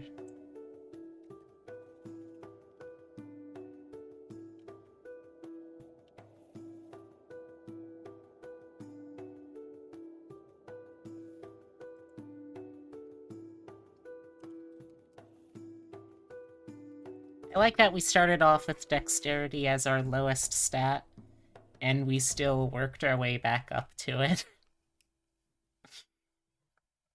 Oh, wait, actually, I think Constitution is probably more important since you're gonna be using that.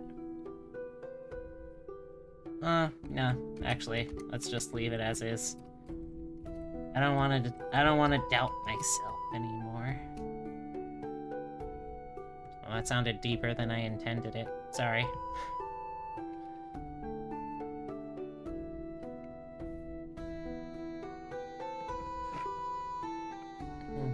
Did I even bother including the wild shape improvement?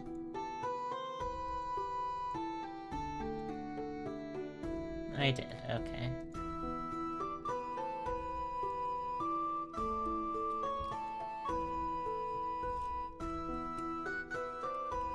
Now you could fly, if you weren't already committed to just turning into a giant jaguar. You could fly. You choose not to, though, because that's out of character.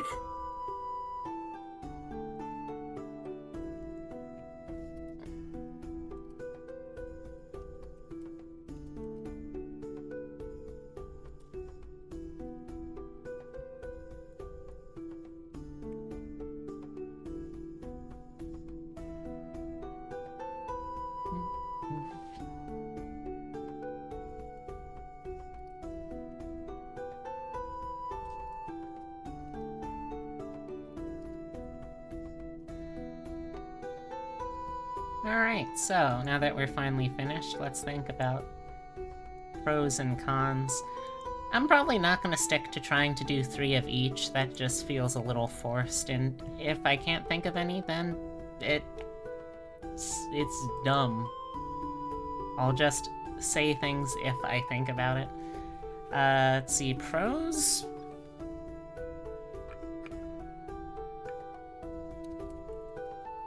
Pretty tanky for a support caster.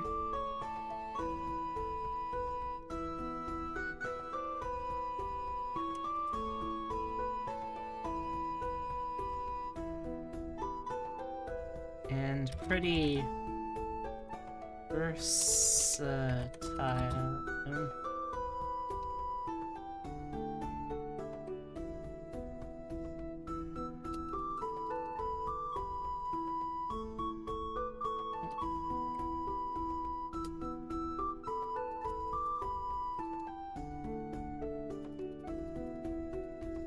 Gosh, dang it.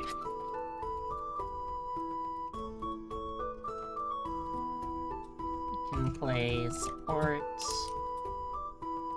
tank,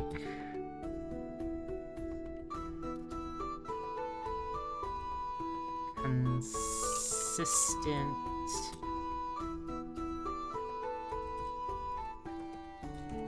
damage dealer.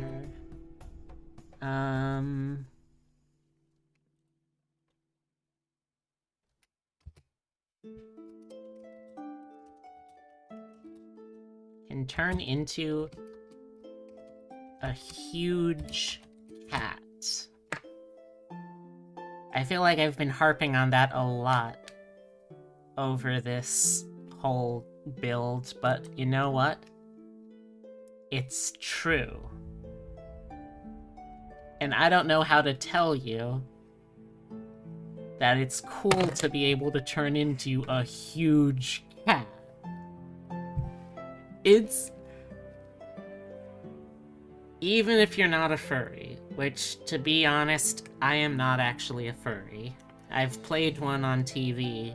I do business pretending to be one, but I am not actually a furry.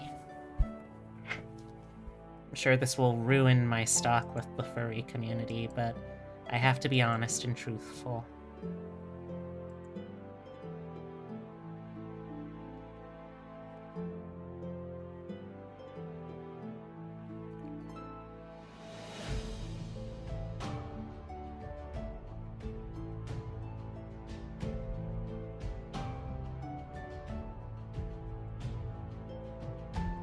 Cons. Let's see.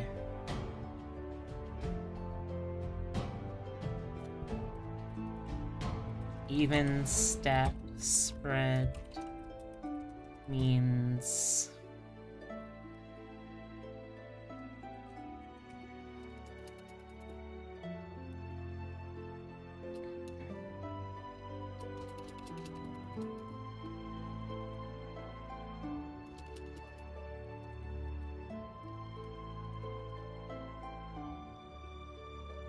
I mean, she does have low charisma. Comparatively, I guess. Ow!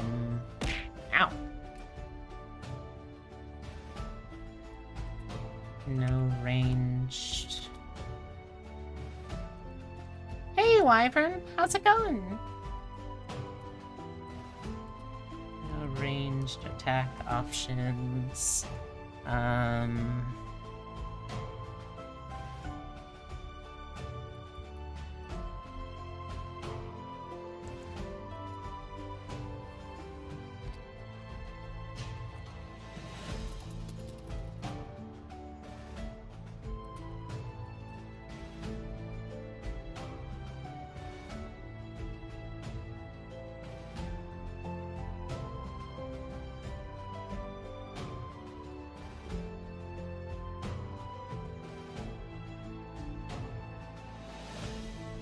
Awful? Oh no! I'm sorry to hear that. I'm glad I'm glad I can make you feel a bit better, but if there's anything else you would like me to do, please don't hesitate to ask, okay?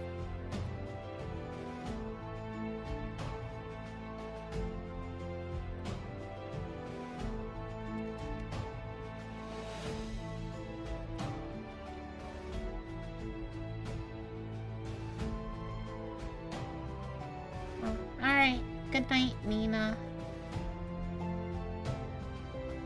Sleep tight, don't let bed bugs bite, and I hope you have sweet dreams.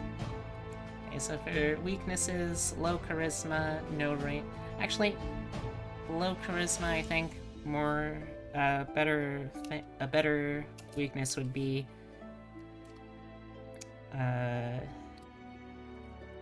reliance on concentration spells. No ranged attack options, and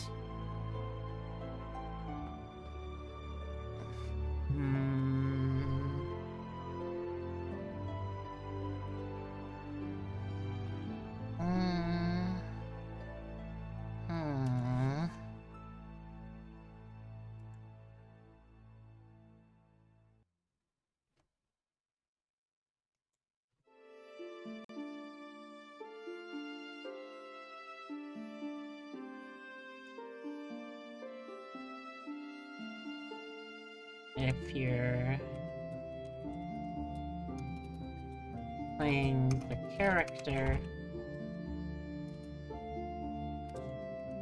you can pretty much only turn into a huge cat.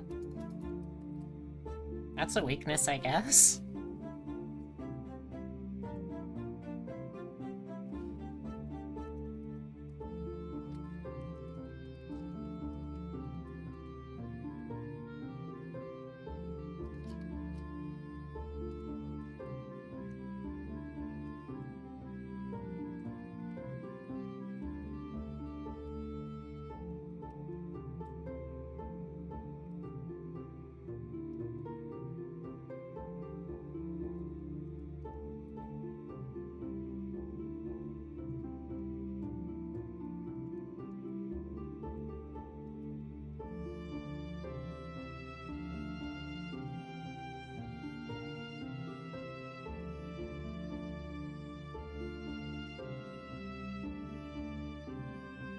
Sorry, I'm just replying this in real quick.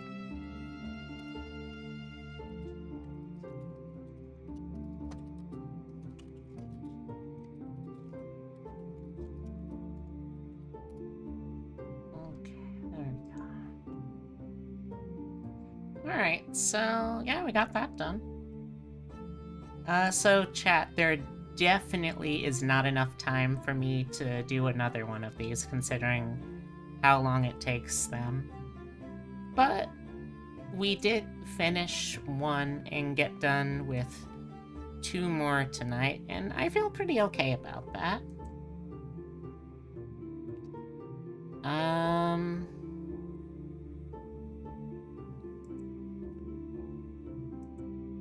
trying to think of what else to even do now, though. I guess I could start on another one, that wouldn't hurt.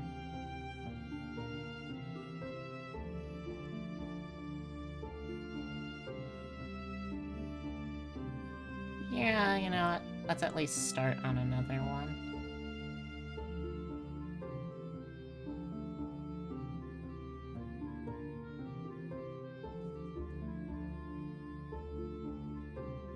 If nothing else, I can at least start, like, building the next one, so... Oh, actually what I can do is I'll set up a poll, and depending on if people respond to that at all, that can help me kind of judge how many people are still around and still, like, actively watching versus how many people are also feeling snoozy. No judgment if you are, I am also feeling a little snoozy.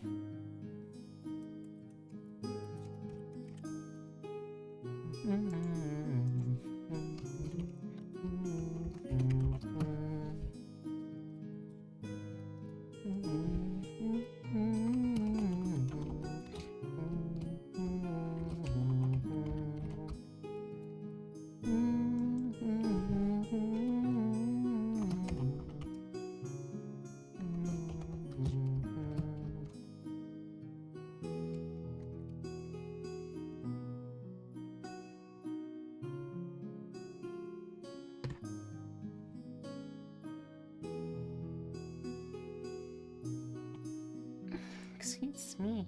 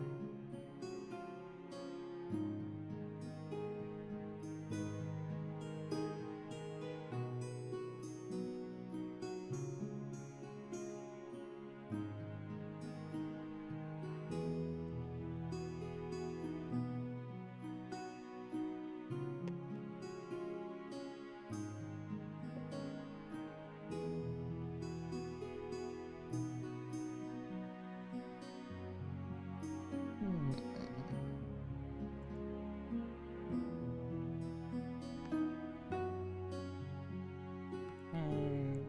What else shall we include here?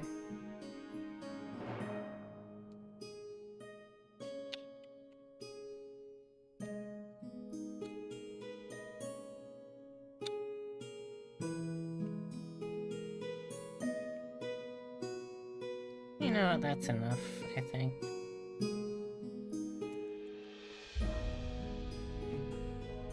You doing your laundry right now, so you're in and out?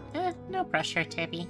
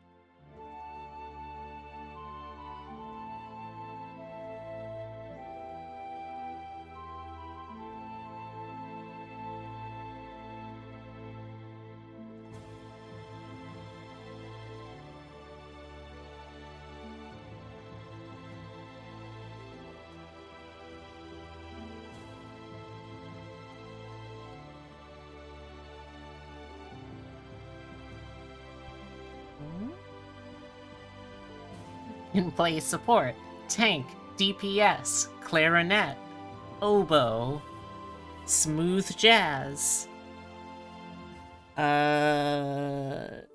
Monopoly, Halo Infinite, viola, You, like a damn fiddle. Oh no, we've got a tie, folks. Majima and Shigeo from Yakuza and Mob Psycho 100% are neck and neck with 1 vote each. Who is gonna win? I don't know. Settlers of Catan. I don't know, but if one of them don't win, that means I'll have to go into sudden death overtime. I do like that I voice trained enough that I can't go as deep as I could anymore. I really should do that more, voice training more often though in general.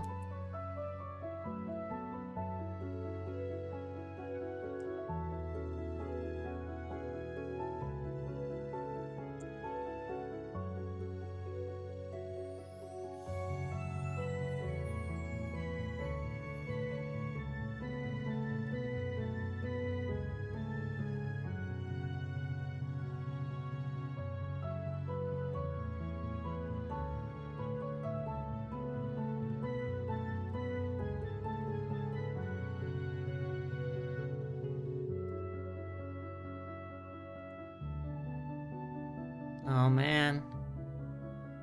No, I could not fuse them. I really could not, Jeb. Those are 2 very incompatible character types.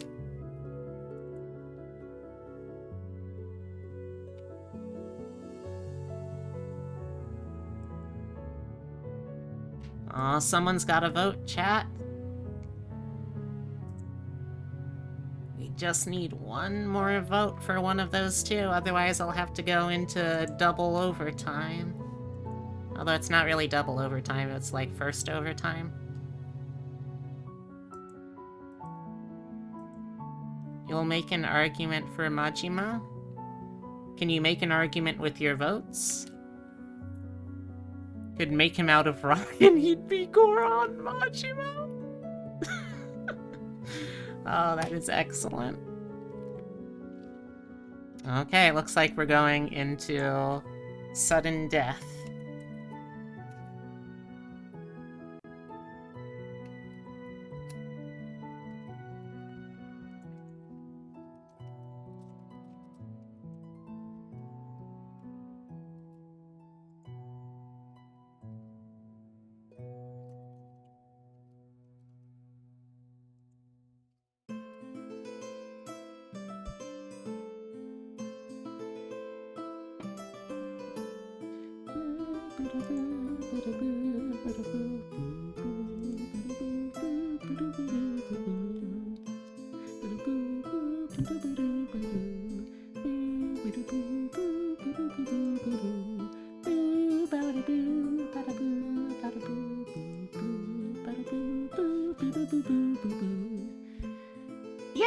Yes, I have actually. I've watched a decent chunk of Yakuza playthrough, and I have watched the entirety of Mob Psycho seasons 1 and 2. I would say of the 2, I know Mob better, but I think I also have like enough of a grasp on Majima that I could also try giving him a shot.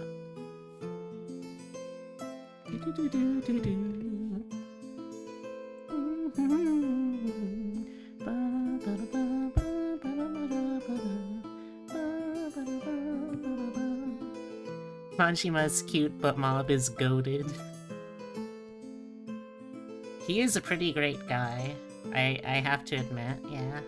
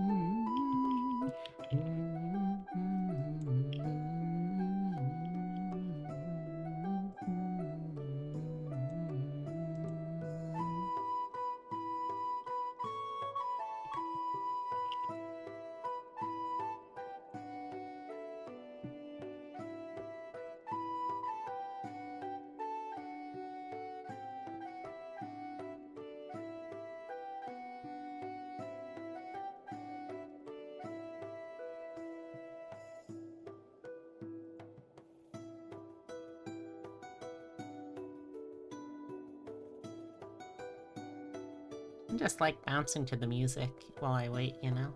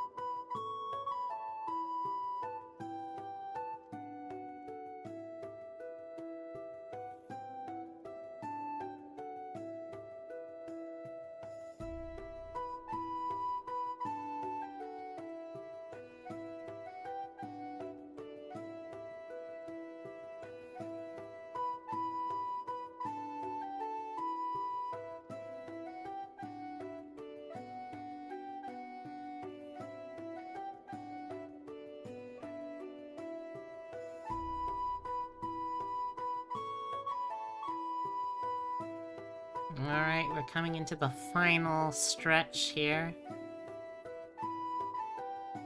Looks like Shigale, aka Mob, is in the lead, and it might be his time finally.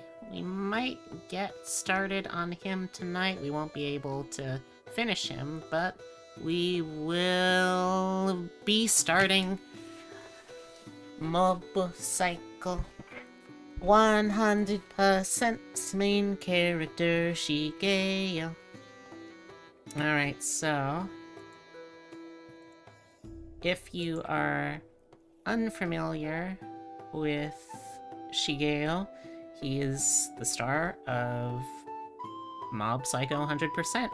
He's in many ways, a normal to below average kind of guy, but he is incredibly powerful in terms of psychic powers.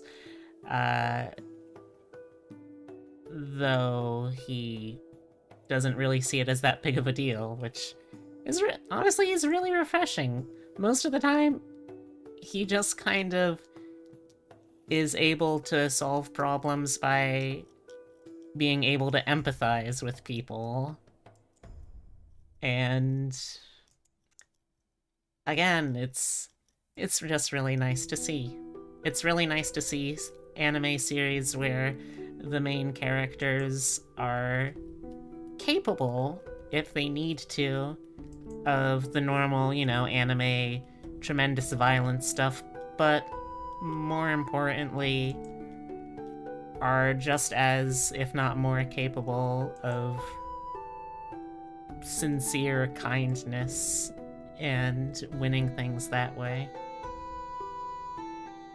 So I wasn't totally sure how to build him for a little while, because the fact is that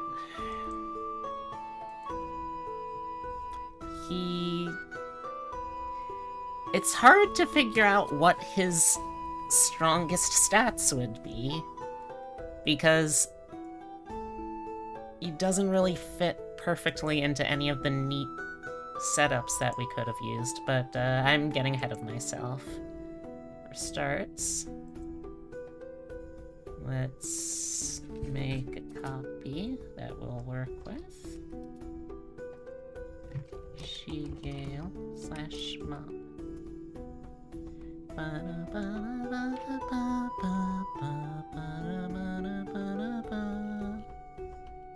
He seems sort of wise.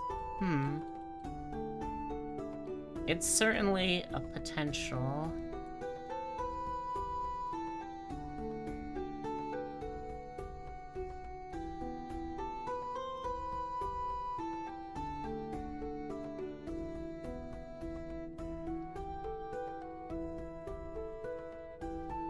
Sadly, there is no official, like, there's no official mind kind of domain cleric stuff. There was an unofficial one, but I'm trying to stay strictly official, above board stuff. That way, DMs can't object to it, or at least would be super unreasonable of them to object to it.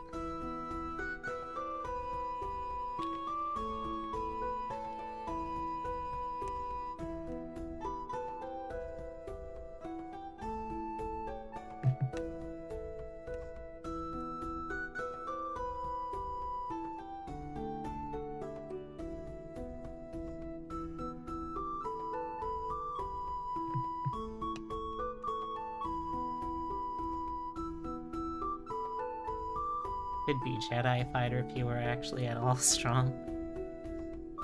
Yeah, I suppose so.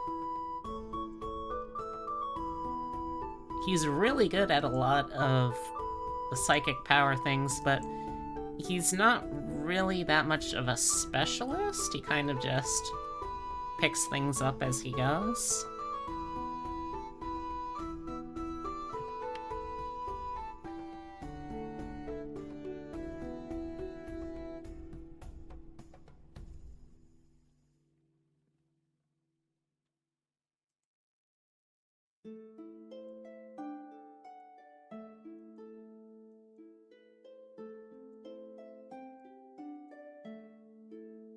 You haven't read the manga, maybe he becomes buff at some point.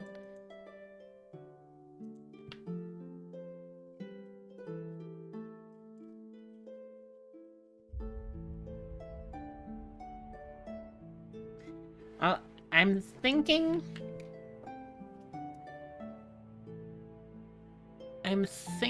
because, well, okay, so one of the issues is, for the most part, a lot of his spells can be found in just like one spell list that I'm looking at here. But there's one spell that is being a real tricky one and not really fitting nicely into any one class that I would be able to use mainly, so gonna have to play around a little bit with this. First things first though, let's get started with the base goals. Okay, so goals. Need to have, let's see, his main powers, well,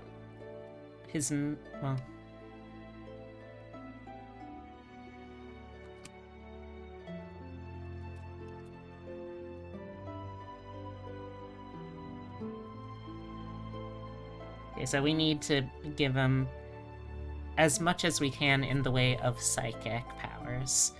He tends to focus, it looks like, on shields and telekinesis and like spiritual awareness stuff, but we need to try and give him as much of that stuff as we can and make it as potent as we can. Can't wait for season 3. Oh god. Yeah, the anime adaptation has been just absolutely gorgeous. I'm really looking forward to it too. Okay, so we got that.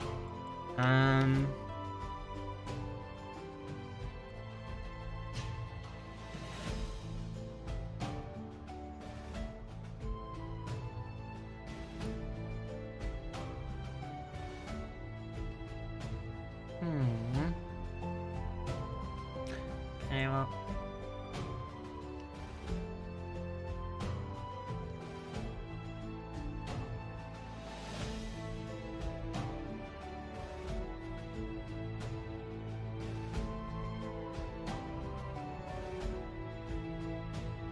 Okay,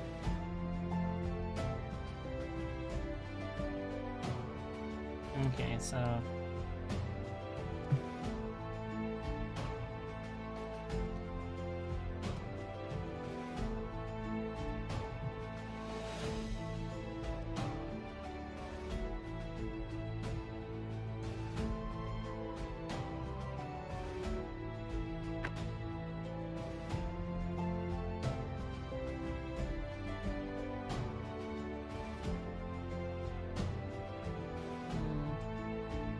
Okay, well, we also need him to be able to see dead people, because him interacting with ghosts and spirits is another very big part of his character and what he does in the show.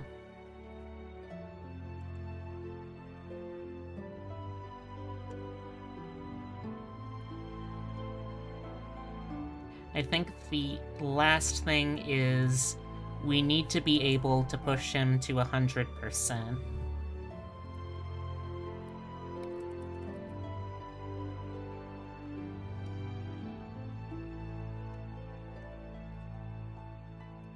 So we need to have at least one, if not several, options for some kind of super mode that he can go into. Okay.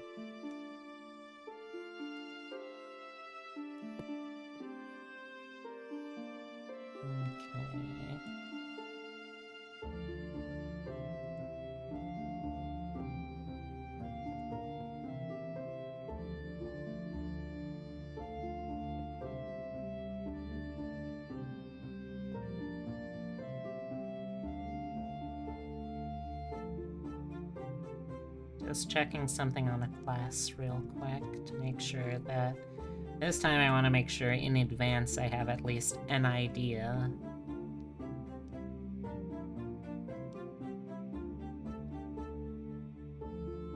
Okay, so we're going at least that deep on that class. How deep can we go here?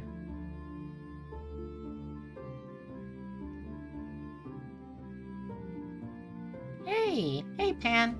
Yeah, I go until 12 on Thursdays, so I'm not gonna be able to finish this one by any stretch, but I'm at least gonna be able to start setting the groundwork for it for next week.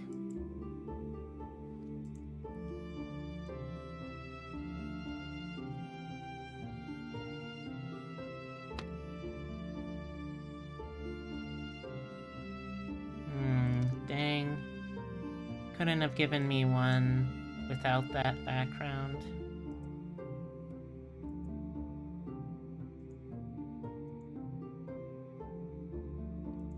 Let's try it like that, maybe? There we go. That's better.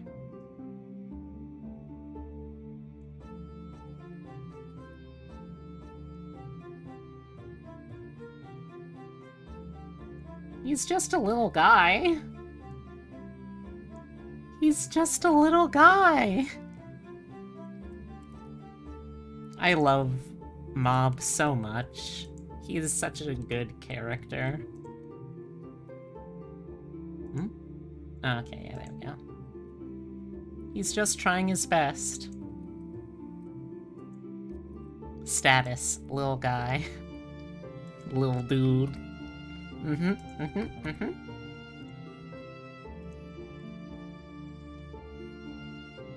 So this is gonna be a weird one, admittedly, because, most of what he has can be found in a single class's spell list, which would be fine. But he has one ability, just one ability that he picked up, that I'm gonna have to dip 5 levels into a different class in order to get for him. But we're gonna get it. Oh, we're gonna get it.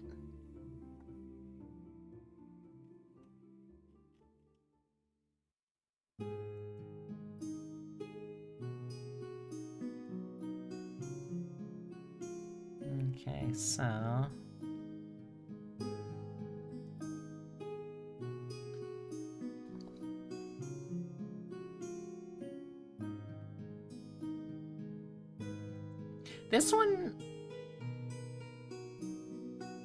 This one might be an okay one to do a point buy for, but I'd still rather go without it. So, I wasn't totally sure which stat to go with for his casting.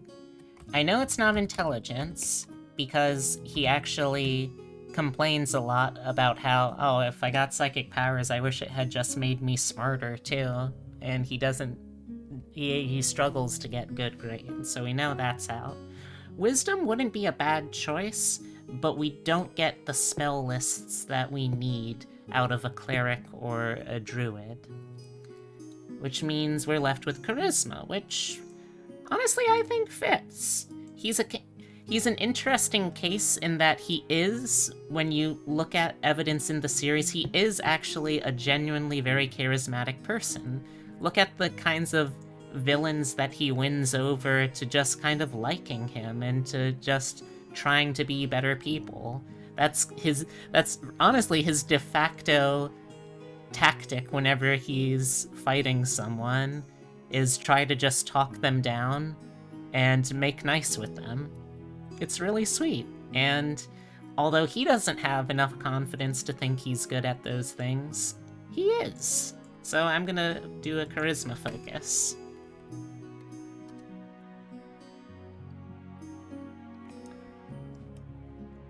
Maybe he's just a funky little bab. He is a funky little bab. You are absolutely right, Tibby.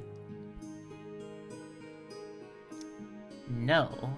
There's actually a subclass that got added fairly recently that is pretty much as good as we'll get. Okay, so I'm gonna put Wisdom shortly behind because he is a very perceptive, very insightful little guy. He notices details. If it's Charisma, it honestly narrows it down to half of the spellcasters in the book. Yep, you're not wrong.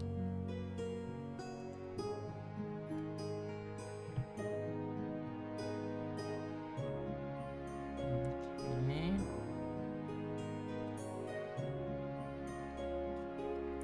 He's not dumb, but he's not smart either. Strength we're dumping. Dexterity is only going to be average. He is not a physical boy. He's just a guy. He's just trying his best. Oh, Mob. Mob.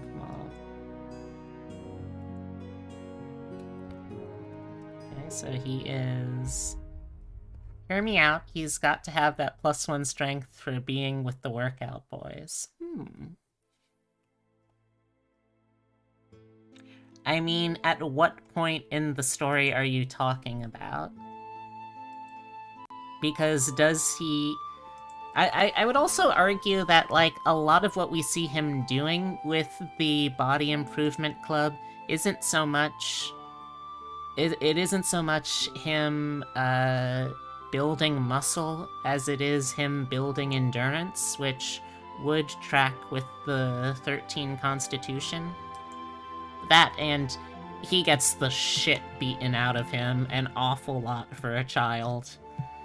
And he manages to survive all of that, so... You haven't sat down and watched it, you just know he gets to be with the boy. Oh, well, Pan, we've gotta fix that. It is a lovely series that I think you would enjoy. From what little I know about you, from, honestly, what tragically little I know about you, I feel.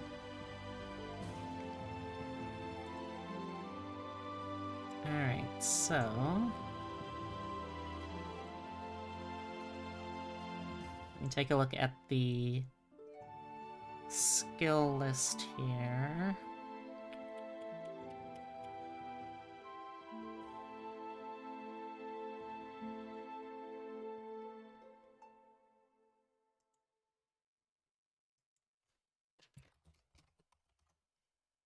Okay, variant human. We do. I know I would love it, you just haven't sat down to watch it.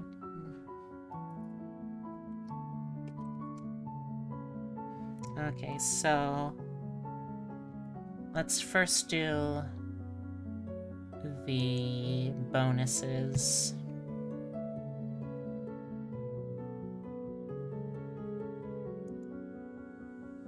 Yeah, let's just round them up.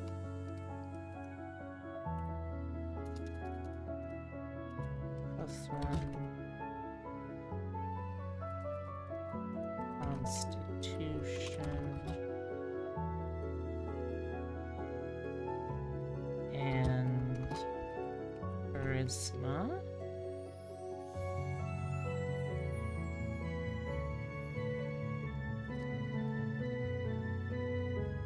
It's also going to be very important for us to be keeping at least fairly focused on Constitution as well, since he's going to have a lot of Constitution concentration saves.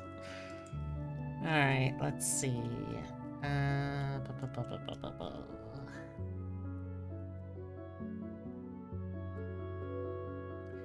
think...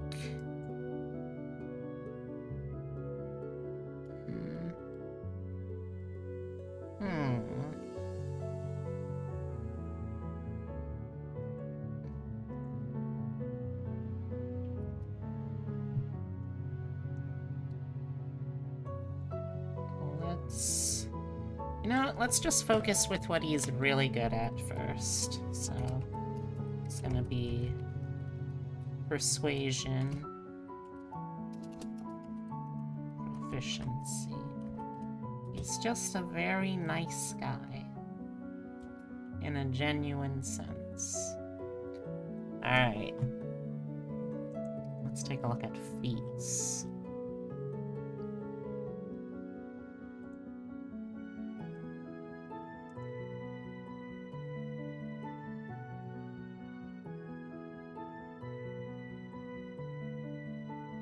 Happy! Mob feet picks? No. How's it going, Abby?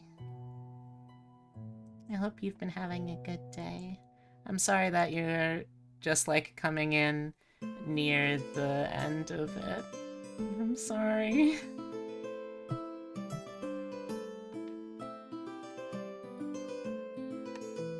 Tired but accomplished? I'm glad to hear that.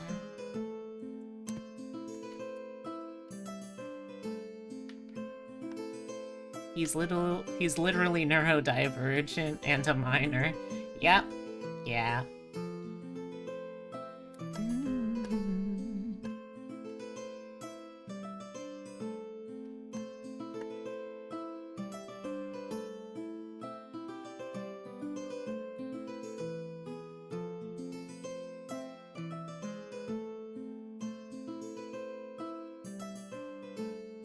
Dimple feet picks? Okay, you can have dimple feet picks as a trick. As a treat.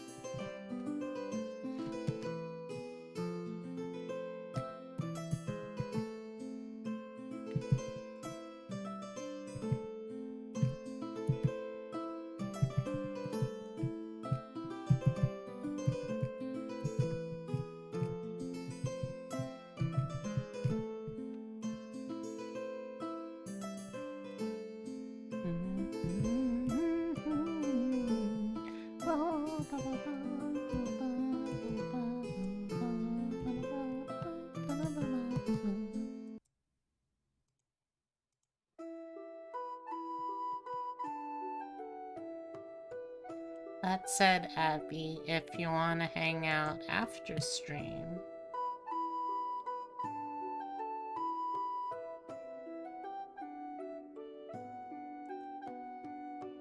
want to at least get a little bit into this build, though, before I wrap up. Are we busy posting this Friday's work? Alright.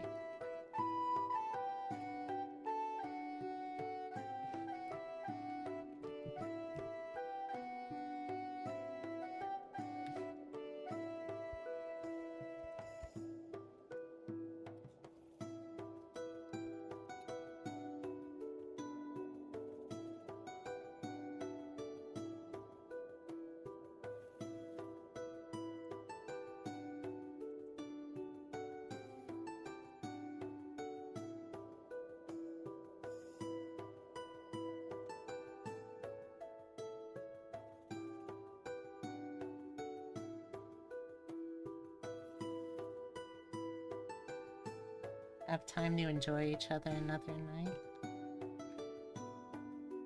Oh. Oh dear, I didn't realize you were talking about that kind of thing. You did say you were one of those sorts, didn't you?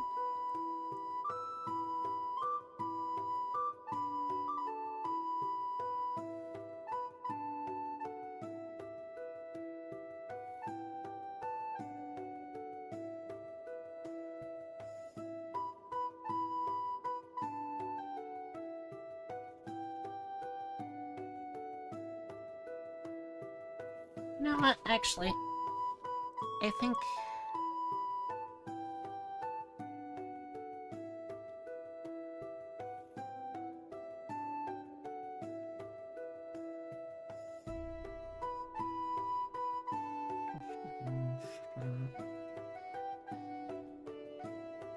Nah, never mind. I was gonna say something, but I think we should probably be okay still.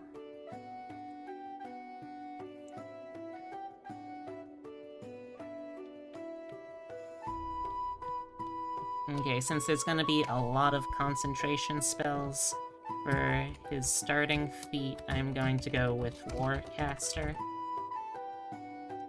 I don't really care about the somatic components. The ability to use cantrips, or to use spells for opportunity attacks are nice, but really the main thing is just I want to have him have advantage on saving throws for concentration.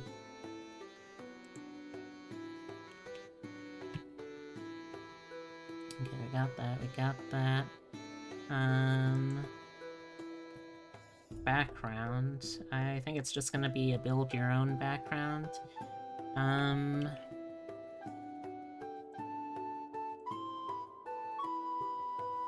For this one, I feel like you'll need...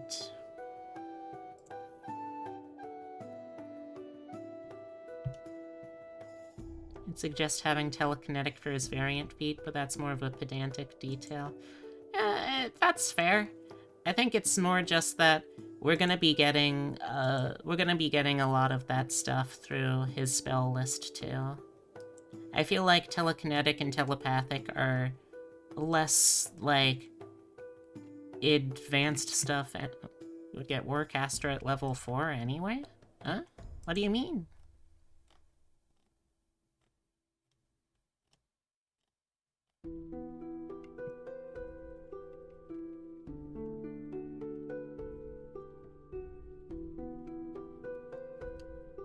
Oh, with feat options there.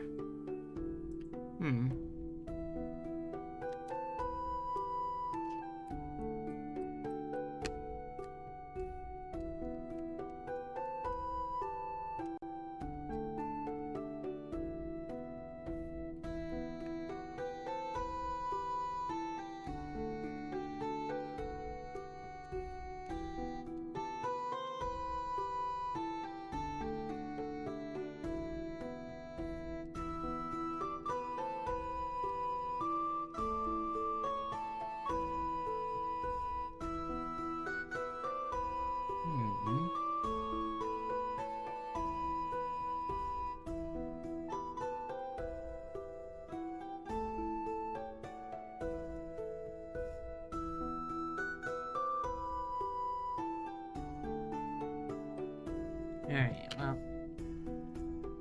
So, build your own background. The main things that you'll want here... Honestly, you don't really need that many skills for mob. I guess... well... you'll want insight, and...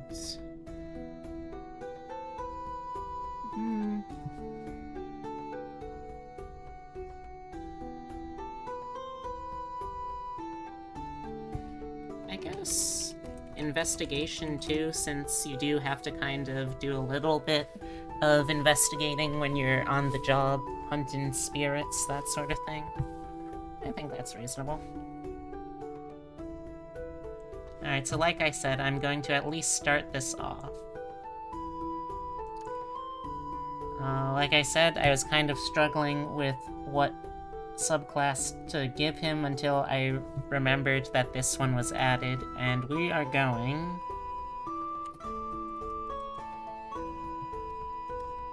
Sorcerer.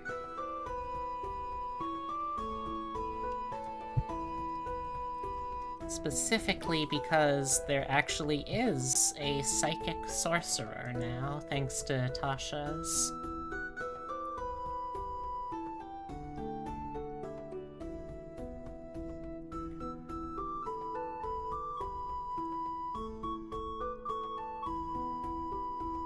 Okay, so first off, we're gonna get 2 more proficiencies. I'm gonna go with Arcana to help you understand how psychic powers work, and Religion to help you recognize spirits and what kind of spooks and specters you're dealing with.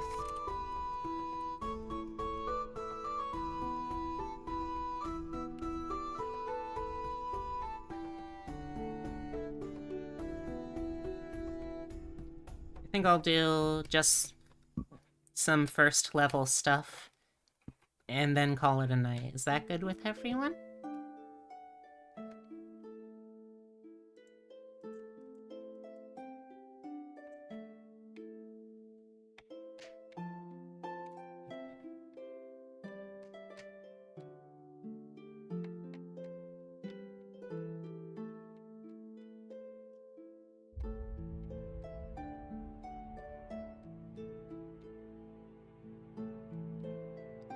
Whatever you're comfortable with, since you're going a bit over time. Okay. Yeah. Okay, so...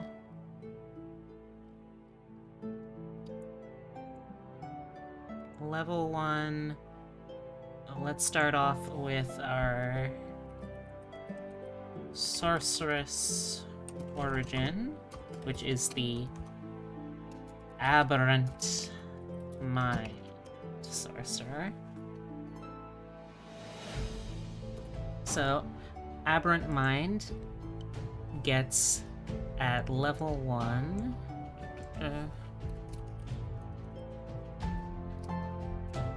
Telepathic speech, so you can form a bond with your mind and the mind of another, and then as a bonus action, you can choose a creature you can see within 30 feet of you. You and the creature can speak telepathically with each other while the two of you are within a number of miles equal to your charisma modifier. So at this point, that's up to 3 miles away you can communicate. You do have to speak mentally in a language the other knows, but that's not really that big of a deal. You also get a couple of additional spells on top of what you're going to get in a moment when I start doing spells. So, let's do that next. Spell casting. I'll also, bonus spells. Actually, let's do that after spell casting.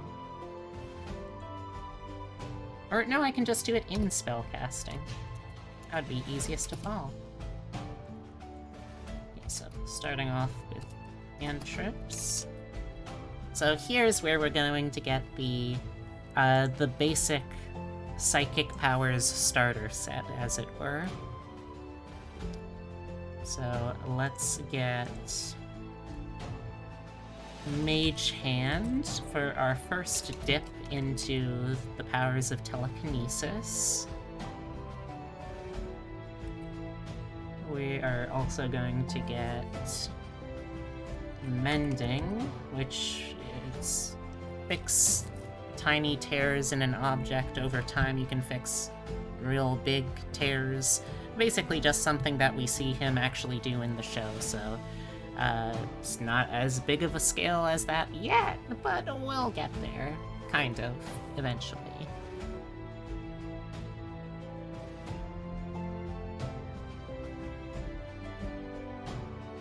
Okay, let's see.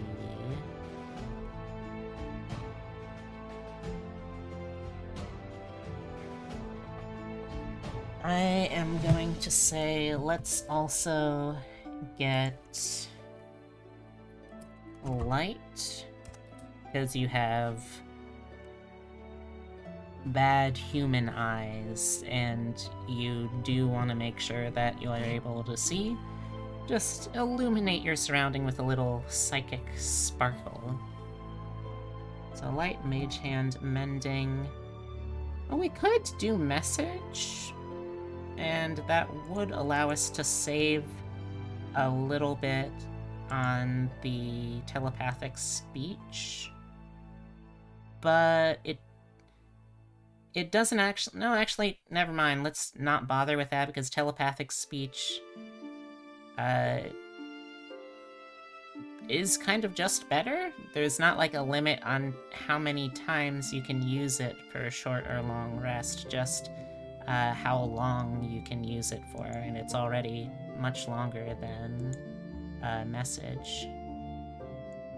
Yeah, it's definitely just straight up better version of Message. Then let's go for a kind of a catch-all, since Mob has kind of catch-all psychic powers with Prestidigitation. Okay, and then for being for being an Aberrant Mind sorcerer, Message kind of exactly, yeah.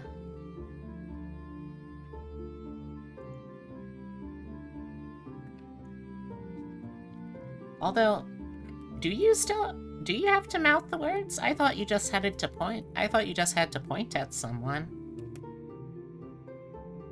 Alright, so, but you're also getting... Is this really a level 1 spell? Oh shit, it is. Okay.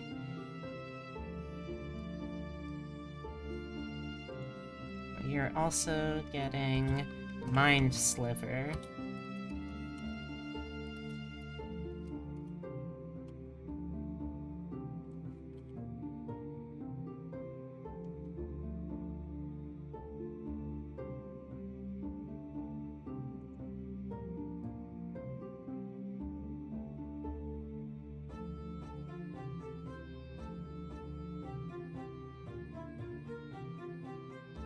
Now let's keep it separate. It'll be easier to read that way.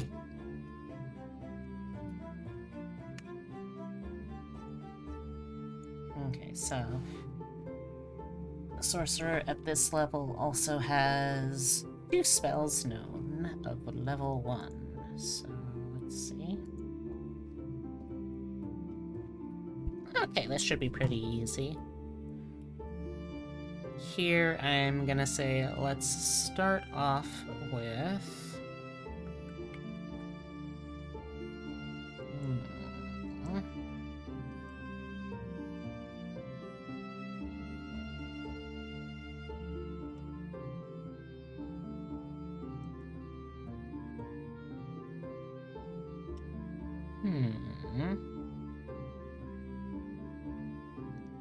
It does say you have to whisper and that only the person you're pointing to can hear, so yeah, it does imply that you would be whispering and moving your mouth just unheard by folks if not being pointed out. Wow, that is worse than I remember it being. Okay, so... I'm also trying to keep in mind, because there are some spells that you could get here, but you could also potentially get with a different class much later on.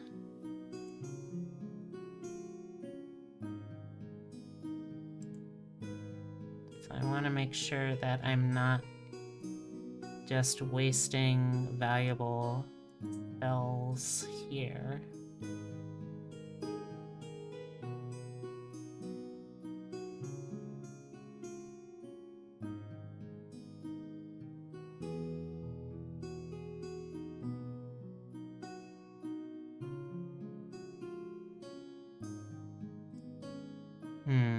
For sure.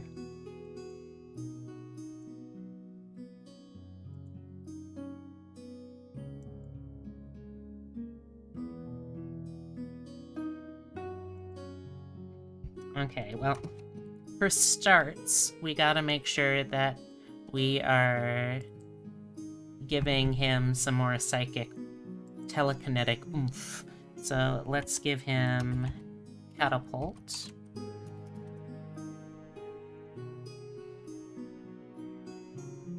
You can pick an object weighing up to 5 pounds that's not being worn or carried.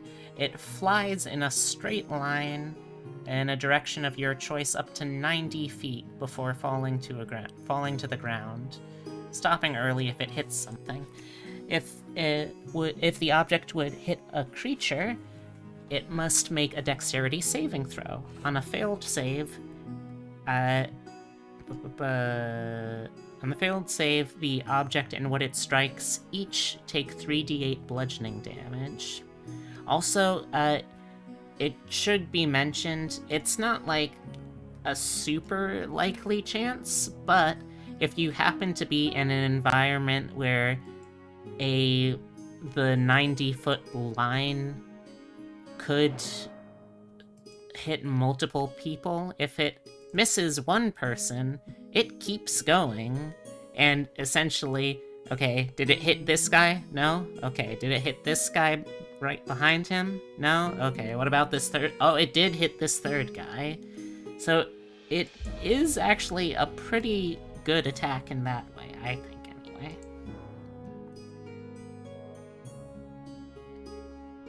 Alright.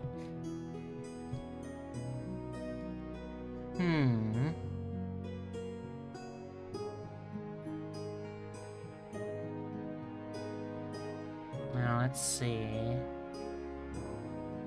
Catapult is a 6 spell. I know, right?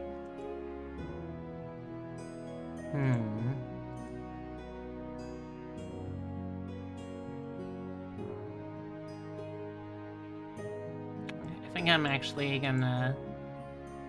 No.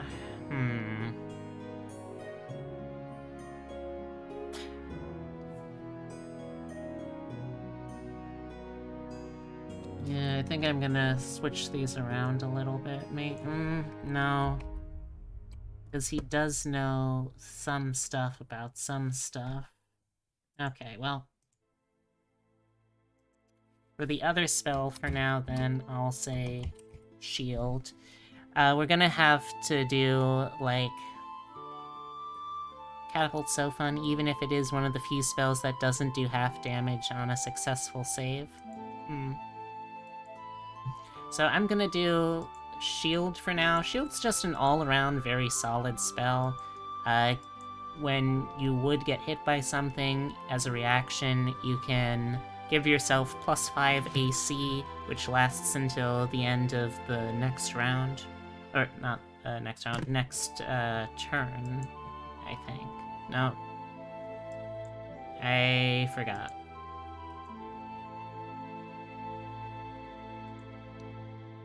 Like, I was debating between that and Mage Armor to make it just, like, slightly harder to hit mob, since ideally, Mob is a child. I would like Mob to not get hit too much, if possible.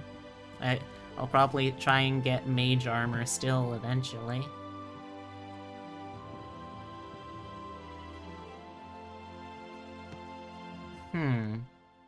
Although, I could also get, I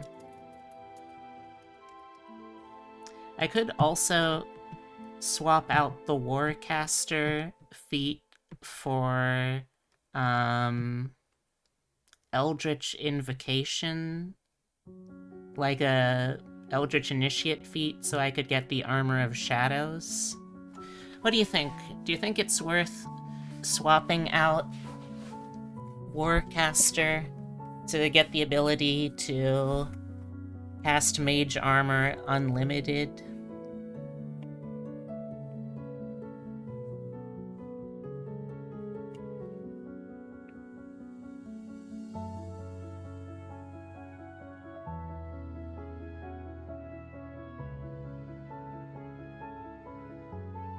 Don't think so, since Warcaster has such utility? That's a fair point.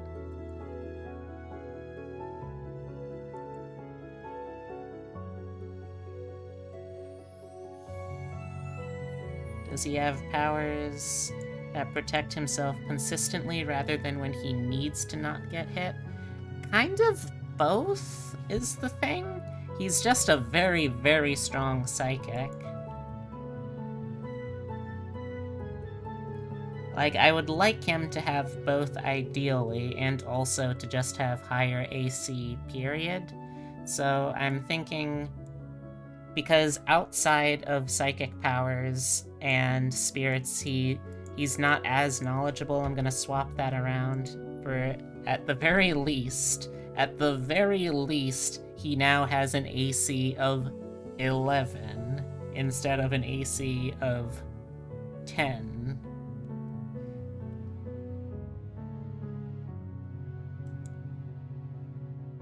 He's not gonna get very dexterous beyond that, but I figure I might as well give him that much. Also, you get the psionic bonus spells, which are pretty nice ones too, I think. You get a cantrip, Mind Sliver. Mind Sliver is real nice. If someone fails, I believe it is, I want to say a wisdom save?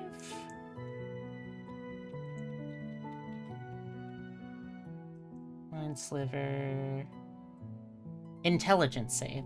Yeah, if someone fails the intelligence save for Mind Sliver, they take a d6 psychic damage and subtract a d4 from their next saving throw, which could even be another Mind Sliver. But considering how many things he's going to have that will require saving throws, that's a pretty useful little cantrip, I think.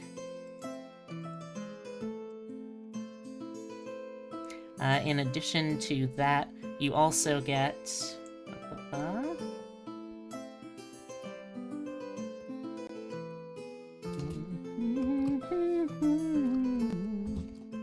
Arms of Hadar, which isn't super in character for Mob, but I mean, he does get some pretty scary looking psychic powers at parts, and you know what?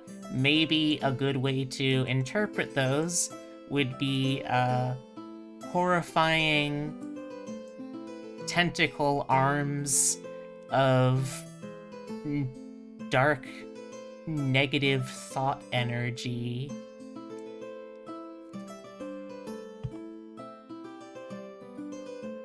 But yeah, Arms of Hadar, you make dark psychic power mind tentacles come out of the ground. If anyone within 10 feet of you need to make a strength saving throw, on a failed save, 2d6 necrotic damage, and they can't take reactions until next turn. successful is half as much, you know, because that's how things work. Maybe. Like, necrotic damage isn't really mob's style, but it still doesn't hurt to just have more spells to have more spells. Then the other thing that he gets for free here is Dissonant Whispers.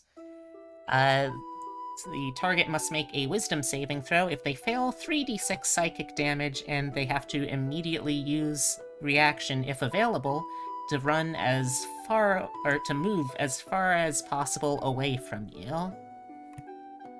It's a pretty nice one, because it has the double whammy of both doing a decent amount of damage at this level, and also making things that are dangerous to you go away from you.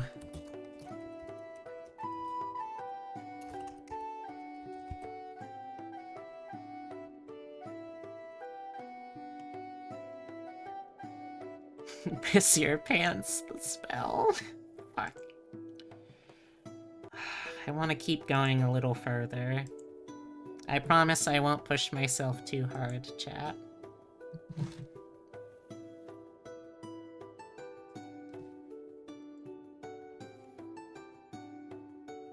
Okay, so next up we're at Sorcerer 2.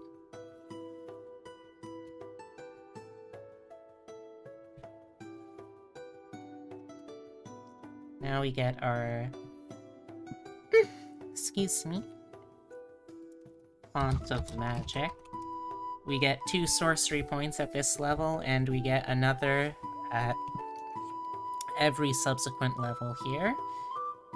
And we can burn those points to either...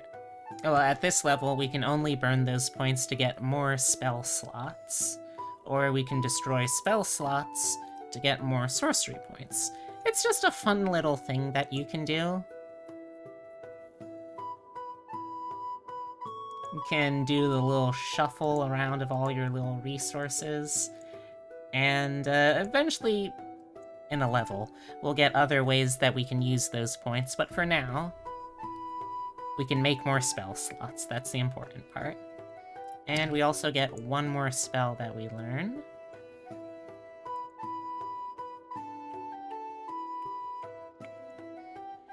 I am going to say for this one...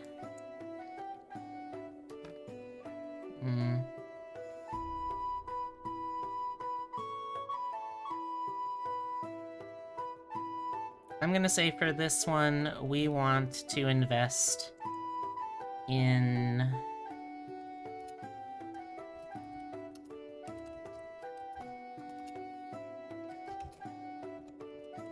This level, we want to invest in Featherfall. It's not always the case that you're going to be fighting in places that might include very long drops, but here's the thing. It happens more often than you would expect in Mob. There's a lot of flying fights, and sometimes you stop flying in ways that you did not intend, and you want to not hit the ground and go splat. Well, if you cast this spell, you can have yourself, Reagan, Shag, Scoob,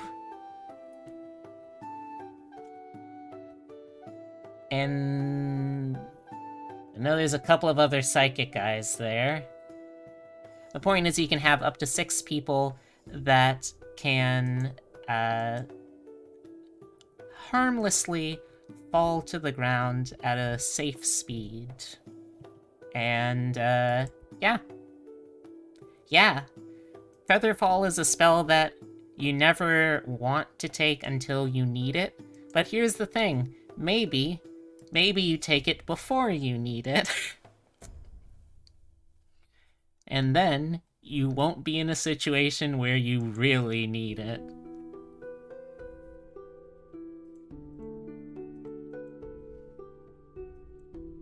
It is insurance. That's exactly it. And Mob is someone who likes to play it safe.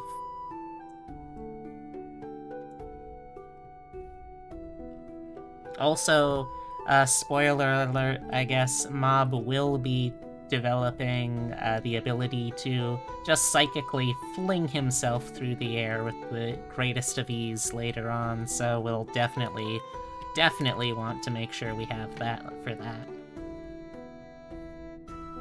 Okay, next up, Meta Magic.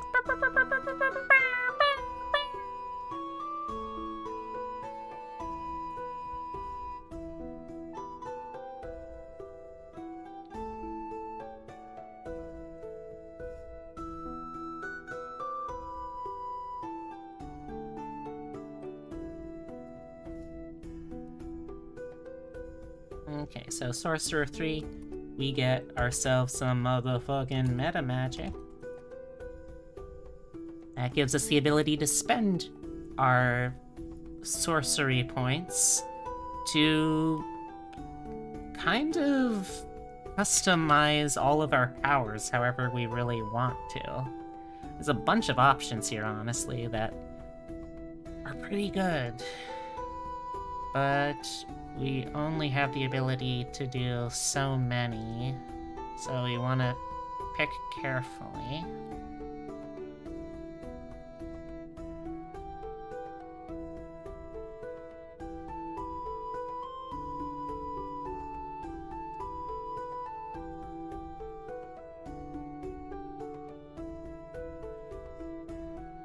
I'm going to say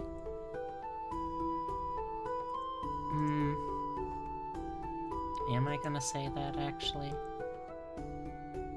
Ooh, I don't know if I am.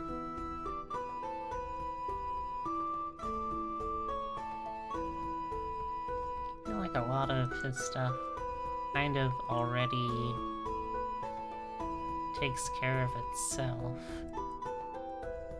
In terms... I was going to pick Careful Spell, because I feel like it would be in character. But, to be honest, a lot of his spells kind of manage themselves in terms of that, like you can pick.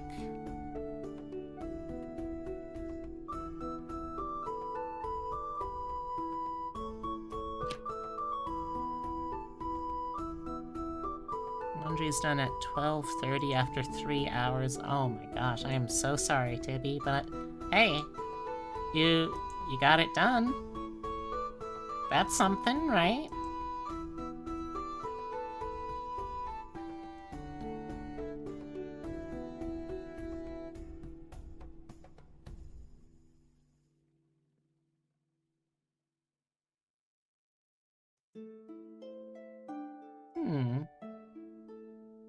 Maybe. Oh, one thing actually that I forgot to mention that is very, very fun about the particular bonus spells list that he gets. So, psionic spells, the ones that you get from the Aberrant Mind Sorceress Origin, you can actually replace one of those spells with another spell of the same level from the Warlock, Sorcerer, or Wizard list, as long as it's Divination or Enchantment. That's still an awful lot of things that you can do, though, and I think that's an awful lot of cool. You can just customize your spell list around those. So I'm also going to need to have those spell lists open as well, to make sure.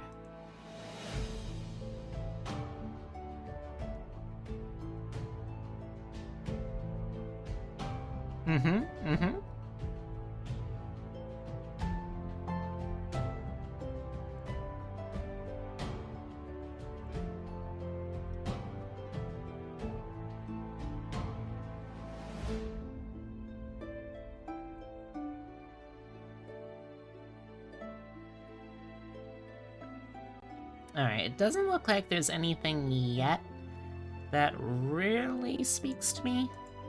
So I think we'll hold off on switching out any spells to those schools quite yet. But it's very important that we got those options.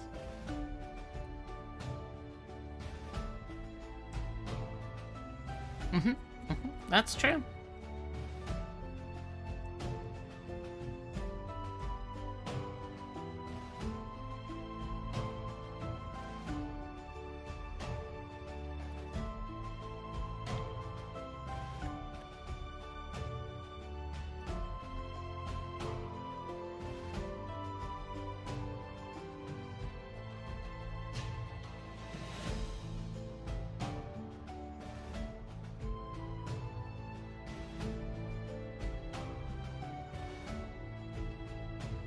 Alright, I'm going to go with...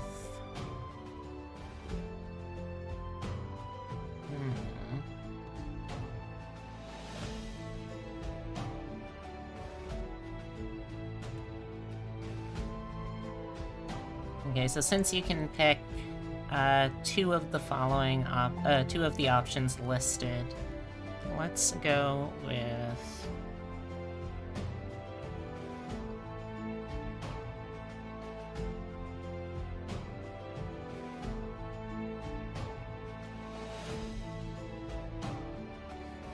Let's go with...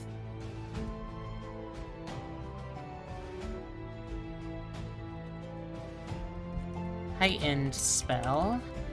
Spend 3 sorcery points to give a target disadvantage on the spell. On the saving throw for the spell. And... let's see, what else?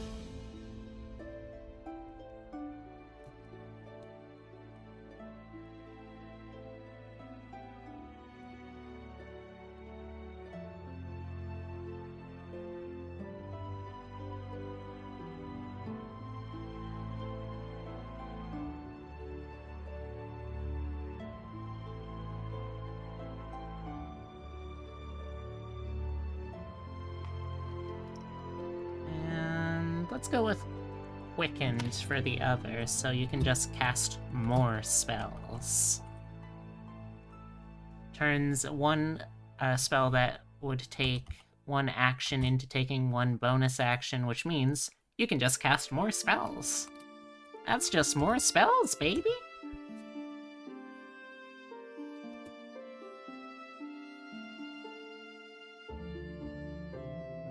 Okay, and... 3rd level is also when we get our 2nd level spell slots. And we learn 1 more spell, so let's see what we got for level 2 spells.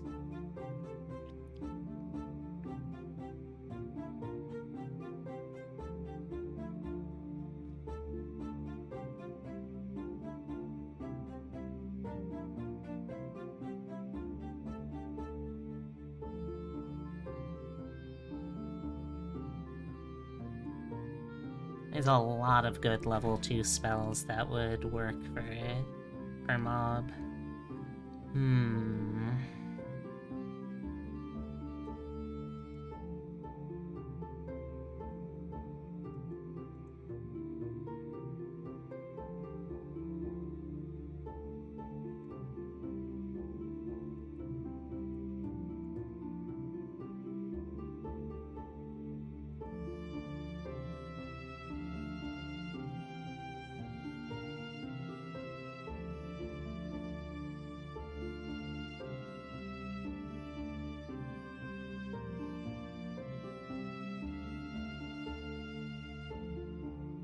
Alright, I think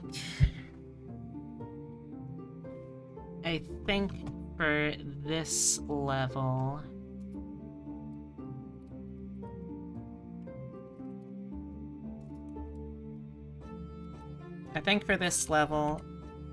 let's go with Levitate. Nice and simple.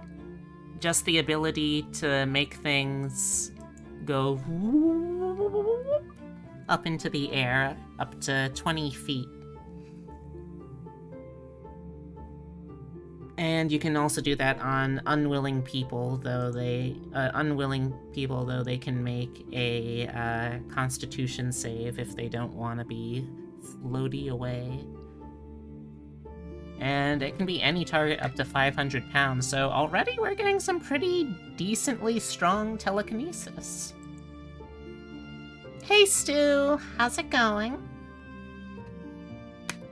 Also, at this level, we get some more spells we get more options for spells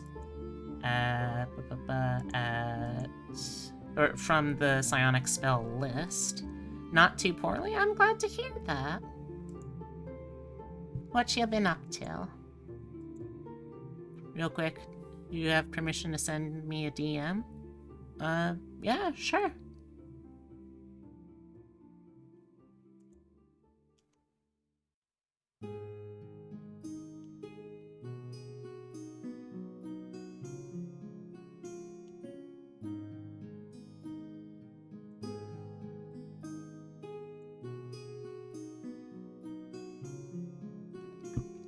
Excuse me.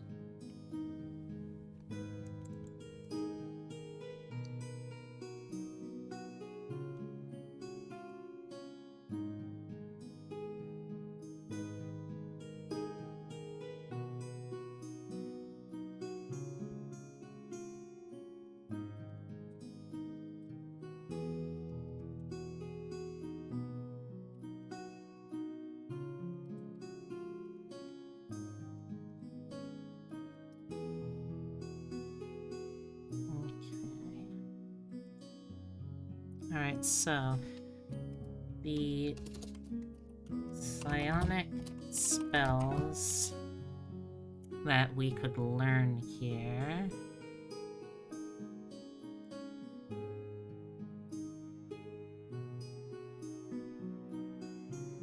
would be calm emotions and detect thoughts.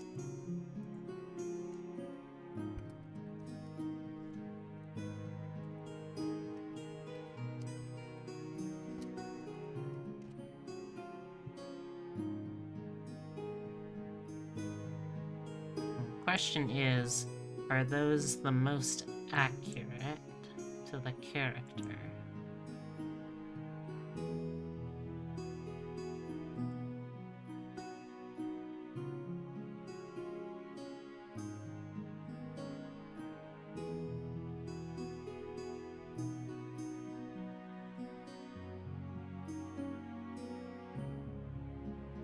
Okay, well, I think calm emotions is something that he does do in the show, and detect thoughts also feels fairly on brand for him, although let me see how intrusive that is. He tends to be someone who, like, tries not to be too, like, invasive because he likes to try and respect people's psychic privacy and all.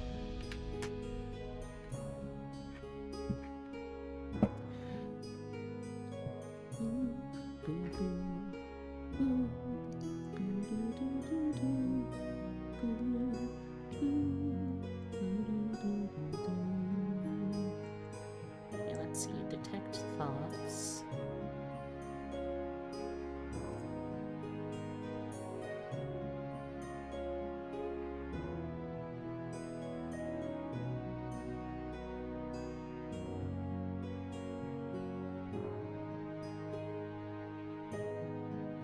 Okay, yeah, that works.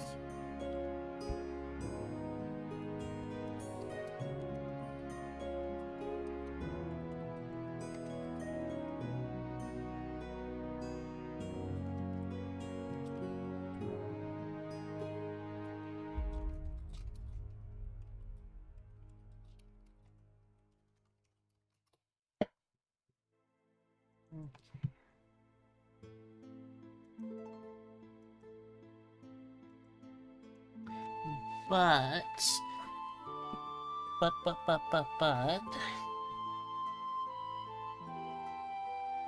we do have the ability to swap out some of our earlier psionic spells for spells that we have slots for.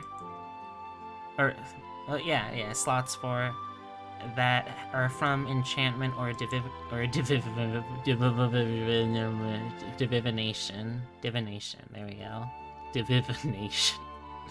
Fucking divination.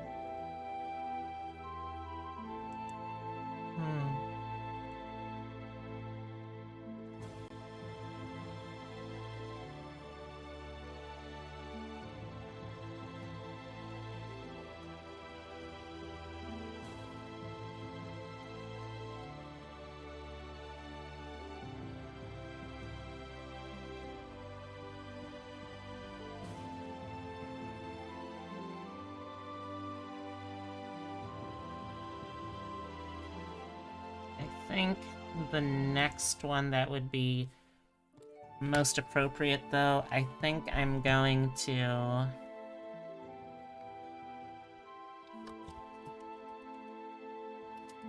swap out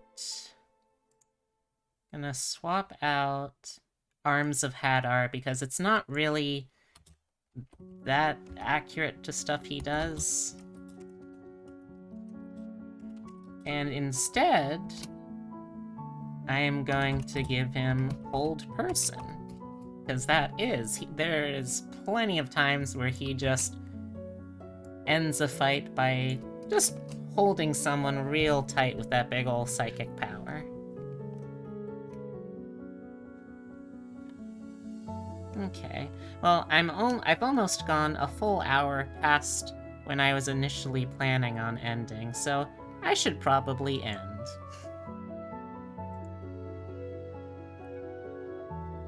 Good night, everyone. Well, before I do the good night, let me start by saying thank you so much for hanging out with me tonight. I know that I was a little low energy tonight, I think. That's more just a result of me being a little sleepy, I think. But I think it's something that I'll be able to work on and bounce back from next time.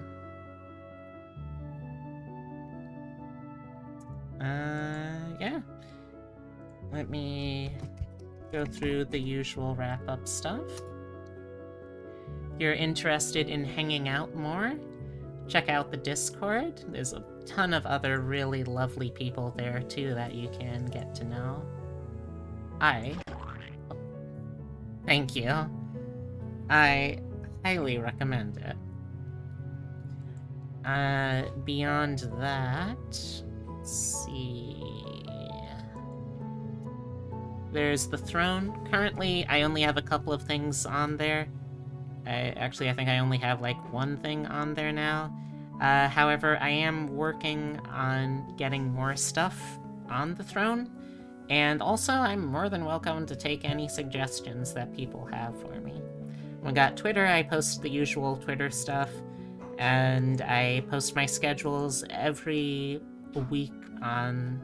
I try to, at least, every week on Sunday, or at least super, super early Monday, of my streams for the week, so yeah. Yeah, check that out if you want. And YouTube, mostly it's just VODs. I honestly need to post way more VODs than I do, but I'll hopefully be getting there soon.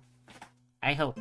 It's something I'm working on. It's also something I want to do more with the YouTube channel. I just don't totally know what yet. But yeah. Yeah. That's about all I can think to say.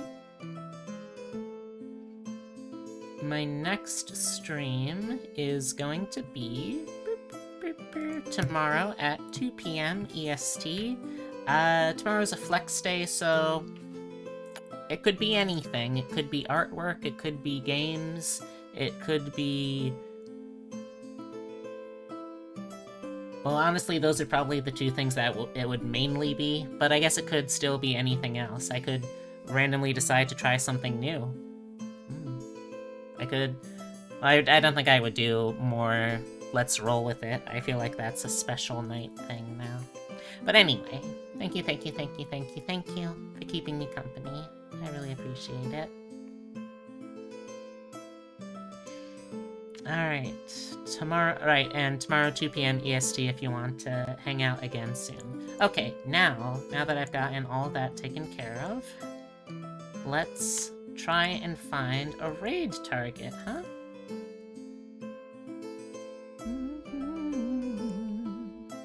Let me pause that and switch on over to Bijim.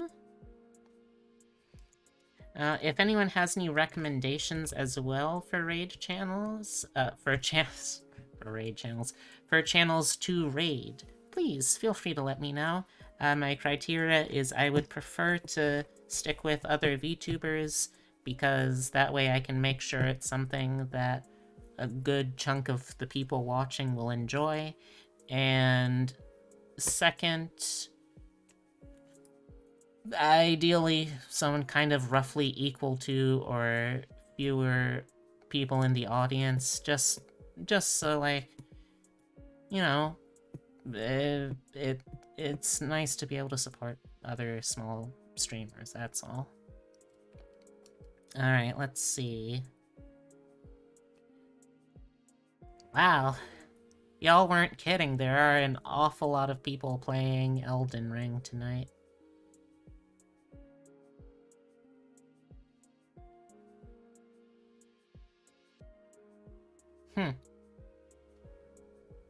I'm not sure.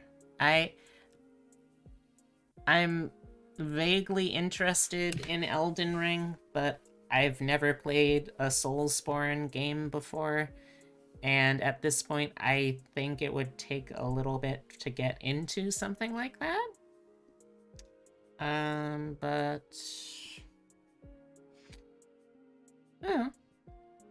if it gets a little cheaper, who knows, maybe I'll try it. Anyway. Let's see, who isn't doing Elden Ring right now that I could raid?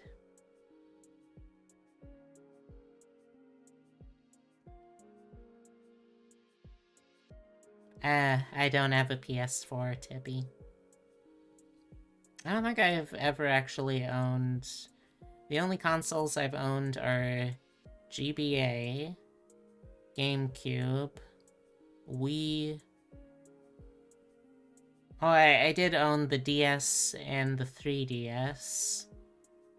And now the Switch. And, I mean, I guess PC technically is a console in and of itself these days.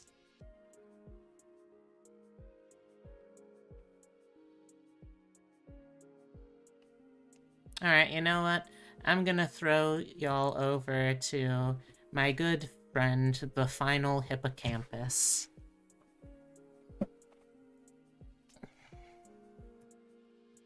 So... They have way more viewers, so we're kind of a bit of a drop in the bucket, I guess, but you know what?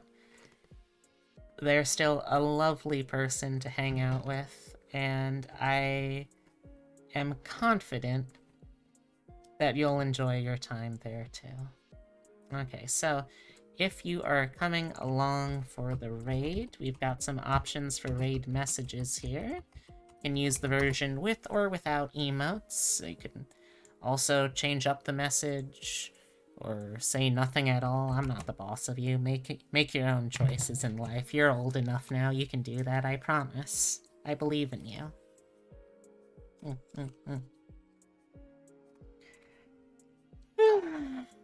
Alright, thank you all so much. Gosh, even my model looks sleepy now.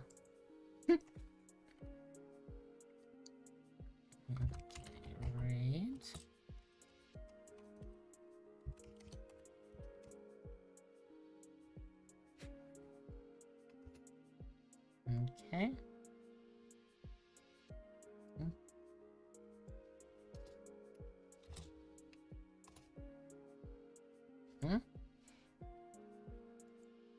Wait, why is isn't this working?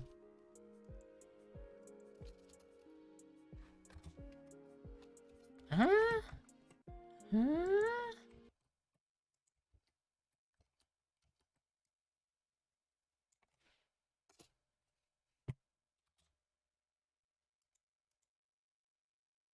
There we go. Alright. Let me give you a little... wrap my arms around you and give you a little hug. And then let me lean in a little bit to give you a... Thank you, Kess. I had a great time. I hope to see y'all again tomorrow, 2 p.m. EST, or some other time soon. And I hope you have a wonderful rest of your week. Okay? Take care now. Love you. And until I get to see you again, goodbye and good night. Goodbye. I love you. Goodbye. Ow.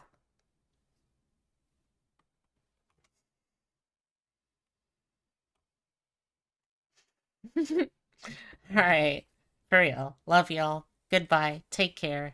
See you soon.